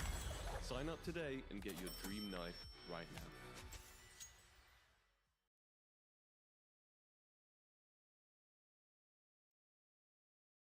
Things that we've mentioned, I'm going to put him in D. Aatrox, I think he's got a good buff on the way, but at the moment I'd put him pretty much dead center of B tier. Like probably the most middle of the pack top lane champion you can pick. Yeah, I absolutely agree. So the problem that I have with Aatrox as a design is that he's very good for controlled gameplay. He is very good in laning phase. He can lane into bruisers, range champions, tanks as well. However, the problem that you have as Aatrox is that you are kind of limited in terms of carry potential to team fighting. You can only really execute your kit in team fights. You can't really split push that well or have side lane pressure, and so it limits the amount of weakness you have as a top laner. But you still have good laning phase, so I think B tier is perfect to put him in. I'm gonna create a new tier here at the bottom. How Okay, to do that? give us an F tier. Well, I'm gonna say Avoid. I wouldn't recommend. Yeah, I don't know below, and it's gonna be a wouldn't recommend. And for me, honestly, Akali goes to either wouldn't recommend or D tier, and as a top laner. And the main reason as to why I'm gonna put a wouldn't recommend for now, but here's your thoughts after. Is that Akali is pretty limited in when you should pick her in top lane in general. You should only pick this champion as like a counter to melee bruisers, for example. Against champions like Jack, she tends to do pretty well. But the problem you'll find as Akali is that if you make one mistake, you're pretty much going to be out of the game. You can't really progress against the split pushing. It's pretty hard to keep high resources onto her. You have no sustain. Your early game laning phase is very good as well. So yeah, for me, this champion goes into pretty much the not recommended here. Yeah, definitely. The main point you touched on, the only using her as a counter pick to champs like Jax or Olaf. I feel like she's in that category, but also really hard to play. So even if you do get that master and you do win lane, executing her on team fights, even from ahead, is really hard as well. So it's just not worth the time commitment. Just have a really niche counter pick when, especially below Emerald, you can pretty much win lane on anything if you play well. You don't need to rely on these cheap counter pick type champions. Yeah, absolutely agree. And also, I think one thing is important to discuss, right? We are going to approach every champion objectively without any bias. If you're an Akali player and you enjoy playing Akali and you like playing with Akali, by all means do it. But objectively, she would not be recommended, right? I think that's important to always give that a little bit of a context there too. For sure. Akshan, what do you think of Akshan? Akshan probably wouldn't recommend as well. I think similar to Akali, just really niche counter pick. I think this champ's pretty busted mid lane, but top it's just pretty dog shit unless really good matchup and you need to be really good at it as well. So pretty similar to Akali. Well, you shared exactly the thoughts I have there too. Then we're going to a staple here. Now, actually, yeah, this is an interesting one. So for me, I would want to put a little bit higher end. However, the ease of execution is pretty limited on Mbessa. So I put it like this. Mbessa is one of the best blind pick top laners that are around there right now, even after multiple nerfs that she has gotten. And her kit is very strong because just from her kit alone, she gets percentage health damage and armor penetration. However, Mbessa is a very mechanically intensive champion. And before all the nerfs that she's gotten, she was actually S tier into every single elo. And now we have seen that Mbessa is kind of painful limit in terms of damage, also towards the Lord and more, because it's hard to efficiently execute this champion. So I think B tier is a pretty safe spot to put it in. Yeah, it's hard to put her low because in our high elo tier list, it's probably going to be straight to S tier because the champ's just so broken. But I can see, especially that type of champion, similar to Aatrox and Renekton in a way where that 1 to 2 item spike, you want to get a lot of work done. You don't really win the game through split pushing, which is what we're looking for in our below emerald champions, right? Like you have to win through side and scale really well with those resources. She doesn't really fit that as well. So I'm happy with B tier as long as it's on the top of B tier. Yeah, I'd say it's on the top of B tier for sure. Let's get Aurora to that rolling too. Yeah, thanks for the champion there. Aurora. Oh, love it. What do you think of Aurora? I'd say wouldn't recommend as well. I think it's just, I think there's probably less than 10, 20 people in top lane that can play this champion, I think, like, extremely well. I think to get the most out of it and to really crush your lane to the point where they can't play the game, it just takes way too much. And even if you do play well, it's, again, weak in side lane, doesn't win through side, so definitely wouldn't recommend for any below emerald player. Yeah, I think it's very spot on. And so, I will say this, I think Aurora is arguably the most impressive top lane champion to play against, but it's very intricate to make the most use out of her kit. And the thing that you always have to recognize with ranged top laners is that I would say ease of execution is the one I'm going to use the most here. It's very tough because you're laning without sustain. You don't have any fallback practice in the game, really. It's not like you're going to outscale on side lane or become stronger. And so if you make one mistake or one misstep or, you know, do a blunder where you get ganked, it's going to be very tricky to get back up into the game. So if you're playing a very controlled game and you know how to make most use out of your matchups, Aurora is, in my opinion, the hardest top laner to lane against in isolated 1v1. However, it's very hard to make that work consistently, and so I also would put her in the wouldn't recommend. Camille, that's your champion. Okay, I'd actually put her in A tier. I think I'm starting to change my mind. I feel like to get good mastery on her, it would take between 100 and 150 games to be able to play her quite well. And she's just really good at winning through side and just one of the best scaling tops in the game. I think everything Camille's kit has is what you want for a low elo champ. The issue is the ease of execution, but I feel like you don't need to execute it perfectly in the lower brackets. As long as you play, you farm well, you play side lane well, and you work on a couple of fundamentals on it, I feel like you can definitely make this champ work even for a below emerald player. I'd stay away from her for, iron bronze, but for our flat gold students, I think it actually work quite well. Yeah, and this is a mentality that I've had both of years with the past. I used to be really high on lower Marquinhos as well, and one of the key things about Camille is also your space. Like, you gotta get pretty good at spacing, playing around your cooldowns. But like Jimmy said, towards the lower Mars, the game states also tends to go longer, right? Games last longer, allowing you to get to those core item spikes. And Camille is one of the most oppressive champions on 3, 4, and even the 5th item too. And yeah, you have a lot of such a potential. I think you have very clear reference points in the game, right? Level 1 to level 5, you're pretty strong. After 6, you're farming to Trinity Force, but once you get Trinity Force and any additional item after that, you're going to be simply a monster in the game. So I think it's a perfect champion to put in A tier, and one of the best solo carry top lane champions that we have in the game.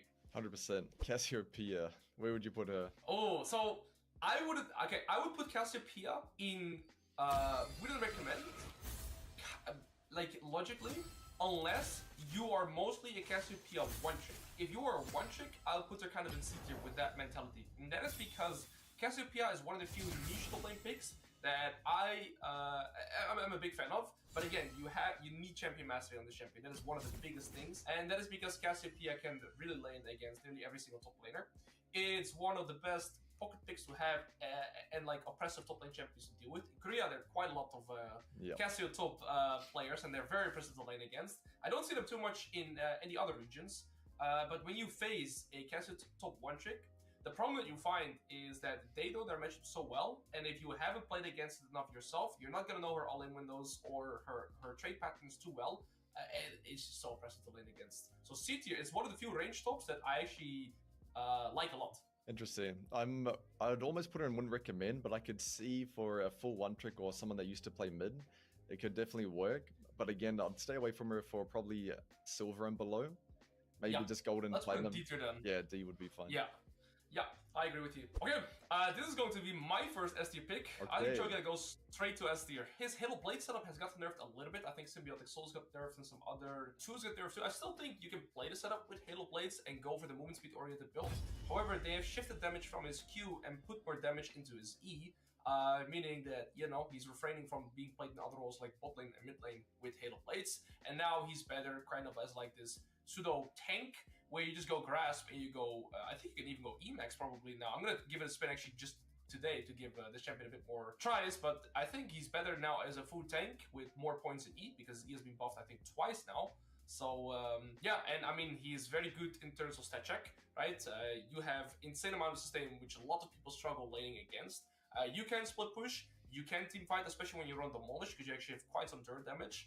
And you can kill people in side lane, you're very useful around neutrals. I think this is one of the few top laners that can kind of do every single role in the game right now. So that's why I like him a lot.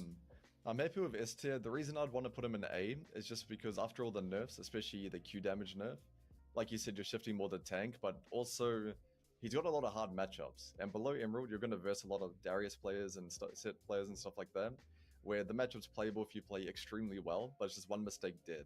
So I feel like for below Emerald players, maybe A tier would be fair, just because the matchup spread can be quite tricky. Even versing a Gwen or an Irelia, if you make mistakes, it could be quite brutal. I agree with that lens through the general champions that we're going to see more too. So yeah, no, I agree with the A tier because you're going to be more tanky. If you were able to still go to the AP variation, depending on the matchup, I would say S tier for sure, but yes, I agree with your A tier pick here. Definitely, yeah. With 4 points Q one-shotting the wave, you had a lot more leeway, but now you need 5 points Q. It's just kind of, there's a lot more window for them to run you down. Yeah, absolutely agree. Darius, I'd put him in S or A tier. I'll let you be the tiebreaker, because I just think this champion is so good in pretty much every elo bracket. I feel like he's a pretty good blind pick. Once you get more confident in the range matchups, he can win through side, you team fight really well, and he's just one of the best scaling tops in the game as well.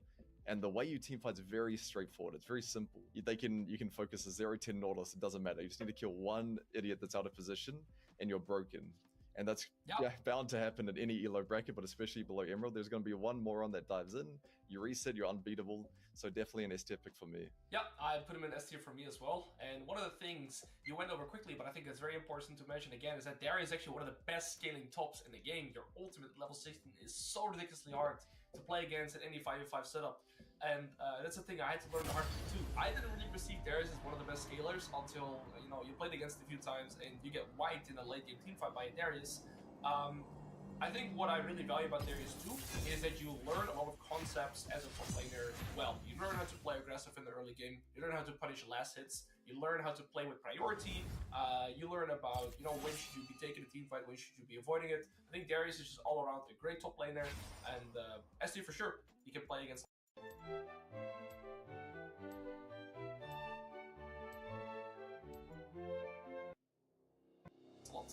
Perfect. Yeah, one of my favorite champions right now, honestly after Riven. See, the problem with Dr. Mundo as a champion is that he is, I would say, one of the best counter picks in the game when there's low percentage health damage in the draft. However, with games tending to last longer, people not knowing too well on how to like execute most of the matchups, I'm gonna put him in a solid A tier. Now, the thing with Mundo is that he's very different to nearly every top laner in the game, where when you play Mundo, you're not playing Mundo to win lane, you're playing to not lose lane, and then once you get to your Warlocks, you can start taking over the game. In high elo, I would pretty much never blind pick Mundo, unless you already see, let's say, 4 champions where he would be good against, and that is because percentage health damage or gap close and anti-heal options are really tricky for Mundo to deal with. But when you pick him into an ideal comp, and a good example of this would be, say, like a Hecarim jungle, only flat damage, and then like a Vex mid, Pyke support, Caitlyn AD carry, none of them have any percentage health damage or anything like this. And so Mundo, which is stacking a lot of health and then resistances, will be unbeatable at a certain point in the game. Now, with game time lasting longer, you can reach your level 16 spike consistently. Level 16 Mundo is very similar to a level 16 Kassadin. And so for me, with those reasons combined, and with the ease of execution, split push potential, teamfight opportunity, he's a solid A tier pick. Perfect. Yep, I love that. The only reason he's not S tier is the blind pick ability, but also, like you said, you're not losing lane. Where below Emerald, there's so much, you know, free gold and free solo kills for you to collect, but on Mundo, you're not going to be able to do that. So that's why, yeah, I'm happy with 8 tier. Fiora. Fiora, similar to Camille, but the ease of execution is way harder. So either D or C tier. I'll put a C for now, just because I don't think you have to execute perfectly on her in lower brackets. You're gonna scale, you're gonna get your items. If you're behind, you're one of the most useless champs in the whole game. But as long as you're even or slightly ahead, you are gonna scale eventually. And in lower brackets, I'd say below Emerald 4 specifically, it's very easy to eat tier 2 towers, because their tempo's so bad, they'll just randomly group up mid and just give it to you. So you can easily get that 3-4 item spike where Fiora is unbeatable. So even though her micro is really hard, I feel like your overall game plan is very easy, and you just scale way too well. Yeah. Me personally, I want to put it in B tier. Okay. And the reason for that is because there's 2 ways to play. You can go for the Conqueror, more aggressive playstyle. But I firmly believe if you play Grasp, and also perhaps additional with Biscuits, and you go Hydra Rush, the micro intensity is lowered, and their ease of execution is increased. And then, again, one of the biggest things that I always talk about is your split push potential compared to game length. And like you said, if you get to those 3-4 items on Fiora, you are near unbeatable to any other champion. And that is why I still see students have quite some success just, you know, getting their Revenus Hydra, start proxy farming, stacking up a lot of resources and taking over the game like that. So I think B tier would be safe for me with the split push win condition later on in the game. Yep, I like that. The Conqueror or even Conqueror Ignite playstyle is so much harder. Just going Grasp and just playing like a range champion with just queuing and then getting Rev Hydra is, yeah, pretty straightforward. So I like that placement. Do you want to consider Galio top laner? Because I've been seeing him a lot more in top lane in general. But that's mainly high elo, right? Yeah, I'd put him in win recommend. It's just like a AP top counter pick, and when are you gonna verse Rumble, Blind, and Silver? Like never. So exactly, not worth the time. And he's playable in some melee top lane matchups too. And generally speaking, you want to pair Galio with like an AD jungler, right? If you have like, I don't know, like an Fury, Vi or like something, or Vi, Viego, anything that you can follow up or be the main initiator for. The champion is perfect for that. But then again, we're going to a more like holistic approach to the game where you're talking about team comps and like matching damage pools. So I think just for low elo, you wouldn't recommend this champion. Yeah. Gangplank, to me, actually goes to the wouldn't recommend as well. Yeah. And I will explain why. So first things first, I want to say that I thought Gangplank was one of the worst top laners objectively until I played in Korea, and there was I think 2 challenger top lane Gangplank one-tricks, and I was very impressed playing against them, and they made Gangplank feel very strong. He has gotten some buffs recently, which also helped him feel a little bit stronger, but I would actually say that Gangplank is arguably the hardest champion in terms of stepping stone to pick up as a top laner, because you're kind of like a melee bruiser, but you have no mobility, and it is just very hard to learn to play your matchups and balance in the game overall. Gangplank has a lot of strengths. He's the highest gold income champion in the game. He can, 1v9 a team fight later on by a good barrel combo, but even after me playing Gangplank for arguably 400, 500 games, I cannot reliably hit barrel combos myself. It's very hard, and so, the ease of execution and just the stepping stone on playing this champion, I think, is so high that I honestly wouldn't recommend him. Playing. No, definitely. The formula for winning games on Gangplank is so complicated compared to our champions at A tier like Cho'Gath or Darius, right? It's just so much more straightforward. And like you said, even 500 games is probably not going to be enough for us or any student out there. So I would say, yeah, 100% wouldn't recommend. And again, right, the emphasis, if you are a Gangplank enjoyer and you love playing the champion, by all means do it. I would be a Gangplank one-trick guy. Like, if you're just going to say, I'm going to casually play a game of Gangplank, good luck. I would say you lose 9 out of 10 times. Yeah. All right, Garen. Garen. That's a tricky one. Yeah, S or A. Put him high A for now. I feel like the ease of execution... put him back in S tier, actually. I think the ease of execution is just way too good on this champion. And even though you did get nerfed a few times, you still scale extremely well. Your matchups aren't that difficult, especially below Emerald. And just being able to win games through side consistently and just power farm every jungle camp, every wave, tier 2 towers, it's just too consistent of a strategy to win in lower brackets. So definitely, and the main weakness being early game, you're probably not going to get punished that hard. So I still, even after the nerfs, I feel like this champion's still, the king of below Emerald. Also, in the top lane academy, this is the champion that's by far played the most, the champion with the most votes on, right? And the thing is with Garen is that you have so many fallback patterns in the game. Your kit is very simplistic to utilize, and you have a lot, like, you can make mistakes and don't get punished as hard because you have infinite sustain through your passive. You don't have to worry about mana management, right? And your health management is limited due to the opportunities of having your passive. So I just think this champion can kind of do everything besides having a weak early game, and so it's just the perfect top layer to ease yourself into learning to play the game. Yeah, you can learn a lot of the concepts like split pushing, like proxy farming, playing around presets. So yeah, I would recommend this champion to literally every single top laner that is below Emerald. Definitely. Or even Emerald. Gnar. Ooh, I'll let you play Sim. This is a tricky one. So for me, I'll put him in C tier, and I have never been a big fan of Gnar in a solo queue environment. And the way that I always describe Gnar as a champion is that he's a jack of all trades, master of none. He's okay in laning phase because he's a ranged champion and he's really impressive.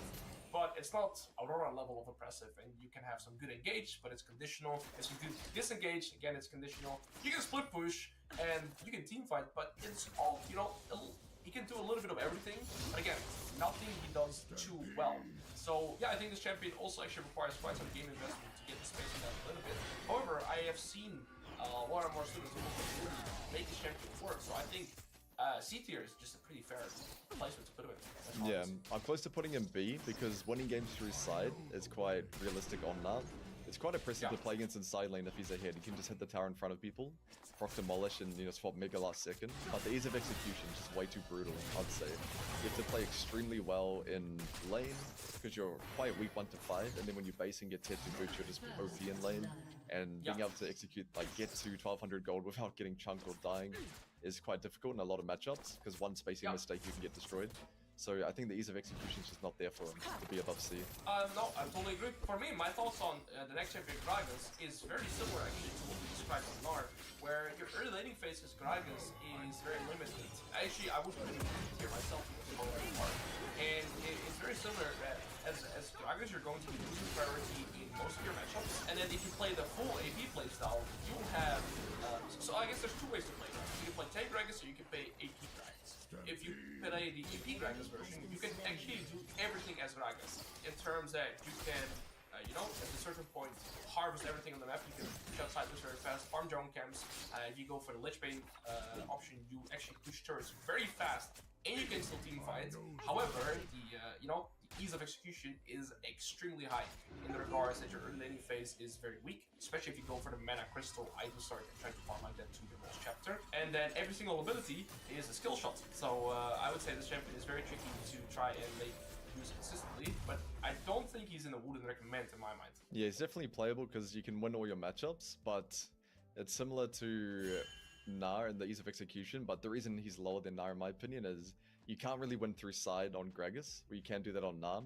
Like, yeah, with Lichbane you can hit the tower, but it's not quite the same as the champs above him, I'd say. So yeah, D's a really good placement. Where Gwen? Ooh, slow test, yeah. I think Gwen's difficulty is really overhyped in my opinion. I think this champion is like a good ceiling. I think it's not that hard. I think players below Emerald can definitely get consistently good at her. Like, yes, you can place your W, you know, in really high level places if you get really good at her. I'm not saying there's no ceiling, but I definitely think it's kind of overhyped. And the scaling, the winning through side, I think it's just so good. Another one of the best scaling tops in the game. Yo. For our S tier chat. What do you say?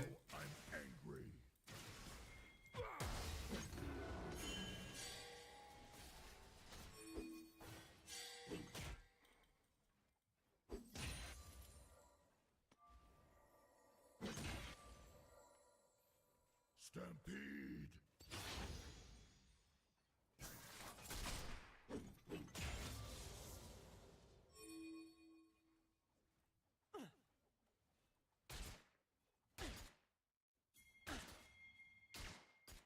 Nothing can hold you back.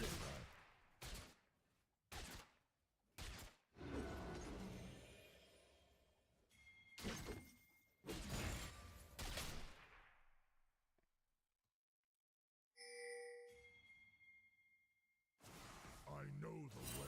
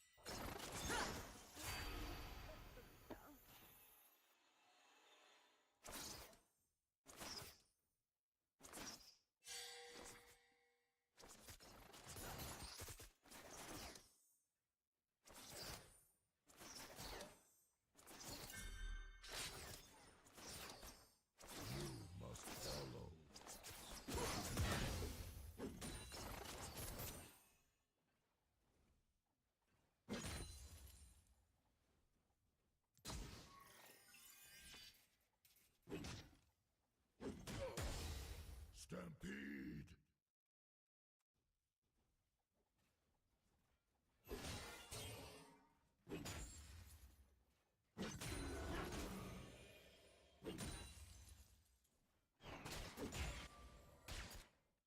I know the way.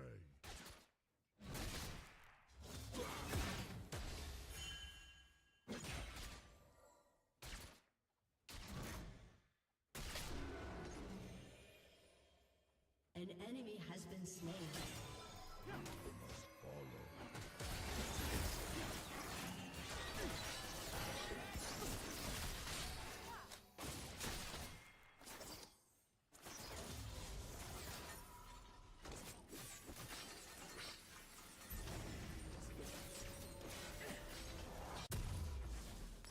Now I'm angry.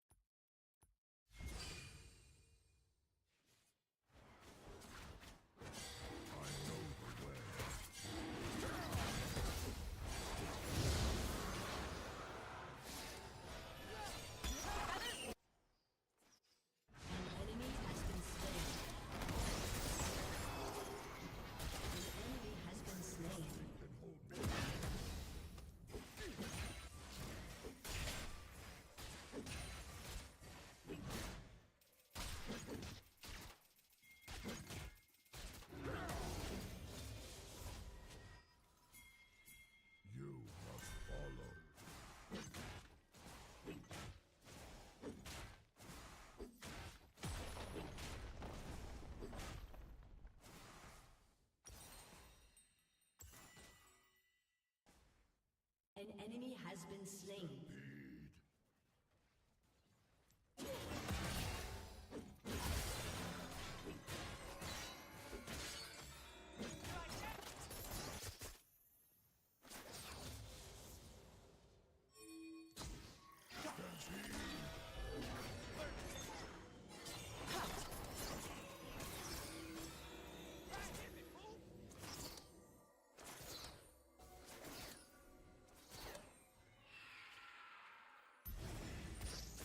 I know the way. An enemy has been slain.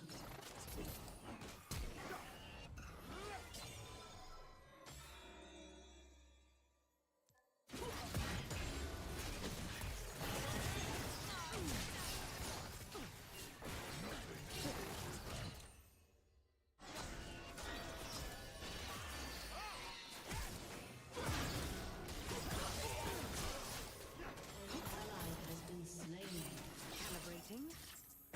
Exemplary. An enemy has been slain. Where I want you.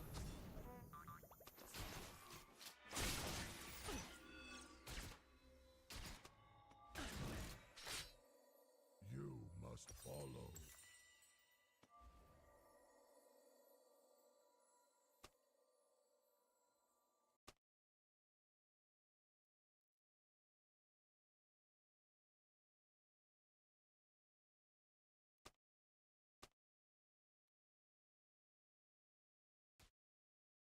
Now I'm angry.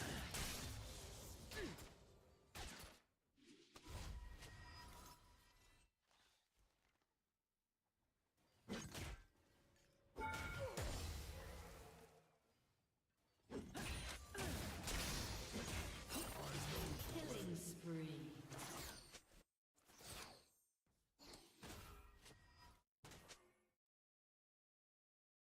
Double kill.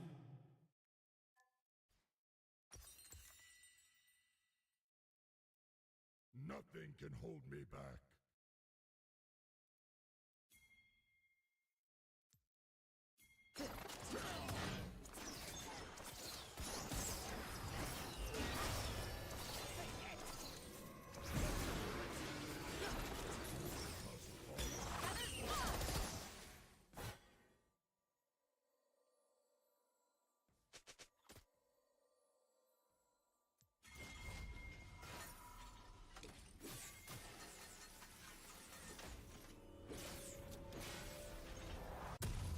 Shut down.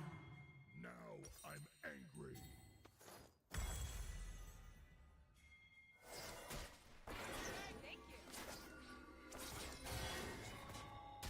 An ally has been slain.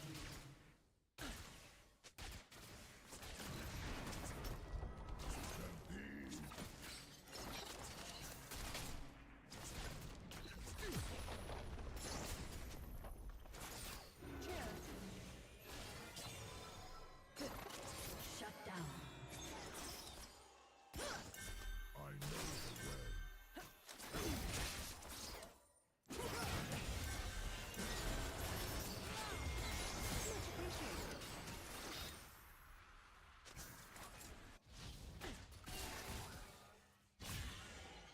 Nothing can hold me back.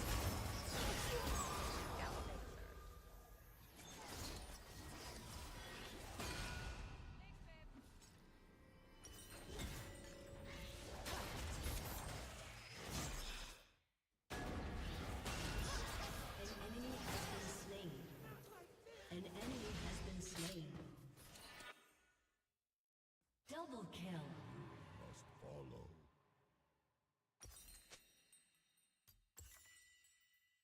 Turret plating will fall soon. An ally has been slain. An enemy has been slain. Stampede.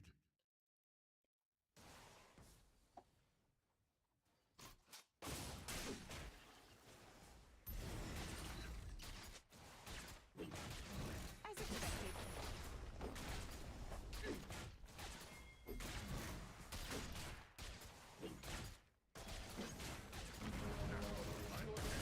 Destroyed a turret.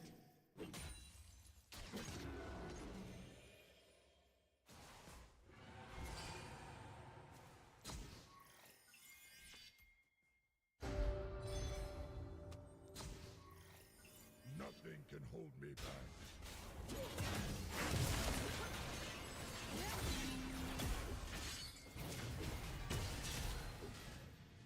Your turret has been destroyed.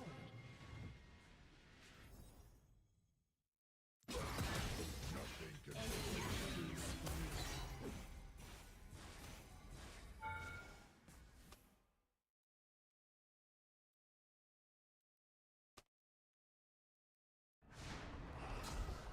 An enemy has been slain.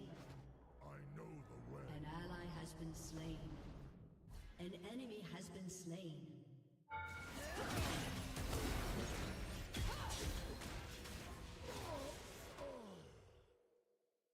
An ally has been slain.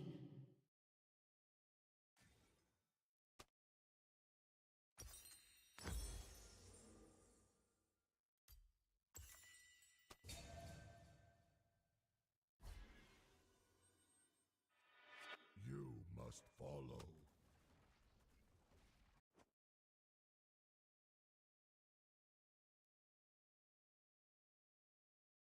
Your team has destroyed a turret.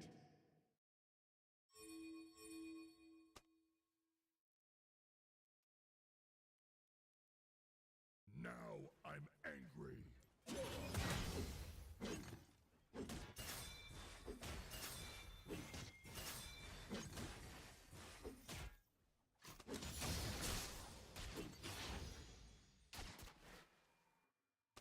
Stampede. And an F. An enemy has been slain.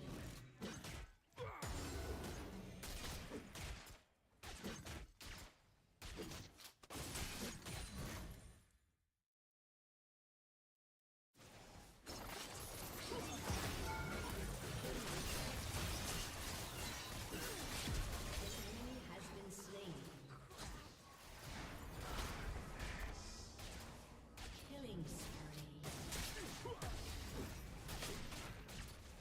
An enemy has been slain. Your team has destroyed a turret.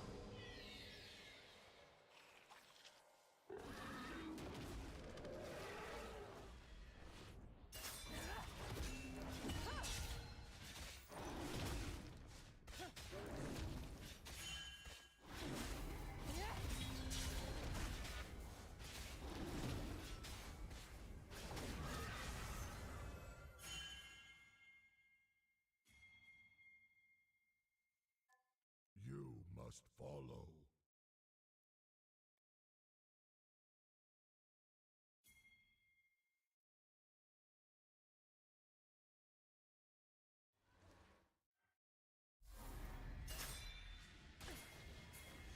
Stampede.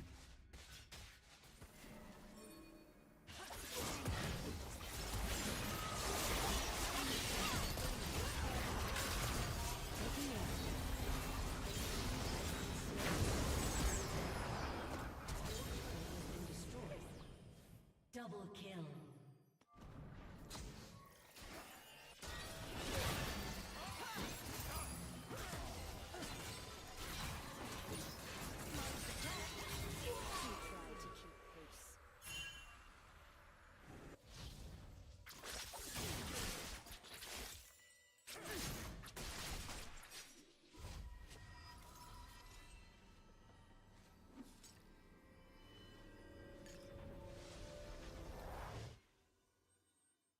Your team has destroyed a turret.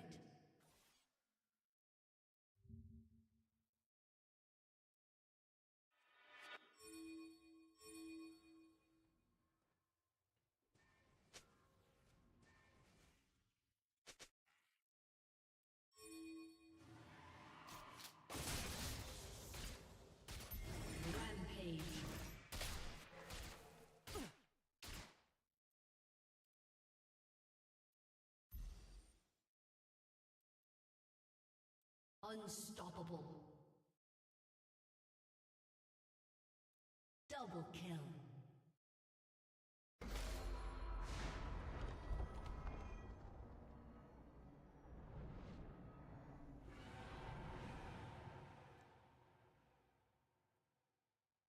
Rampage.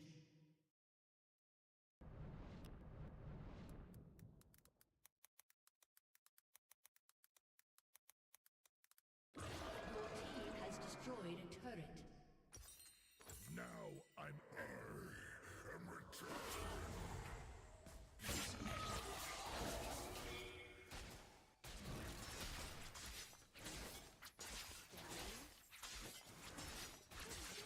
Your team has destroyed a turret.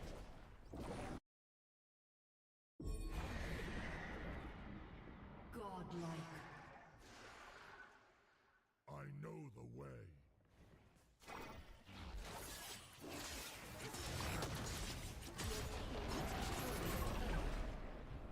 Legendary.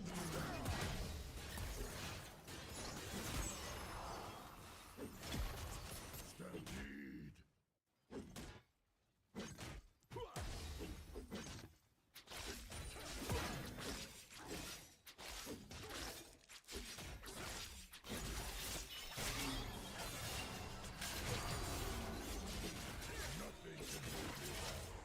Your team has destroyed an inhibitor.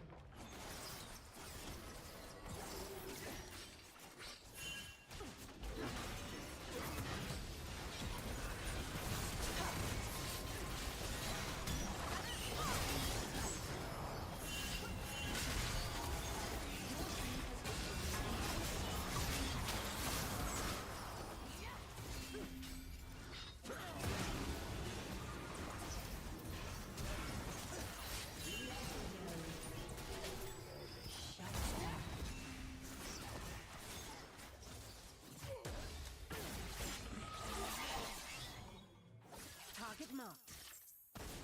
Immaculate.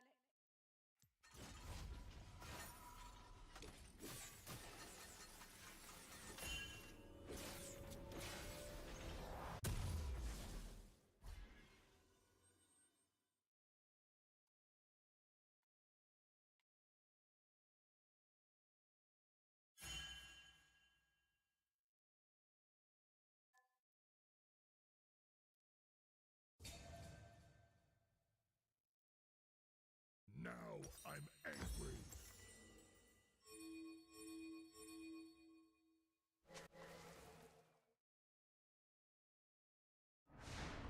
An ally has been slain.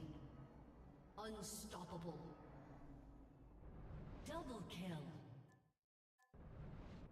Stampede.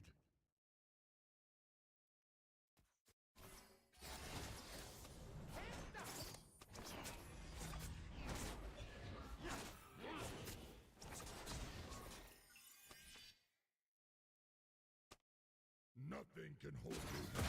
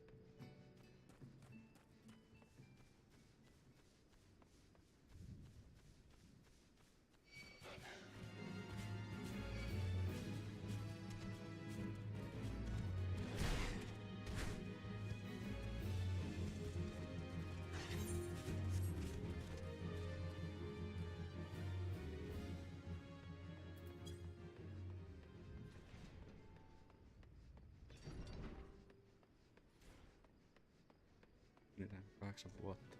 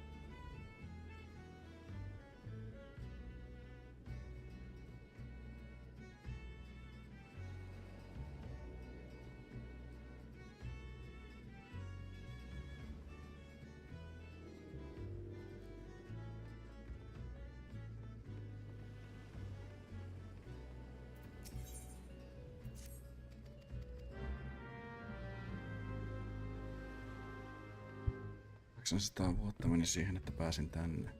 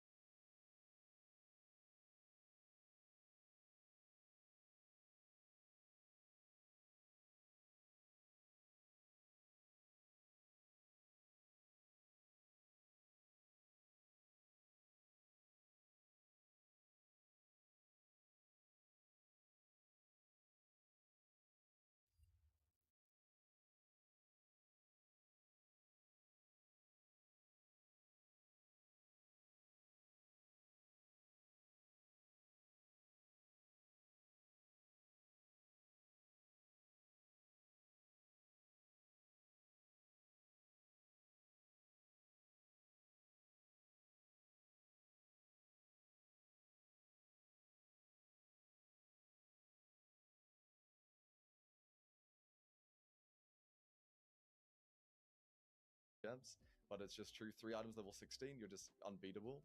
And I feel like getting there is pretty consistent in those brackets. Right, I would always compare kind of Gwen with Fiora because both have percentage of true damage in their kit. One of the few champions in the games that have that. But if we were to compare Gwen's trade patterns and Illuminus compared to like Fiora, it's way less mechanically intensive. And one of the biggest barriers to Gwen is spacing, very similar to Camille. But again, I would say that Gwen is easier than Camille, so she's a safe S tier. The reference points on Gwen are very clear as well. In the matches where you need health, you have to go for Riftmaker, but everything else, if you go Nashus into full AP, like you start taking over the map at 2 items, and every item after that is even worse. And also, one of the biggest proofs that I have for Gwen working is that my actual brother, he was like, you know, a lower Elo silver player, and he climbed all the way to Diamond 1, being a Gwen full one-trick.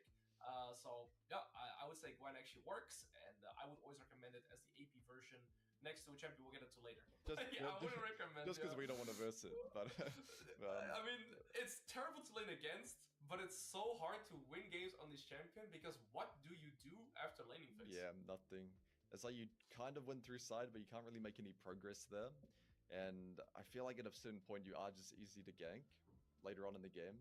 So this champ just doesn't really do anything, is the problem. Yeah, it was funny. At the start of this week, I think his name was... Oh, I think it was Joel Star, but I might be butchering that. But if you're watching, you know exactly who you are. You're a legend. Because this guy was... Yeah, I think it was like... He made a certain top lane champion like persistently, and then our first session, it was only a Heimerdinger VOD. Heimerdinger wasn't even in the top lane academy yet as a champion, and...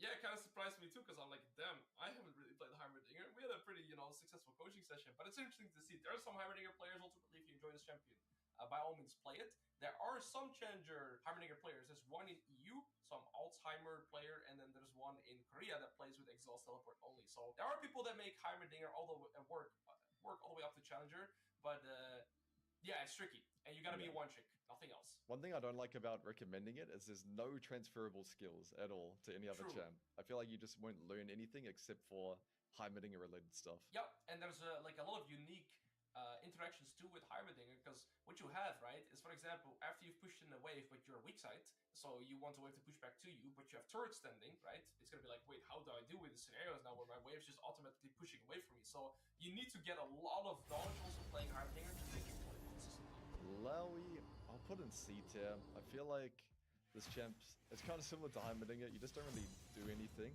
Like, yes, you can try win game through side, but I feel like unless you get fed from lane, you're not going to be able to make progress inside 1v1. There's a lot of champs, and quite a lot of champs actually do outscale you inside. Like, they're not going to sit in your tentacles and fight you and win, but they can outscale you, like champs like Gwen, stuff like that. They can beat you if they play it well, and I feel like if you're not ahead, you can't really 1v2 that reliably. Jungle champs are just too OP these days, so I don't really see why I'd put her higher than C. Yeah,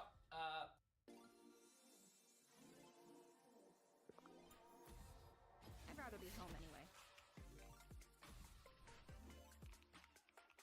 I think the lower elo you go, all the way to Iron, the champion increases in value, but the higher you go, and with every tier, I would say she goes down a tier as well.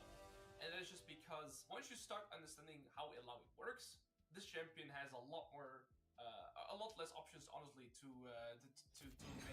abuse you in lane. And I think Illaoi is one of the few champions where I would say she actually needs some help, because all the way since the terrain changes, I think that were introduced in season 14, right, she's been struggling in that regard. And she got some nerfs too, so yeah, I think this champion is kind of tricky to execute properly right now, and I think CT is a very fair replacement for that. Yep, she also doesn't really have a good build at the moment as well. It's like everyone's cooking, but there's nothing really sold since they removed Sundra. Aurelia. Oof, I'll let you take this one. The thing is with Aurelia, I'm going to put her C tier, and the reason as to why I put her C tier, so I'm going to talk about the positives first, is that she is a pretty lane dominant champion, that she has very clear reference points in terms of, right, Roger Blade King, you are nearly unbeatable to almost anything in a 1v1.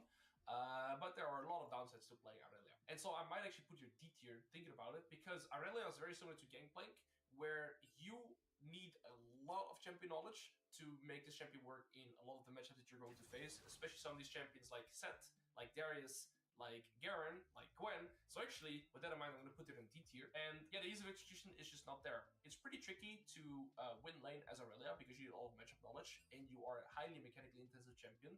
But the second thing paired with that is that it's actually not that easy to progress on side lane, because you are a champion without mobility unless you have access to a minion wave, which means that you usually have to dash to your opponents, not away from them.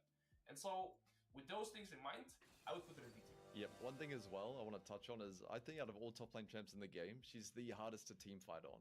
I can't really think of one that's harder than her. So even if you get ahead in lane, there is going to be a point in the game where you probably have to team fight. And I think that execution's definitely the hardest by far, even for high rank players. So yeah, I'm happy with D tier for sure. Really good addition to that. She is extremely hard. Yeah, I agree. I don't think there's a champion that's harder to team fight with because it's so tricky. Yeah. All right, I'll take the Jax. So I'll put him in A tier. I think he's what you're looking for a champion, especially in those brackets. The reason I'm not putting him S tier is his matchup spread is so difficult. Where on a champ like Garen or a champ like Sid, you can follow patterns that'll work reliably in most of your matchups. On Jax, you have a bunch of different patterns that you need to know for certain matchups or certain situations. So his matchup spread is just so in depth. There's so much depth to it. I feel like that's really unintuitive for a below Emerald player to learn. Like, it'll take a lot of time. But again, if you get a hit on this champ, you're going to win through side. You're good at team fighting as well. He's definitely what you want in a champion in those games because you're good at everything. And your lane phase is pretty strong as well. You get prio into most things. So definitely a great champion. Just the ease of execution. You're going to lose lane a lot when you're learning Jax. It's going to take a long time. So for that reason, I'll put him A tier, but up on the upper end. I agree. Two things that I would touch on Jax is that, as you said, he is like, I would say almost the perfect top laner in the regards that he is able to get priority in a lot of matchups. He scales well into the game. He is a good teamfight champion. He is a good split push champion. You have access to so many different build varieties too, right? You always have access to the Blade of the King option, but you can, Jax is, I think, the only champion in the game that can build Frozen Heart, Death Dance, or Zhonya's, right? So you get access to so many different items.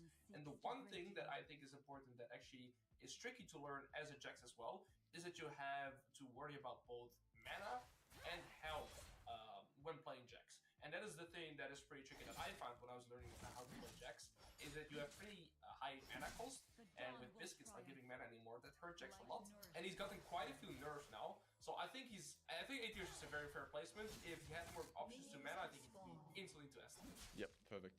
Oh, Jace. Ooh, that's a tough Jace is Jace is a champion where old Jace I would instantly put him with a recommend because of the same reasons that we touched upon with Gangplank. However, right now I'm gonna put him in C tier, and that is if you play Grass Jace and Grass Jace exclusively. You should not really try and play Conqueror or Face Rush Jace if you're playing Jace as just the baseline. And then the biggest thing about Jace is that this champion is honestly the best blind pick that I could think of right now in the game. He can beat range champions, he can beat melee champions, he can beat tanks with Grass reliably. And Jace is, of course, a champion that is very susceptible to getting ganked. When you go for the Grass setup, the ease of execution on Jace, in my opinion, is just, you know, it's so much easier because you're actually kind of like a pseudo tank almost. If I were to play, say, Riven into Jace in the past, it was pretty easy to find kill wins into Jace because he would reset and get a pickaxe. Now he comes back with Ruby Pistols, and so his damage is still extremely high, but he still kills me too. So you have a lot less worries, I guess, when playing Jace now. And you can focus the game through laning phase, you can focus the game through side lane. Teamfight execution is, you know, pretty fine to me as well. So even though he's such a hard champion to pick up, with his ease of execution, or like his skill for loading because of Grass and item options that you have now, I think he can be in C tier. What do you think? No, perfectly said. Right now, Jace's grasp and overgrowth and double Ruby on first recall, it's just so much easier than it was before. So even if you make a spacing mistake versus like a Jax or Camille, something like that, you're probably going to win the trade anyway and still be fine. Where last season it was like one bad trade, your lane's over, and you're just going to be under tower all game, or just die straight away. But now it's just so much easier. The problem is to get the most out of this champion, the ceiling's still extremely high. Like the difference between a Jace player that's playing it because it's meta and like a really good Jace player is really huge. And below Emerald, he's okay inside, but you still can't compare it to, Fiora, Jax, Camille, those types of champs, where winning through a game through side's not that reliable. So I think C tier or high. Sync your RGB devices to your favorite games with Signal RGB, which is an RGB app that supports thousands of devices from brands like Razer, Corsair, Logitech, and much more. You get easy control over every device in one clean interface instead of using multiple RGB applications. Download Signal RGB today. Minkä takia mun kuva on jäätynyt?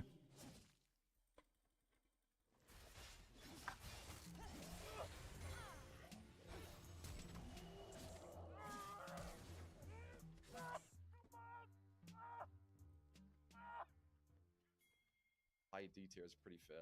I'll keep bottom C tier then. In line with these two. Kill! Alright, and not just because I made the tier League KO guide, but we'll put her in A tier.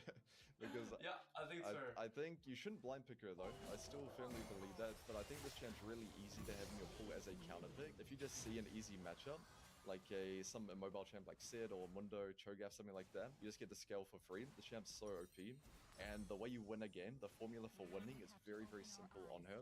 So it's as long as you work on your spacing and you prioritize a consistent early game, you're not playing KO to dominate your lane, you just want to get to level 11 and your Nashes with tier 2 boots without being behind, you're going to just destroy everything, and you just power farm everything on the map. It's very easy to win a game on her if you're not behind, and if you're in a matchup that's good for you, it's pretty hard to get behind if you're playing in that way, in that more reserved style.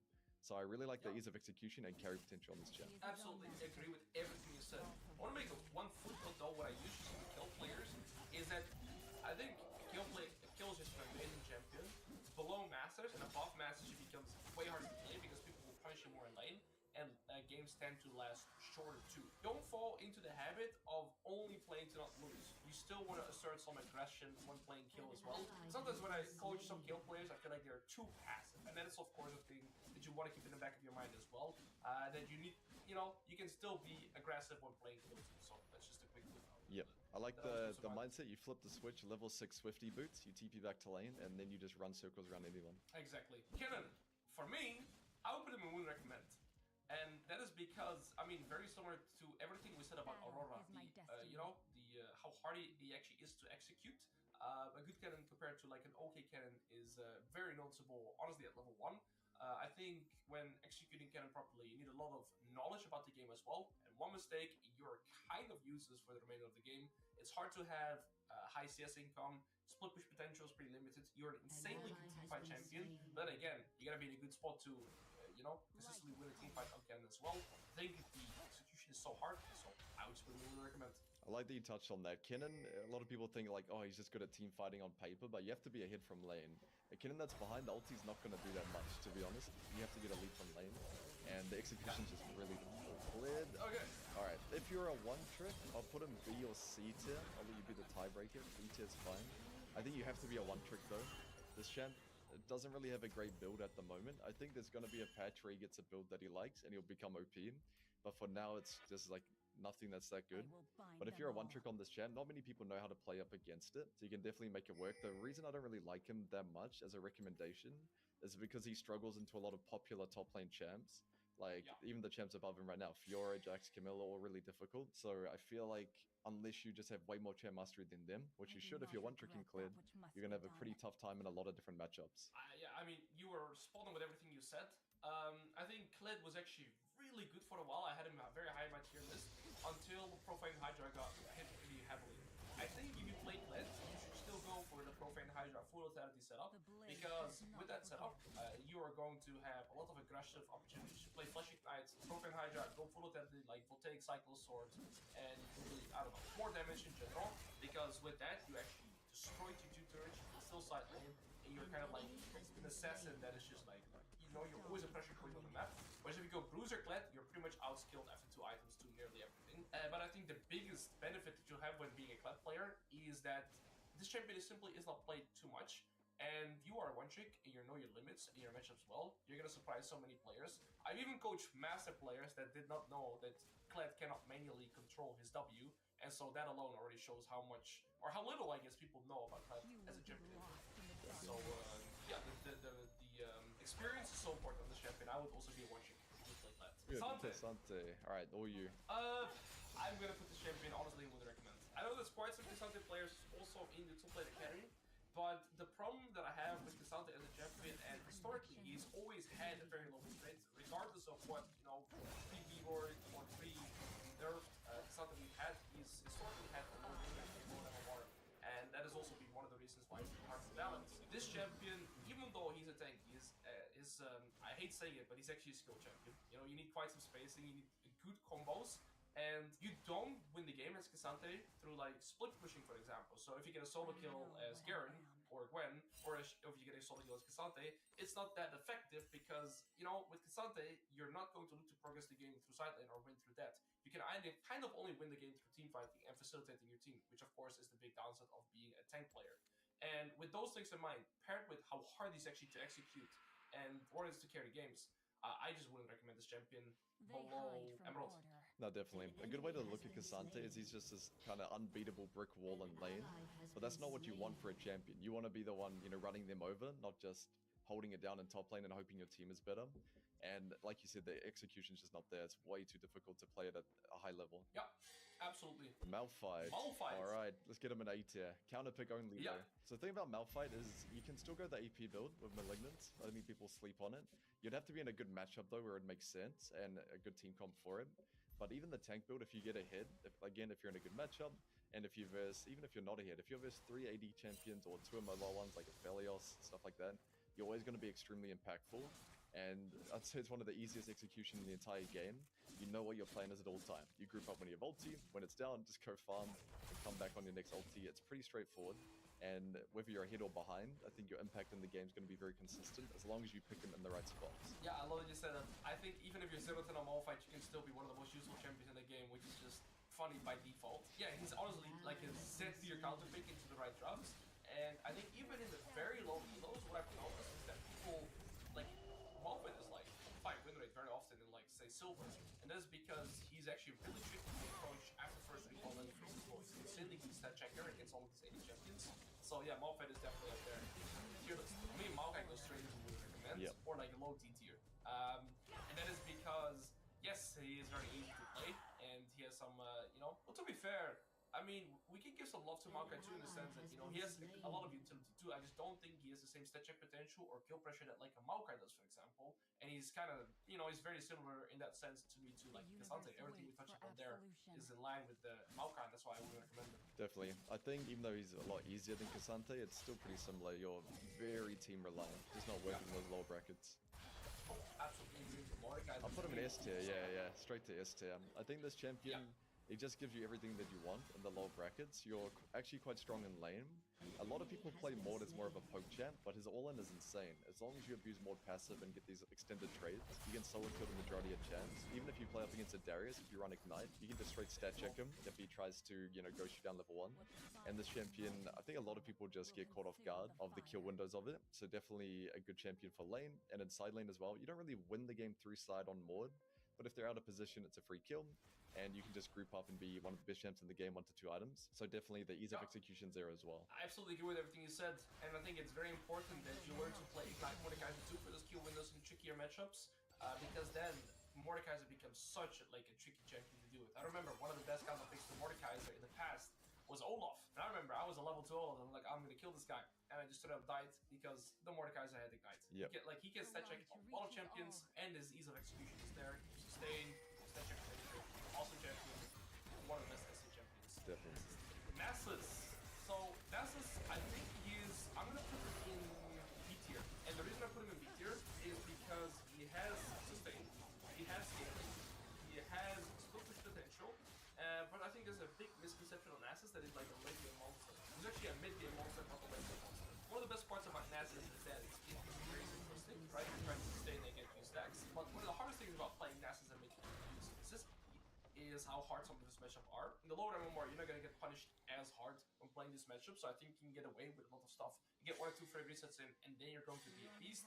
But it is still relatively hard to single-handedly carry a game on Nasus. You only have single target damage, no AoE, and your kit is still limited in the very late game state. So I think B tier is like a pretty solid position to put him in. Yeah, I like B tier. I feel like if you can't make progress 1v1 in side lane, and since your lane is weak, that's not going to be realistic. It's hard to close out a game on him, because your team fighting is not that good. You don't really have that much threat. You have that one single target ability, but unless you're ahead, you're not just going to run somebody down 5v5.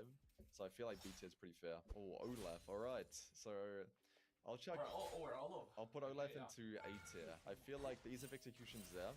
He does have a ceiling to him, but he's still got that ease of execution. He's extremely strong in lane. And if you go the Drain Tank build, the Rav Hydra Sundered Sky, and you can go Visage 3rd as well, you're legit a raid boss. You can 1v5 a lot of games. And if you pick Olaf in the right spots, I think he's pretty much unbeatable. If they have a low DPS, high crowd control comp, like Vex mid, Varus, Nautilus bottom, something like that, you're just going to be completely OP.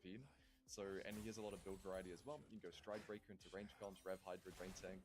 so you have quite a lot of options there. So definitely, even you gotta have to get used to his mana management, but you can take Prince of Mind and sort of cheese it a little bit. And once you have Tiamat, that kind of goes out the window anyway. So I'd definitely keep him in A tier. This is one of the few champions where I wish I had the time investment on that he's in my champion pool, because he is so good in a lot of jobs where my other champions simply are not good.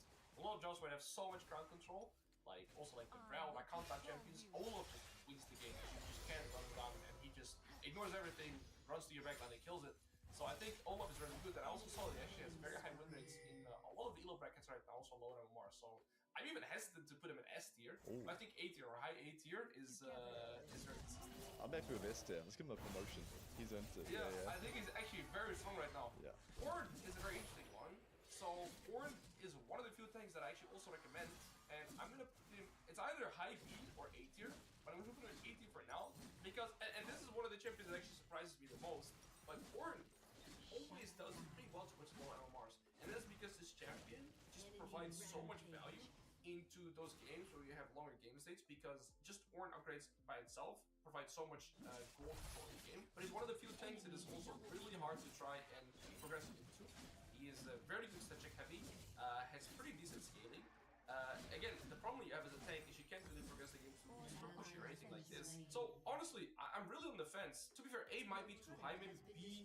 I think B tier is fair, but what surprises me always when I look at Ornn is that its win rate is so high, and I can't really place this one. I'd keep him C or D tier for the main reason you touched upon. We can't win the game through side on him, and so you're pretty team reliant. Even though you do give gold later on, I still think this is a very team reliant champion. I do like that he's pretty strong in lane, but it's kind of similar to K'Sante in a way, where you get a solo kill, it's like, it's nice, but it's not really going to change the game that much. So I would put it, I'm happy with low B, but I'd probably put him C, just because if you're recommending, let's say a silver or a gold player, right? You probably wouldn't want to see them playing Ornn if you wanted them to race to diamond or something like that, right? Ornn would just take a lot longer.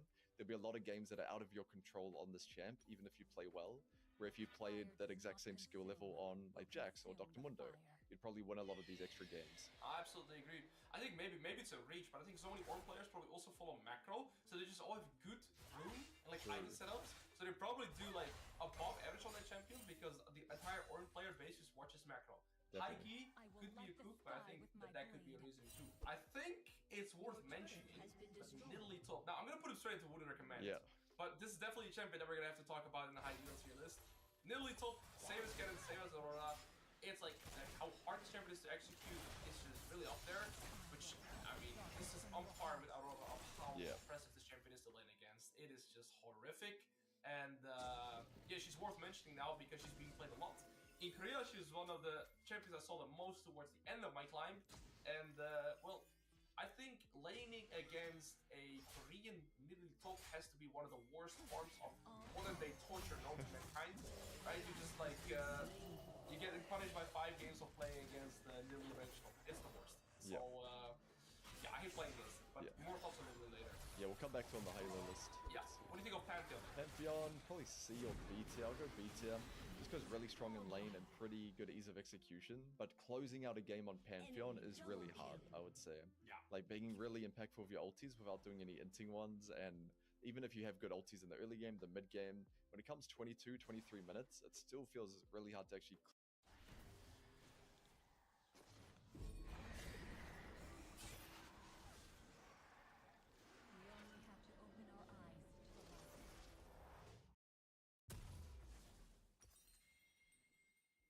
Your turret has been destroyed.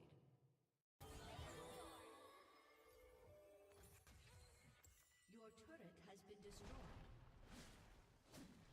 Follow and win.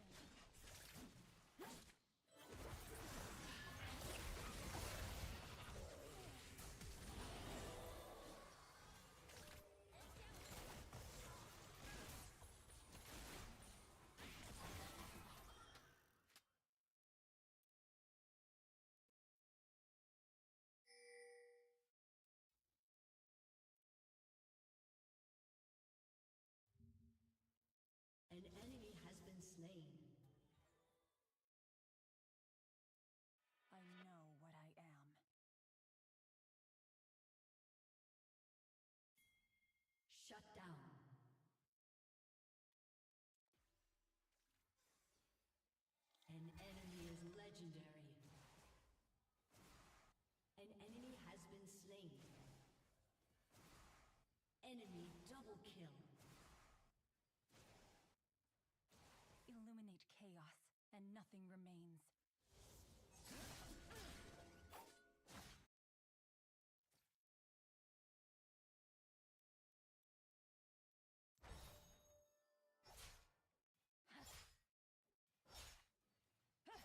Fight your fear.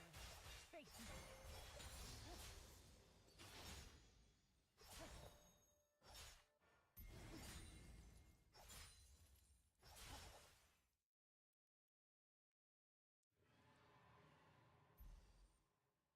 This world balances on the edge of my blade.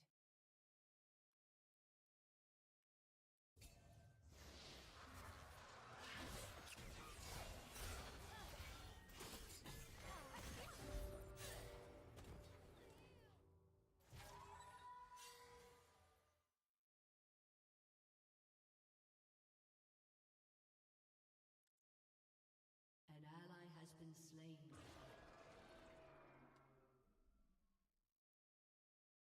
Tangled wasteland.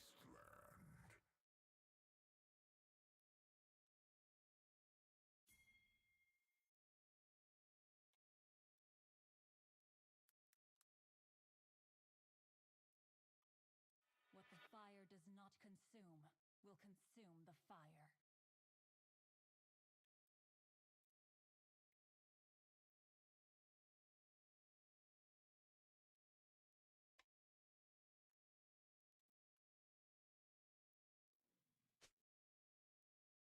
Chaos offers false freedom.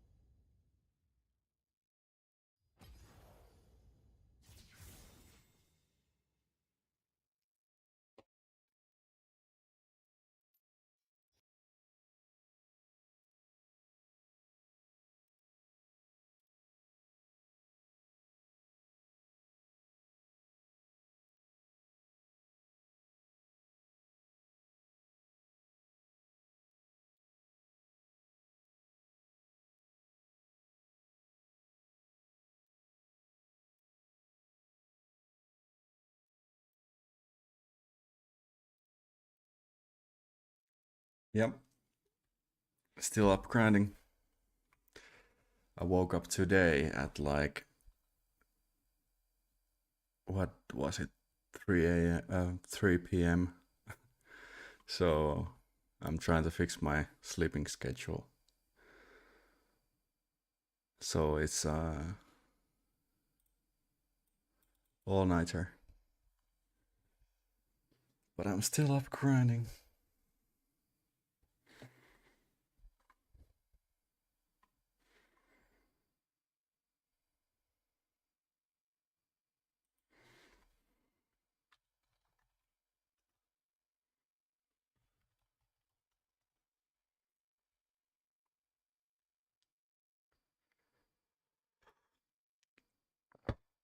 Oh, shit, that's fucking hot coffee.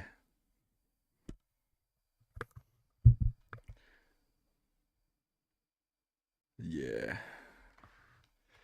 But I still have 3 weeks until the school starts, so I'm all good. I'm all set. I don't need to fix my schedule yet, but I just want to fix it. So.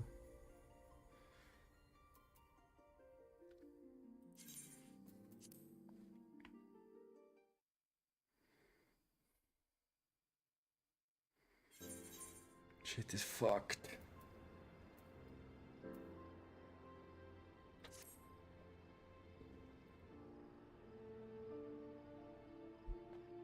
What is this game? This is Final Fantasy X IV Final Fantasy 14. This is MMORPG. MMORPG, and yeah, it's okay. All I can say is that it's really good. It's really good. Am I getting so low FPS? Not anymore.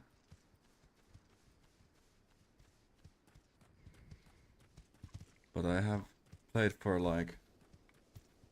How long have I been online?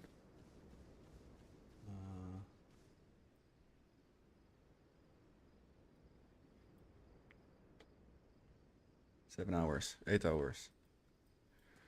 So I have been playing this game for like 5 of it. And this game hasn't even started yet. It's crazy.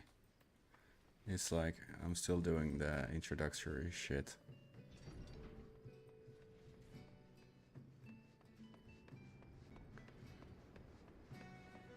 I'm yearning to have some boss fights or dungeons or anything. But it looks nice indeed.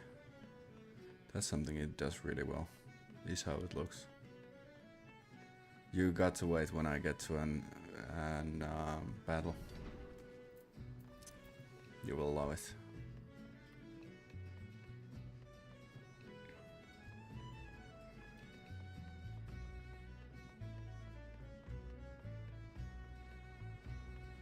Yeah, this is fucking grindy.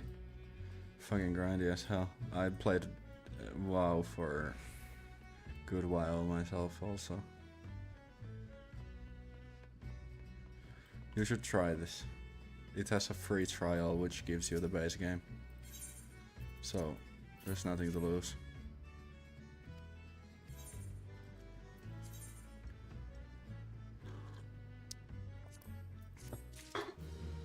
You know what? I managed to get rid of nicotine. I have been like 2 days now without nicotine, and I don't feel anything, so I got rid of it.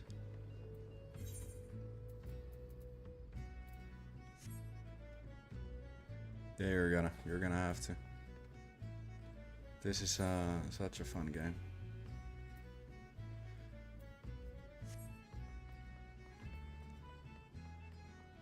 Big W indeed. No more money sink like nicotine used to be. Now I can focus on my Pokemon card collection instead.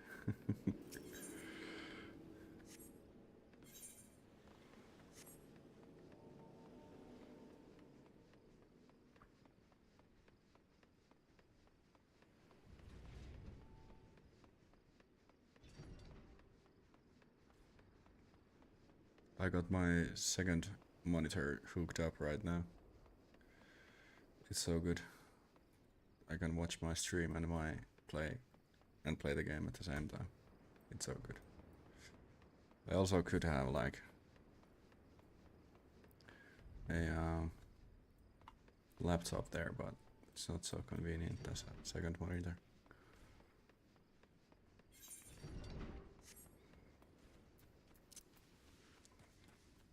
And I do believe that this game has like pretty good PvP as well. That's what they don't really like talk about it that much, or I haven't seen anything being talked about it, but this damage and battle system is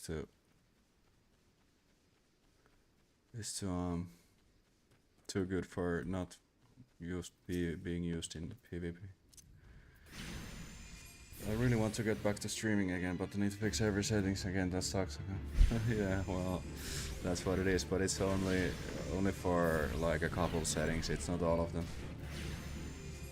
But yeah, streaming is the way to go, man. We could do collaboration stream, like both of us co-stream and shit.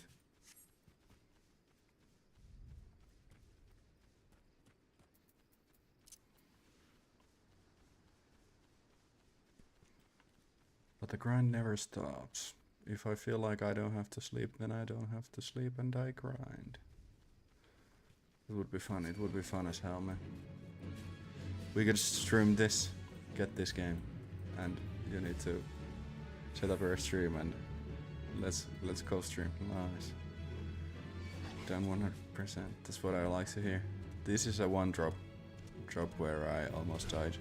Yeah, not anymore. Gotten some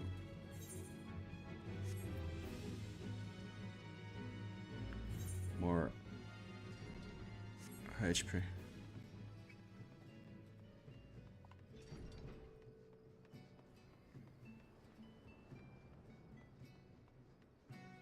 Hey, how do I get up there? What the fuck? It should be here.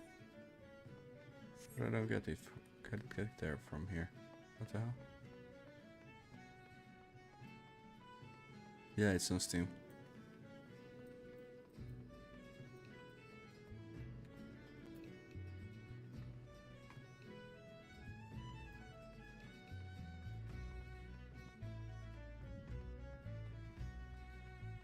Final Fantasy XIV.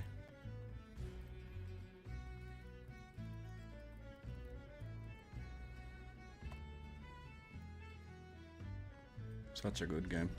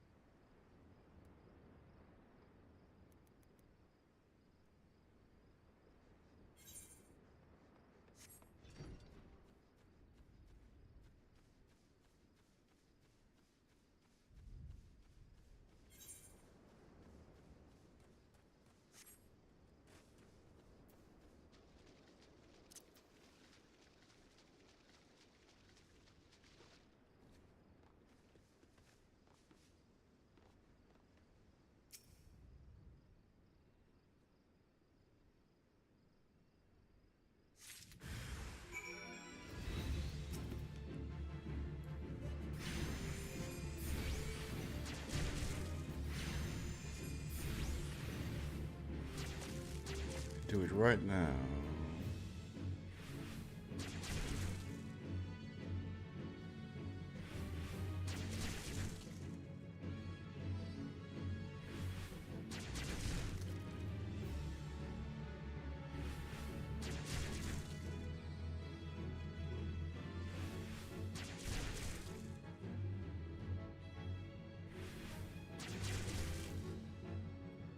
Oh shit, I'm dying.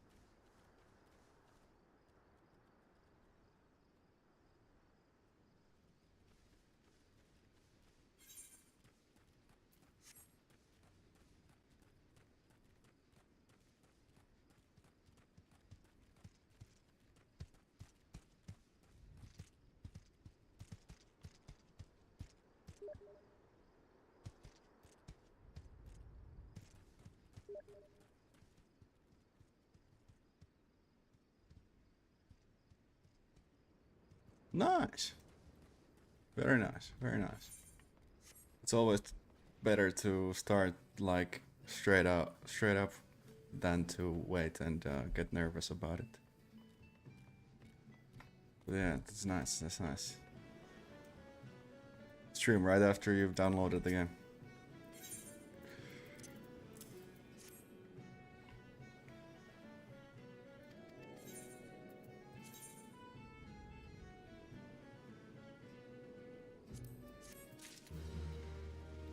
I'm gonna get so geared, like,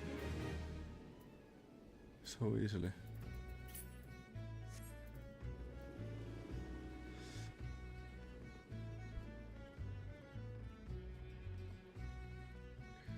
I'm gonna get very many things.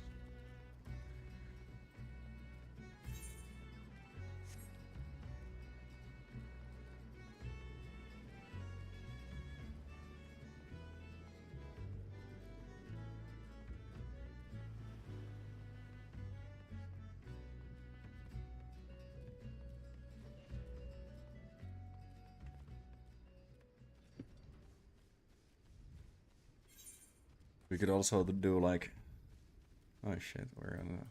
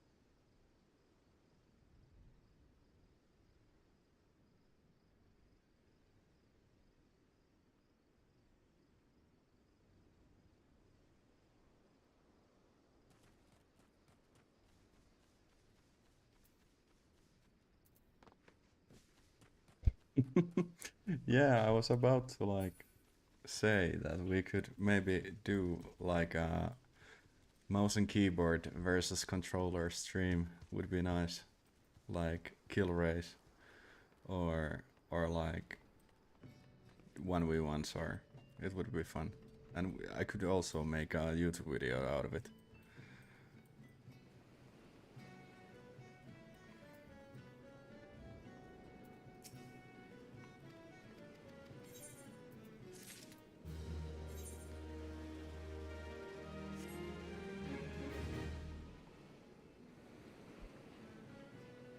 Nice, let's go. Always good to have something in mind.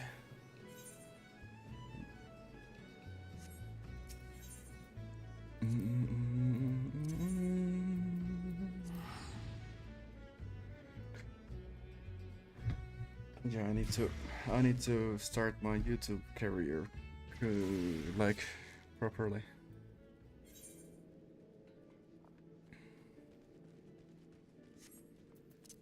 I need to do some shorts and I need to do some longer content. For sure.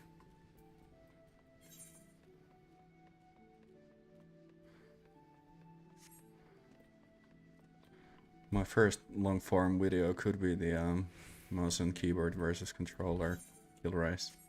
Because we are kind of the same rank, I would say, in like FPS games in general. We both have been in Faceit 10 and... Well, I haven't been in Faceit 10, I was Faceit level 7, but Global Elite and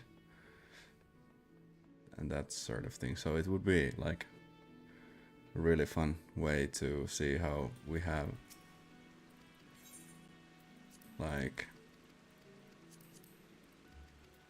We have like...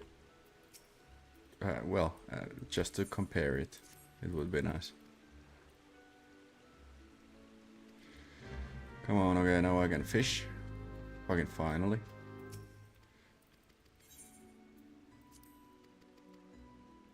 There's so much text in this fucking game.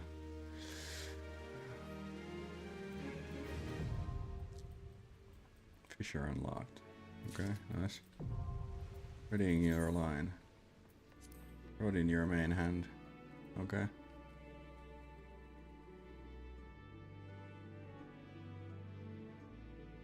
Yeah.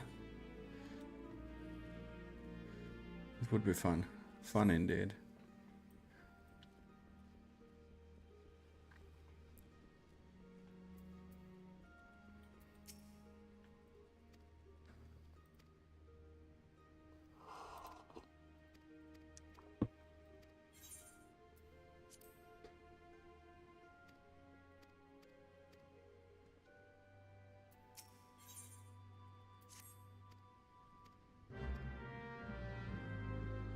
Quest accepted.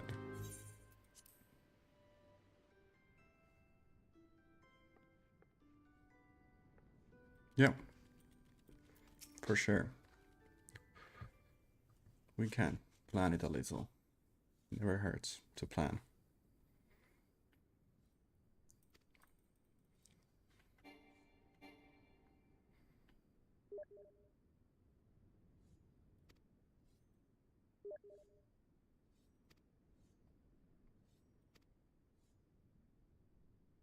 It could start at like, I would say, 4 PM for you. So it would be 5 PM for me. Then it could start. Stir you.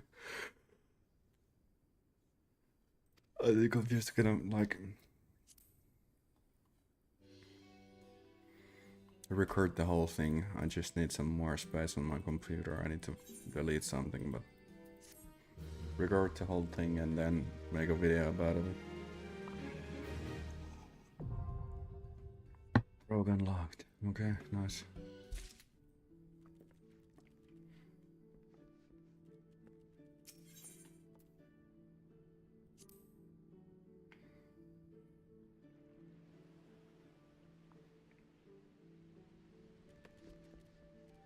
Okay, where do I need to go now?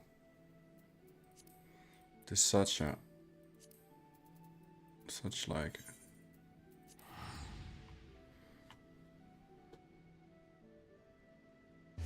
you need to have map open every time, every day, 24/7 in this game.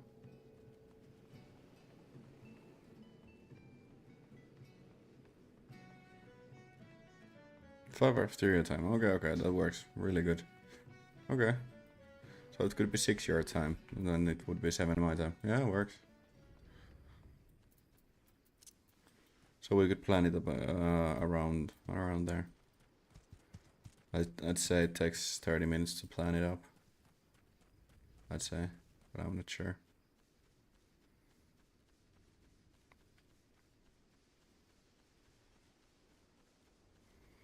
I want some dungeons. I want some like PvP action. I want PvE action. I want action.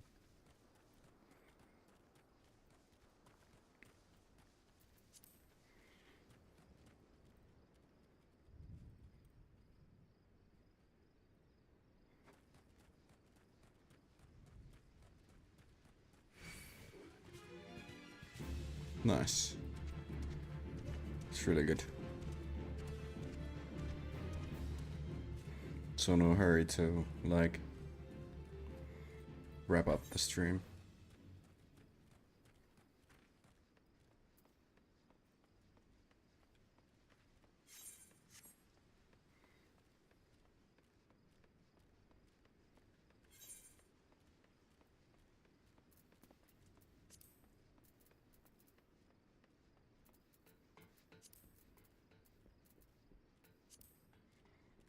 And I can sleep somewhere around there, or like before it.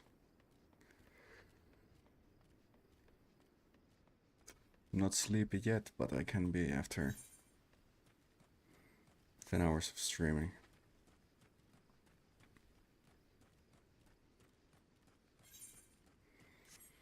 Can I run a little bit faster, please? Can I get a mount? Can I get some PvE and PvP?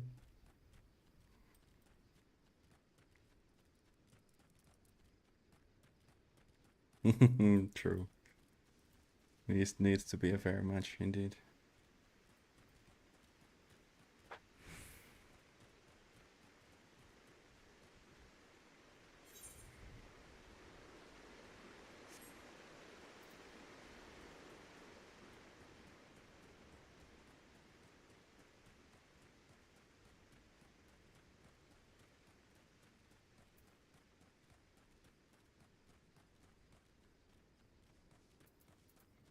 These mobs are level 4. God damn. I'm so far ahead of this guest quest that I'm doing. Did you vote? A plus?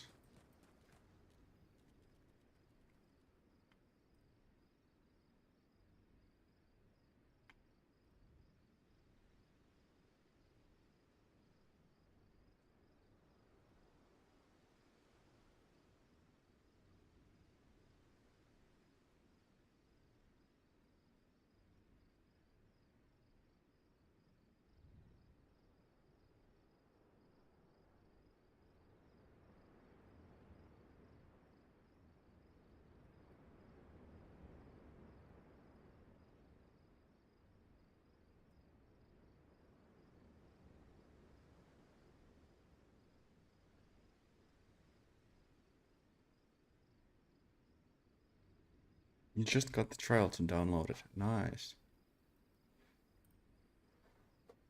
Very good. Hey, what is happening? There we go.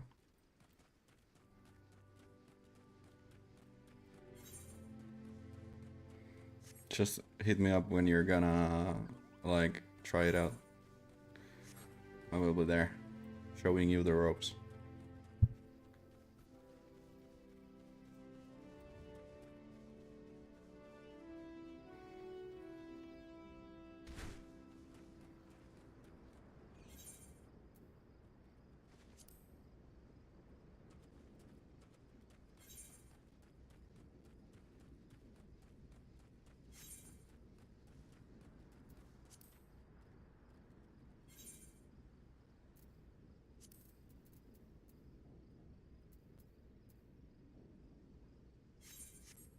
I need to go to the mist. Is it from here? It should be from here. But what the fuck? Go to a specific word. Over there. Cancel. Back. Raymond. Tavern. Visitors welcome. Okay, can I...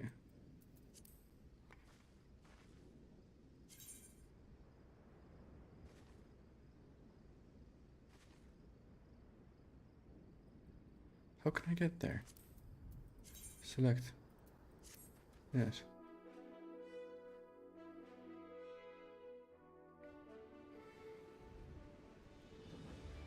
What the fuck?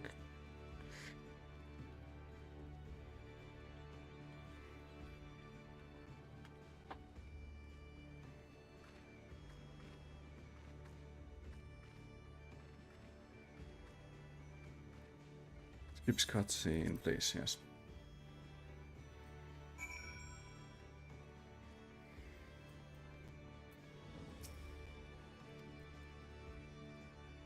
Mist isn't looking like mist.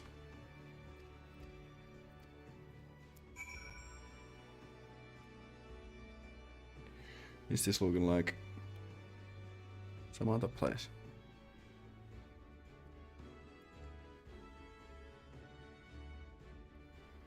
Mist is looking like paradise instead.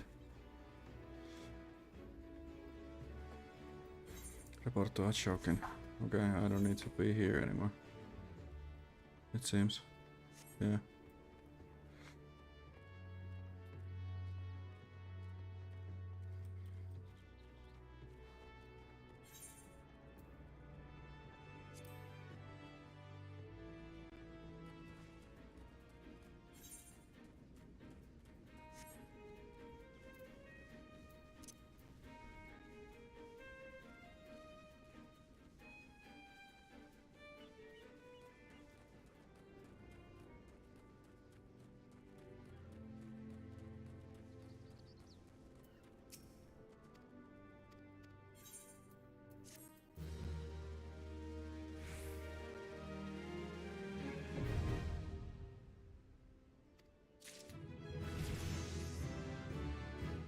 Level off.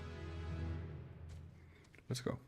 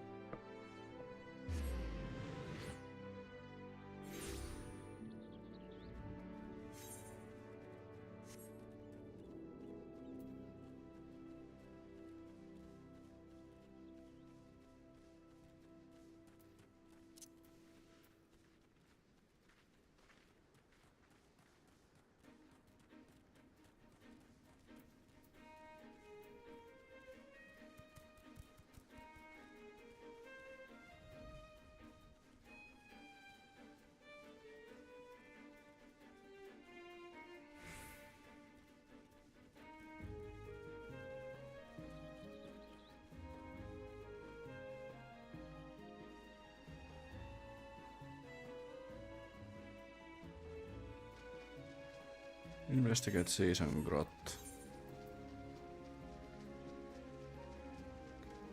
Uh-huh. I need to kill some pirates. Where are they? They are there.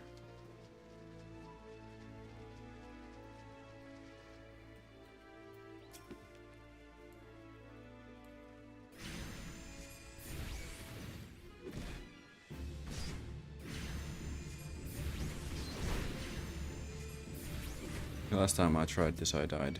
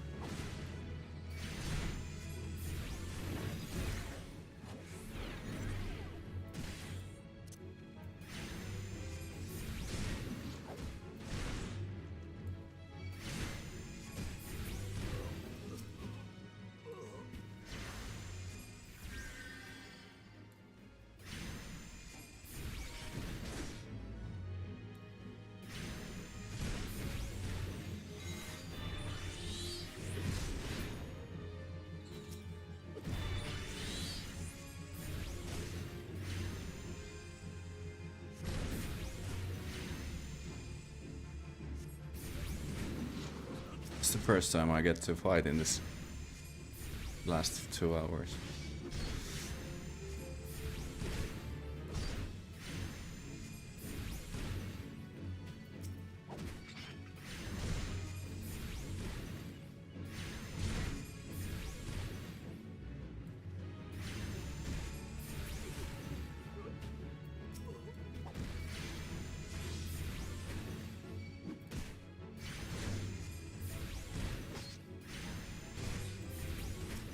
How many are these going to spawn here?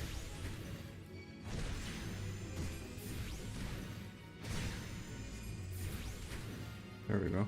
No, still more. What the hell?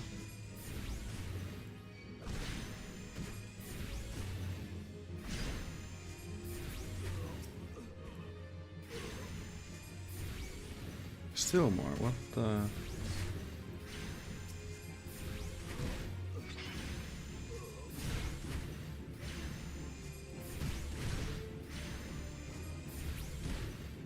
Another one.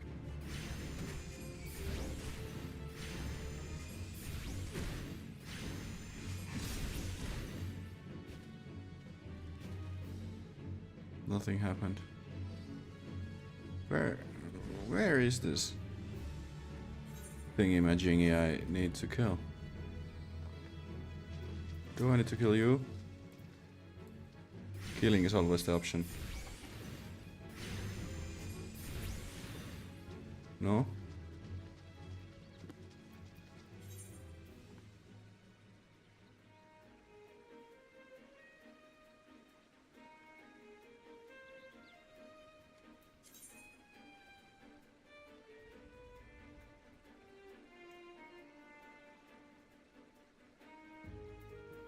Investigate.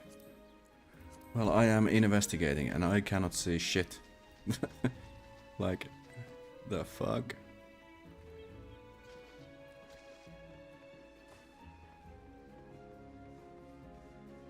Where is this thing?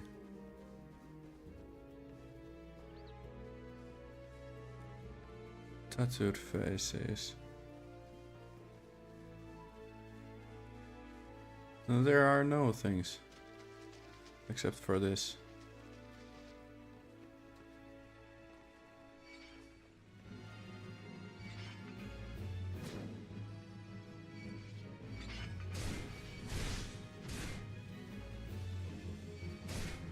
Well, there is nothing.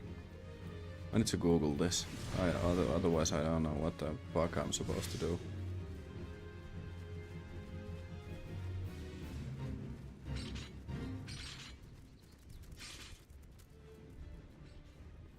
I need to Google this. I'm so glad I have to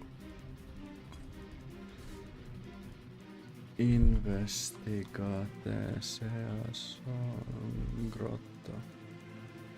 What am I supposed to do here? Yep. Down the hill and into the cave. Uh-huh. Down the hill and into the cave. What the hell?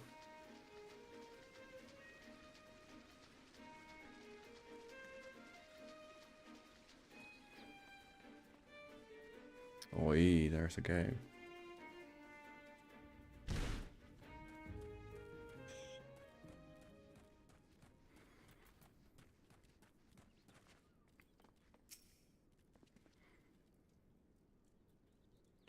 I was so dumb.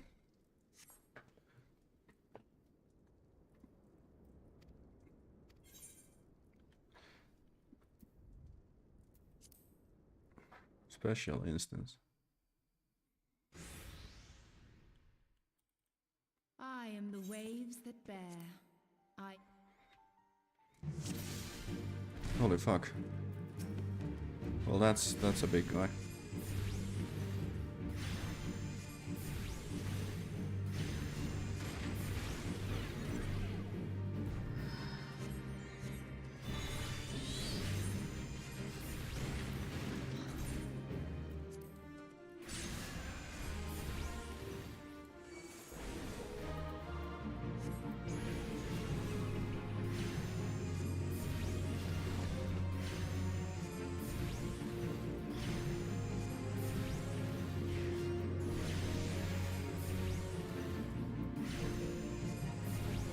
Just gonna take edges. What the fuck?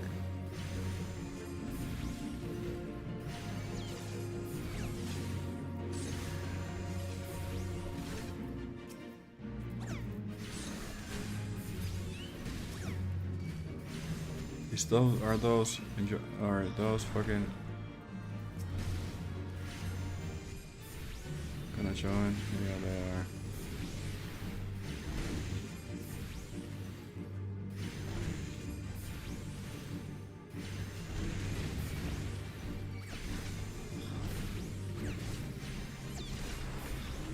I'm just gonna fucking face check this damage. There we go.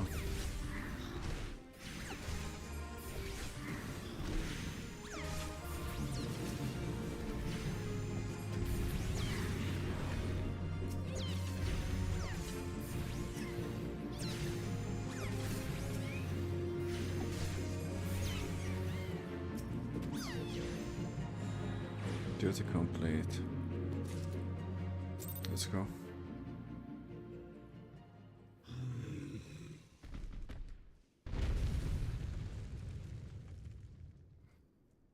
What even are?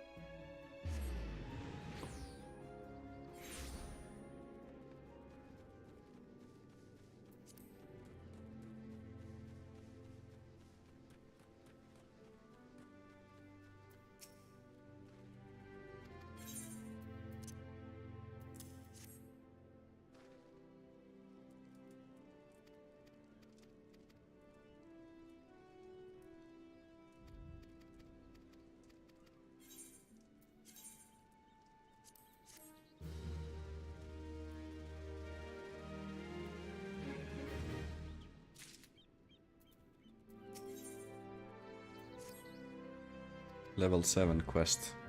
I have done so many side quests. What the fuck?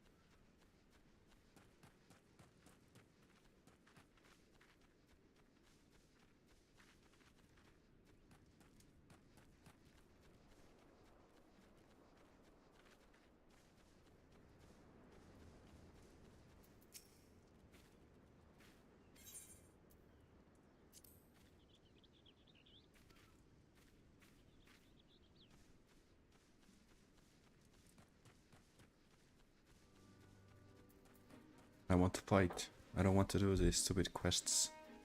I want to fight. I want to PvP.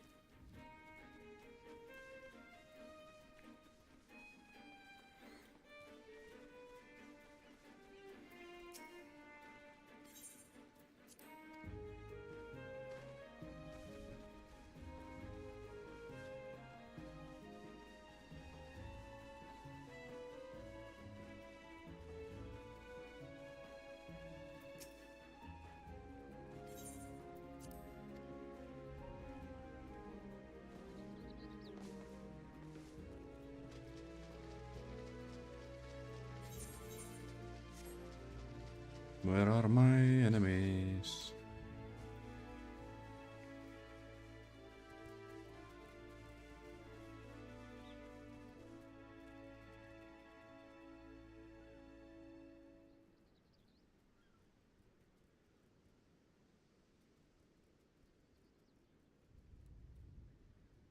Yeah.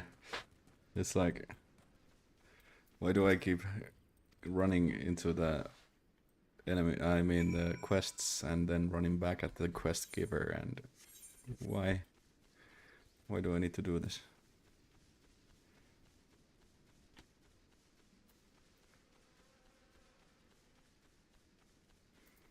At least give me a mount. A flying mount would be awesome. Thank you.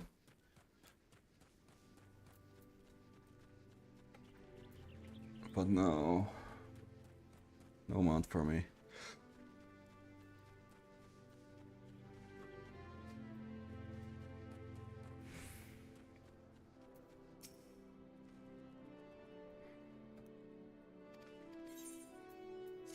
$2,240 gold. What the hell?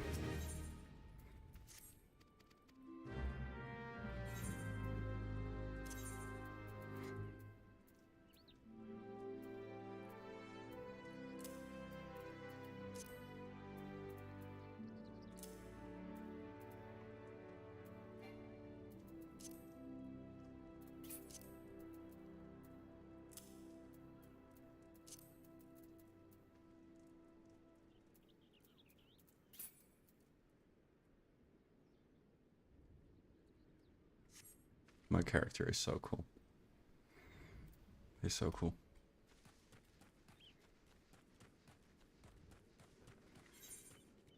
Where do I have to go then?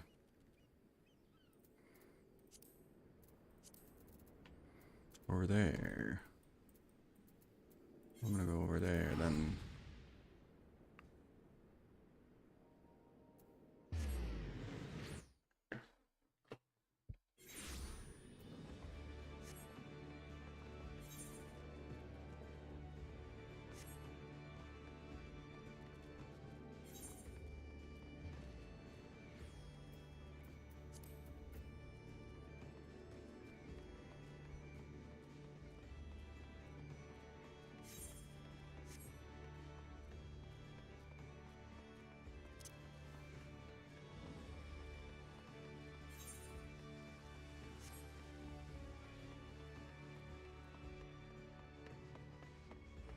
Coolest guy.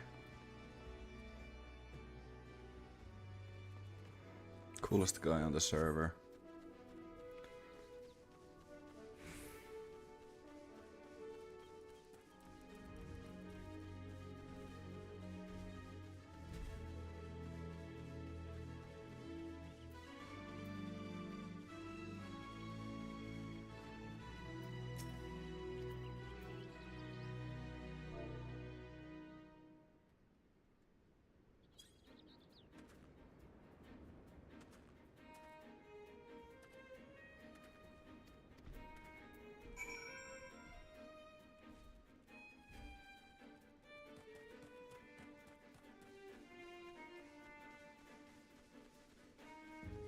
What are these guys doing?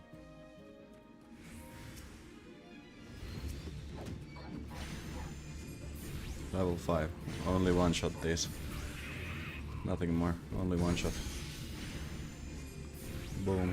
And 2 shots both.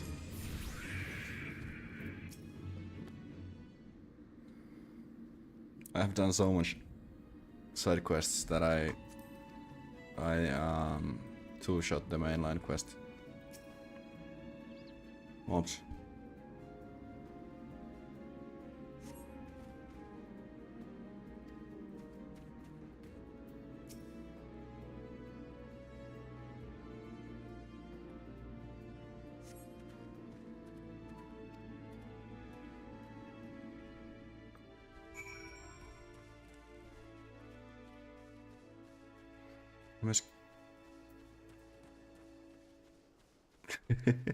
Yeah.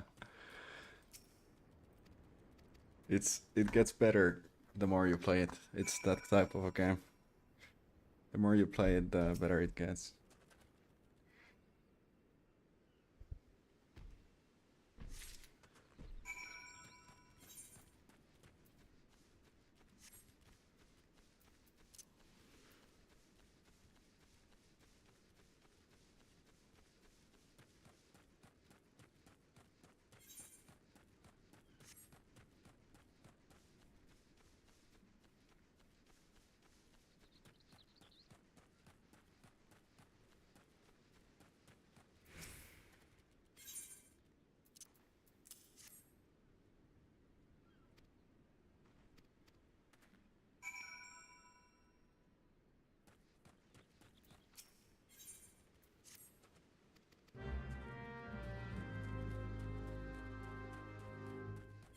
a lot of walking and talking, but I hope it gets better. This is a best way to do the walking. The teleport. It's right where the guest giver is. There we go.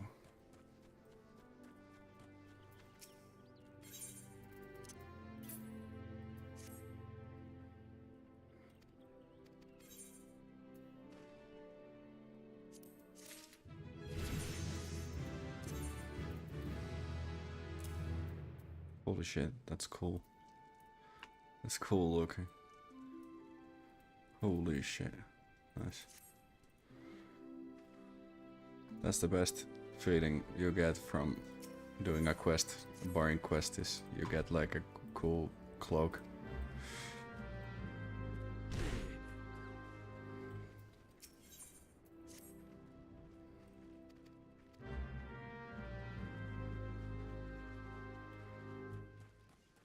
My name is Cloak Guy, in Finnish, viittamies.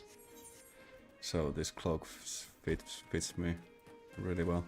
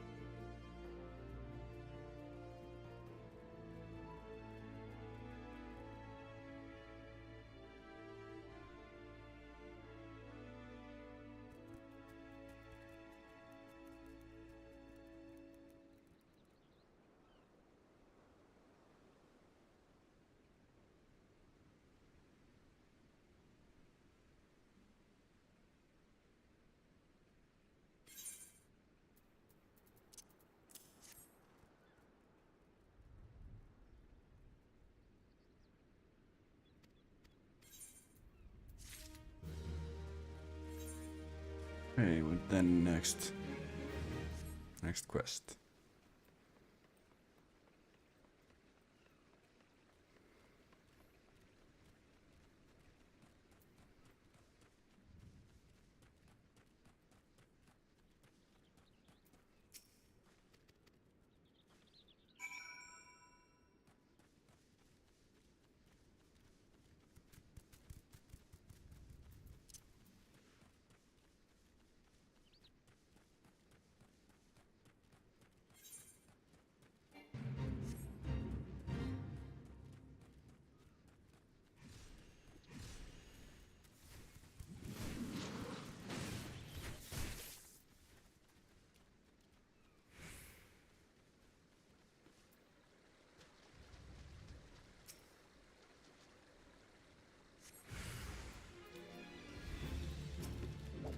I haven't fought these guys since I fucking installed the game.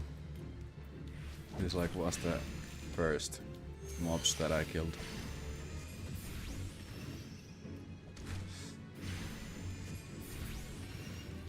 OBS is glitching, goddamn, you need to do it with Streamlabs. Streamlabs is the way to go.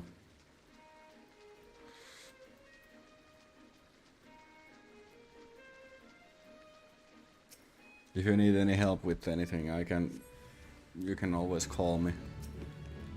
I used OBS as well.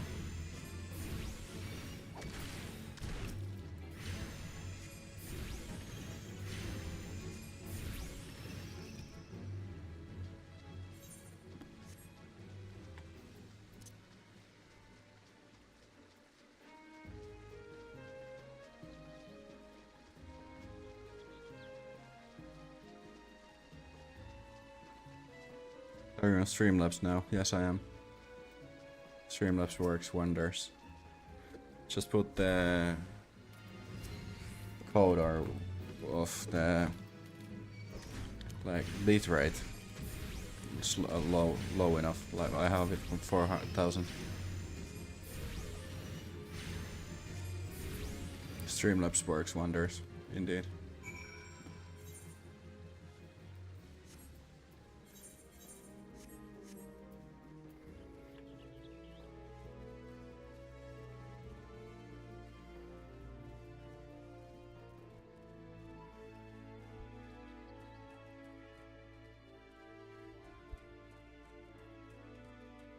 Streamlabs doesn't have as much things you can like configure as OBS, but it's better in my opinion.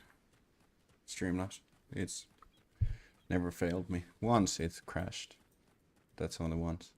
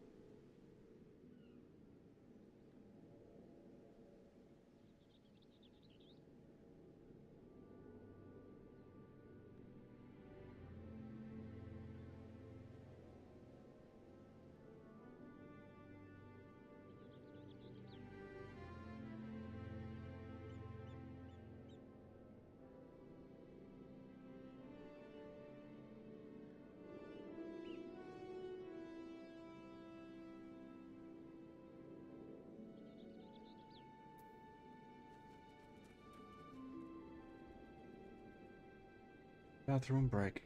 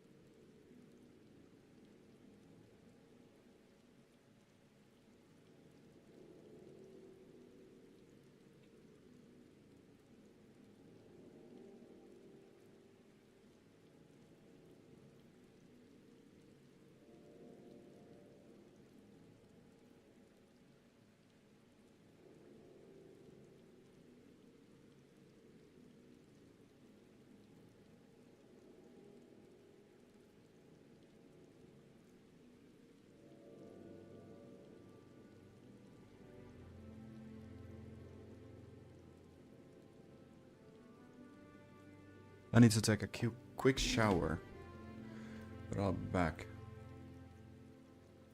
after.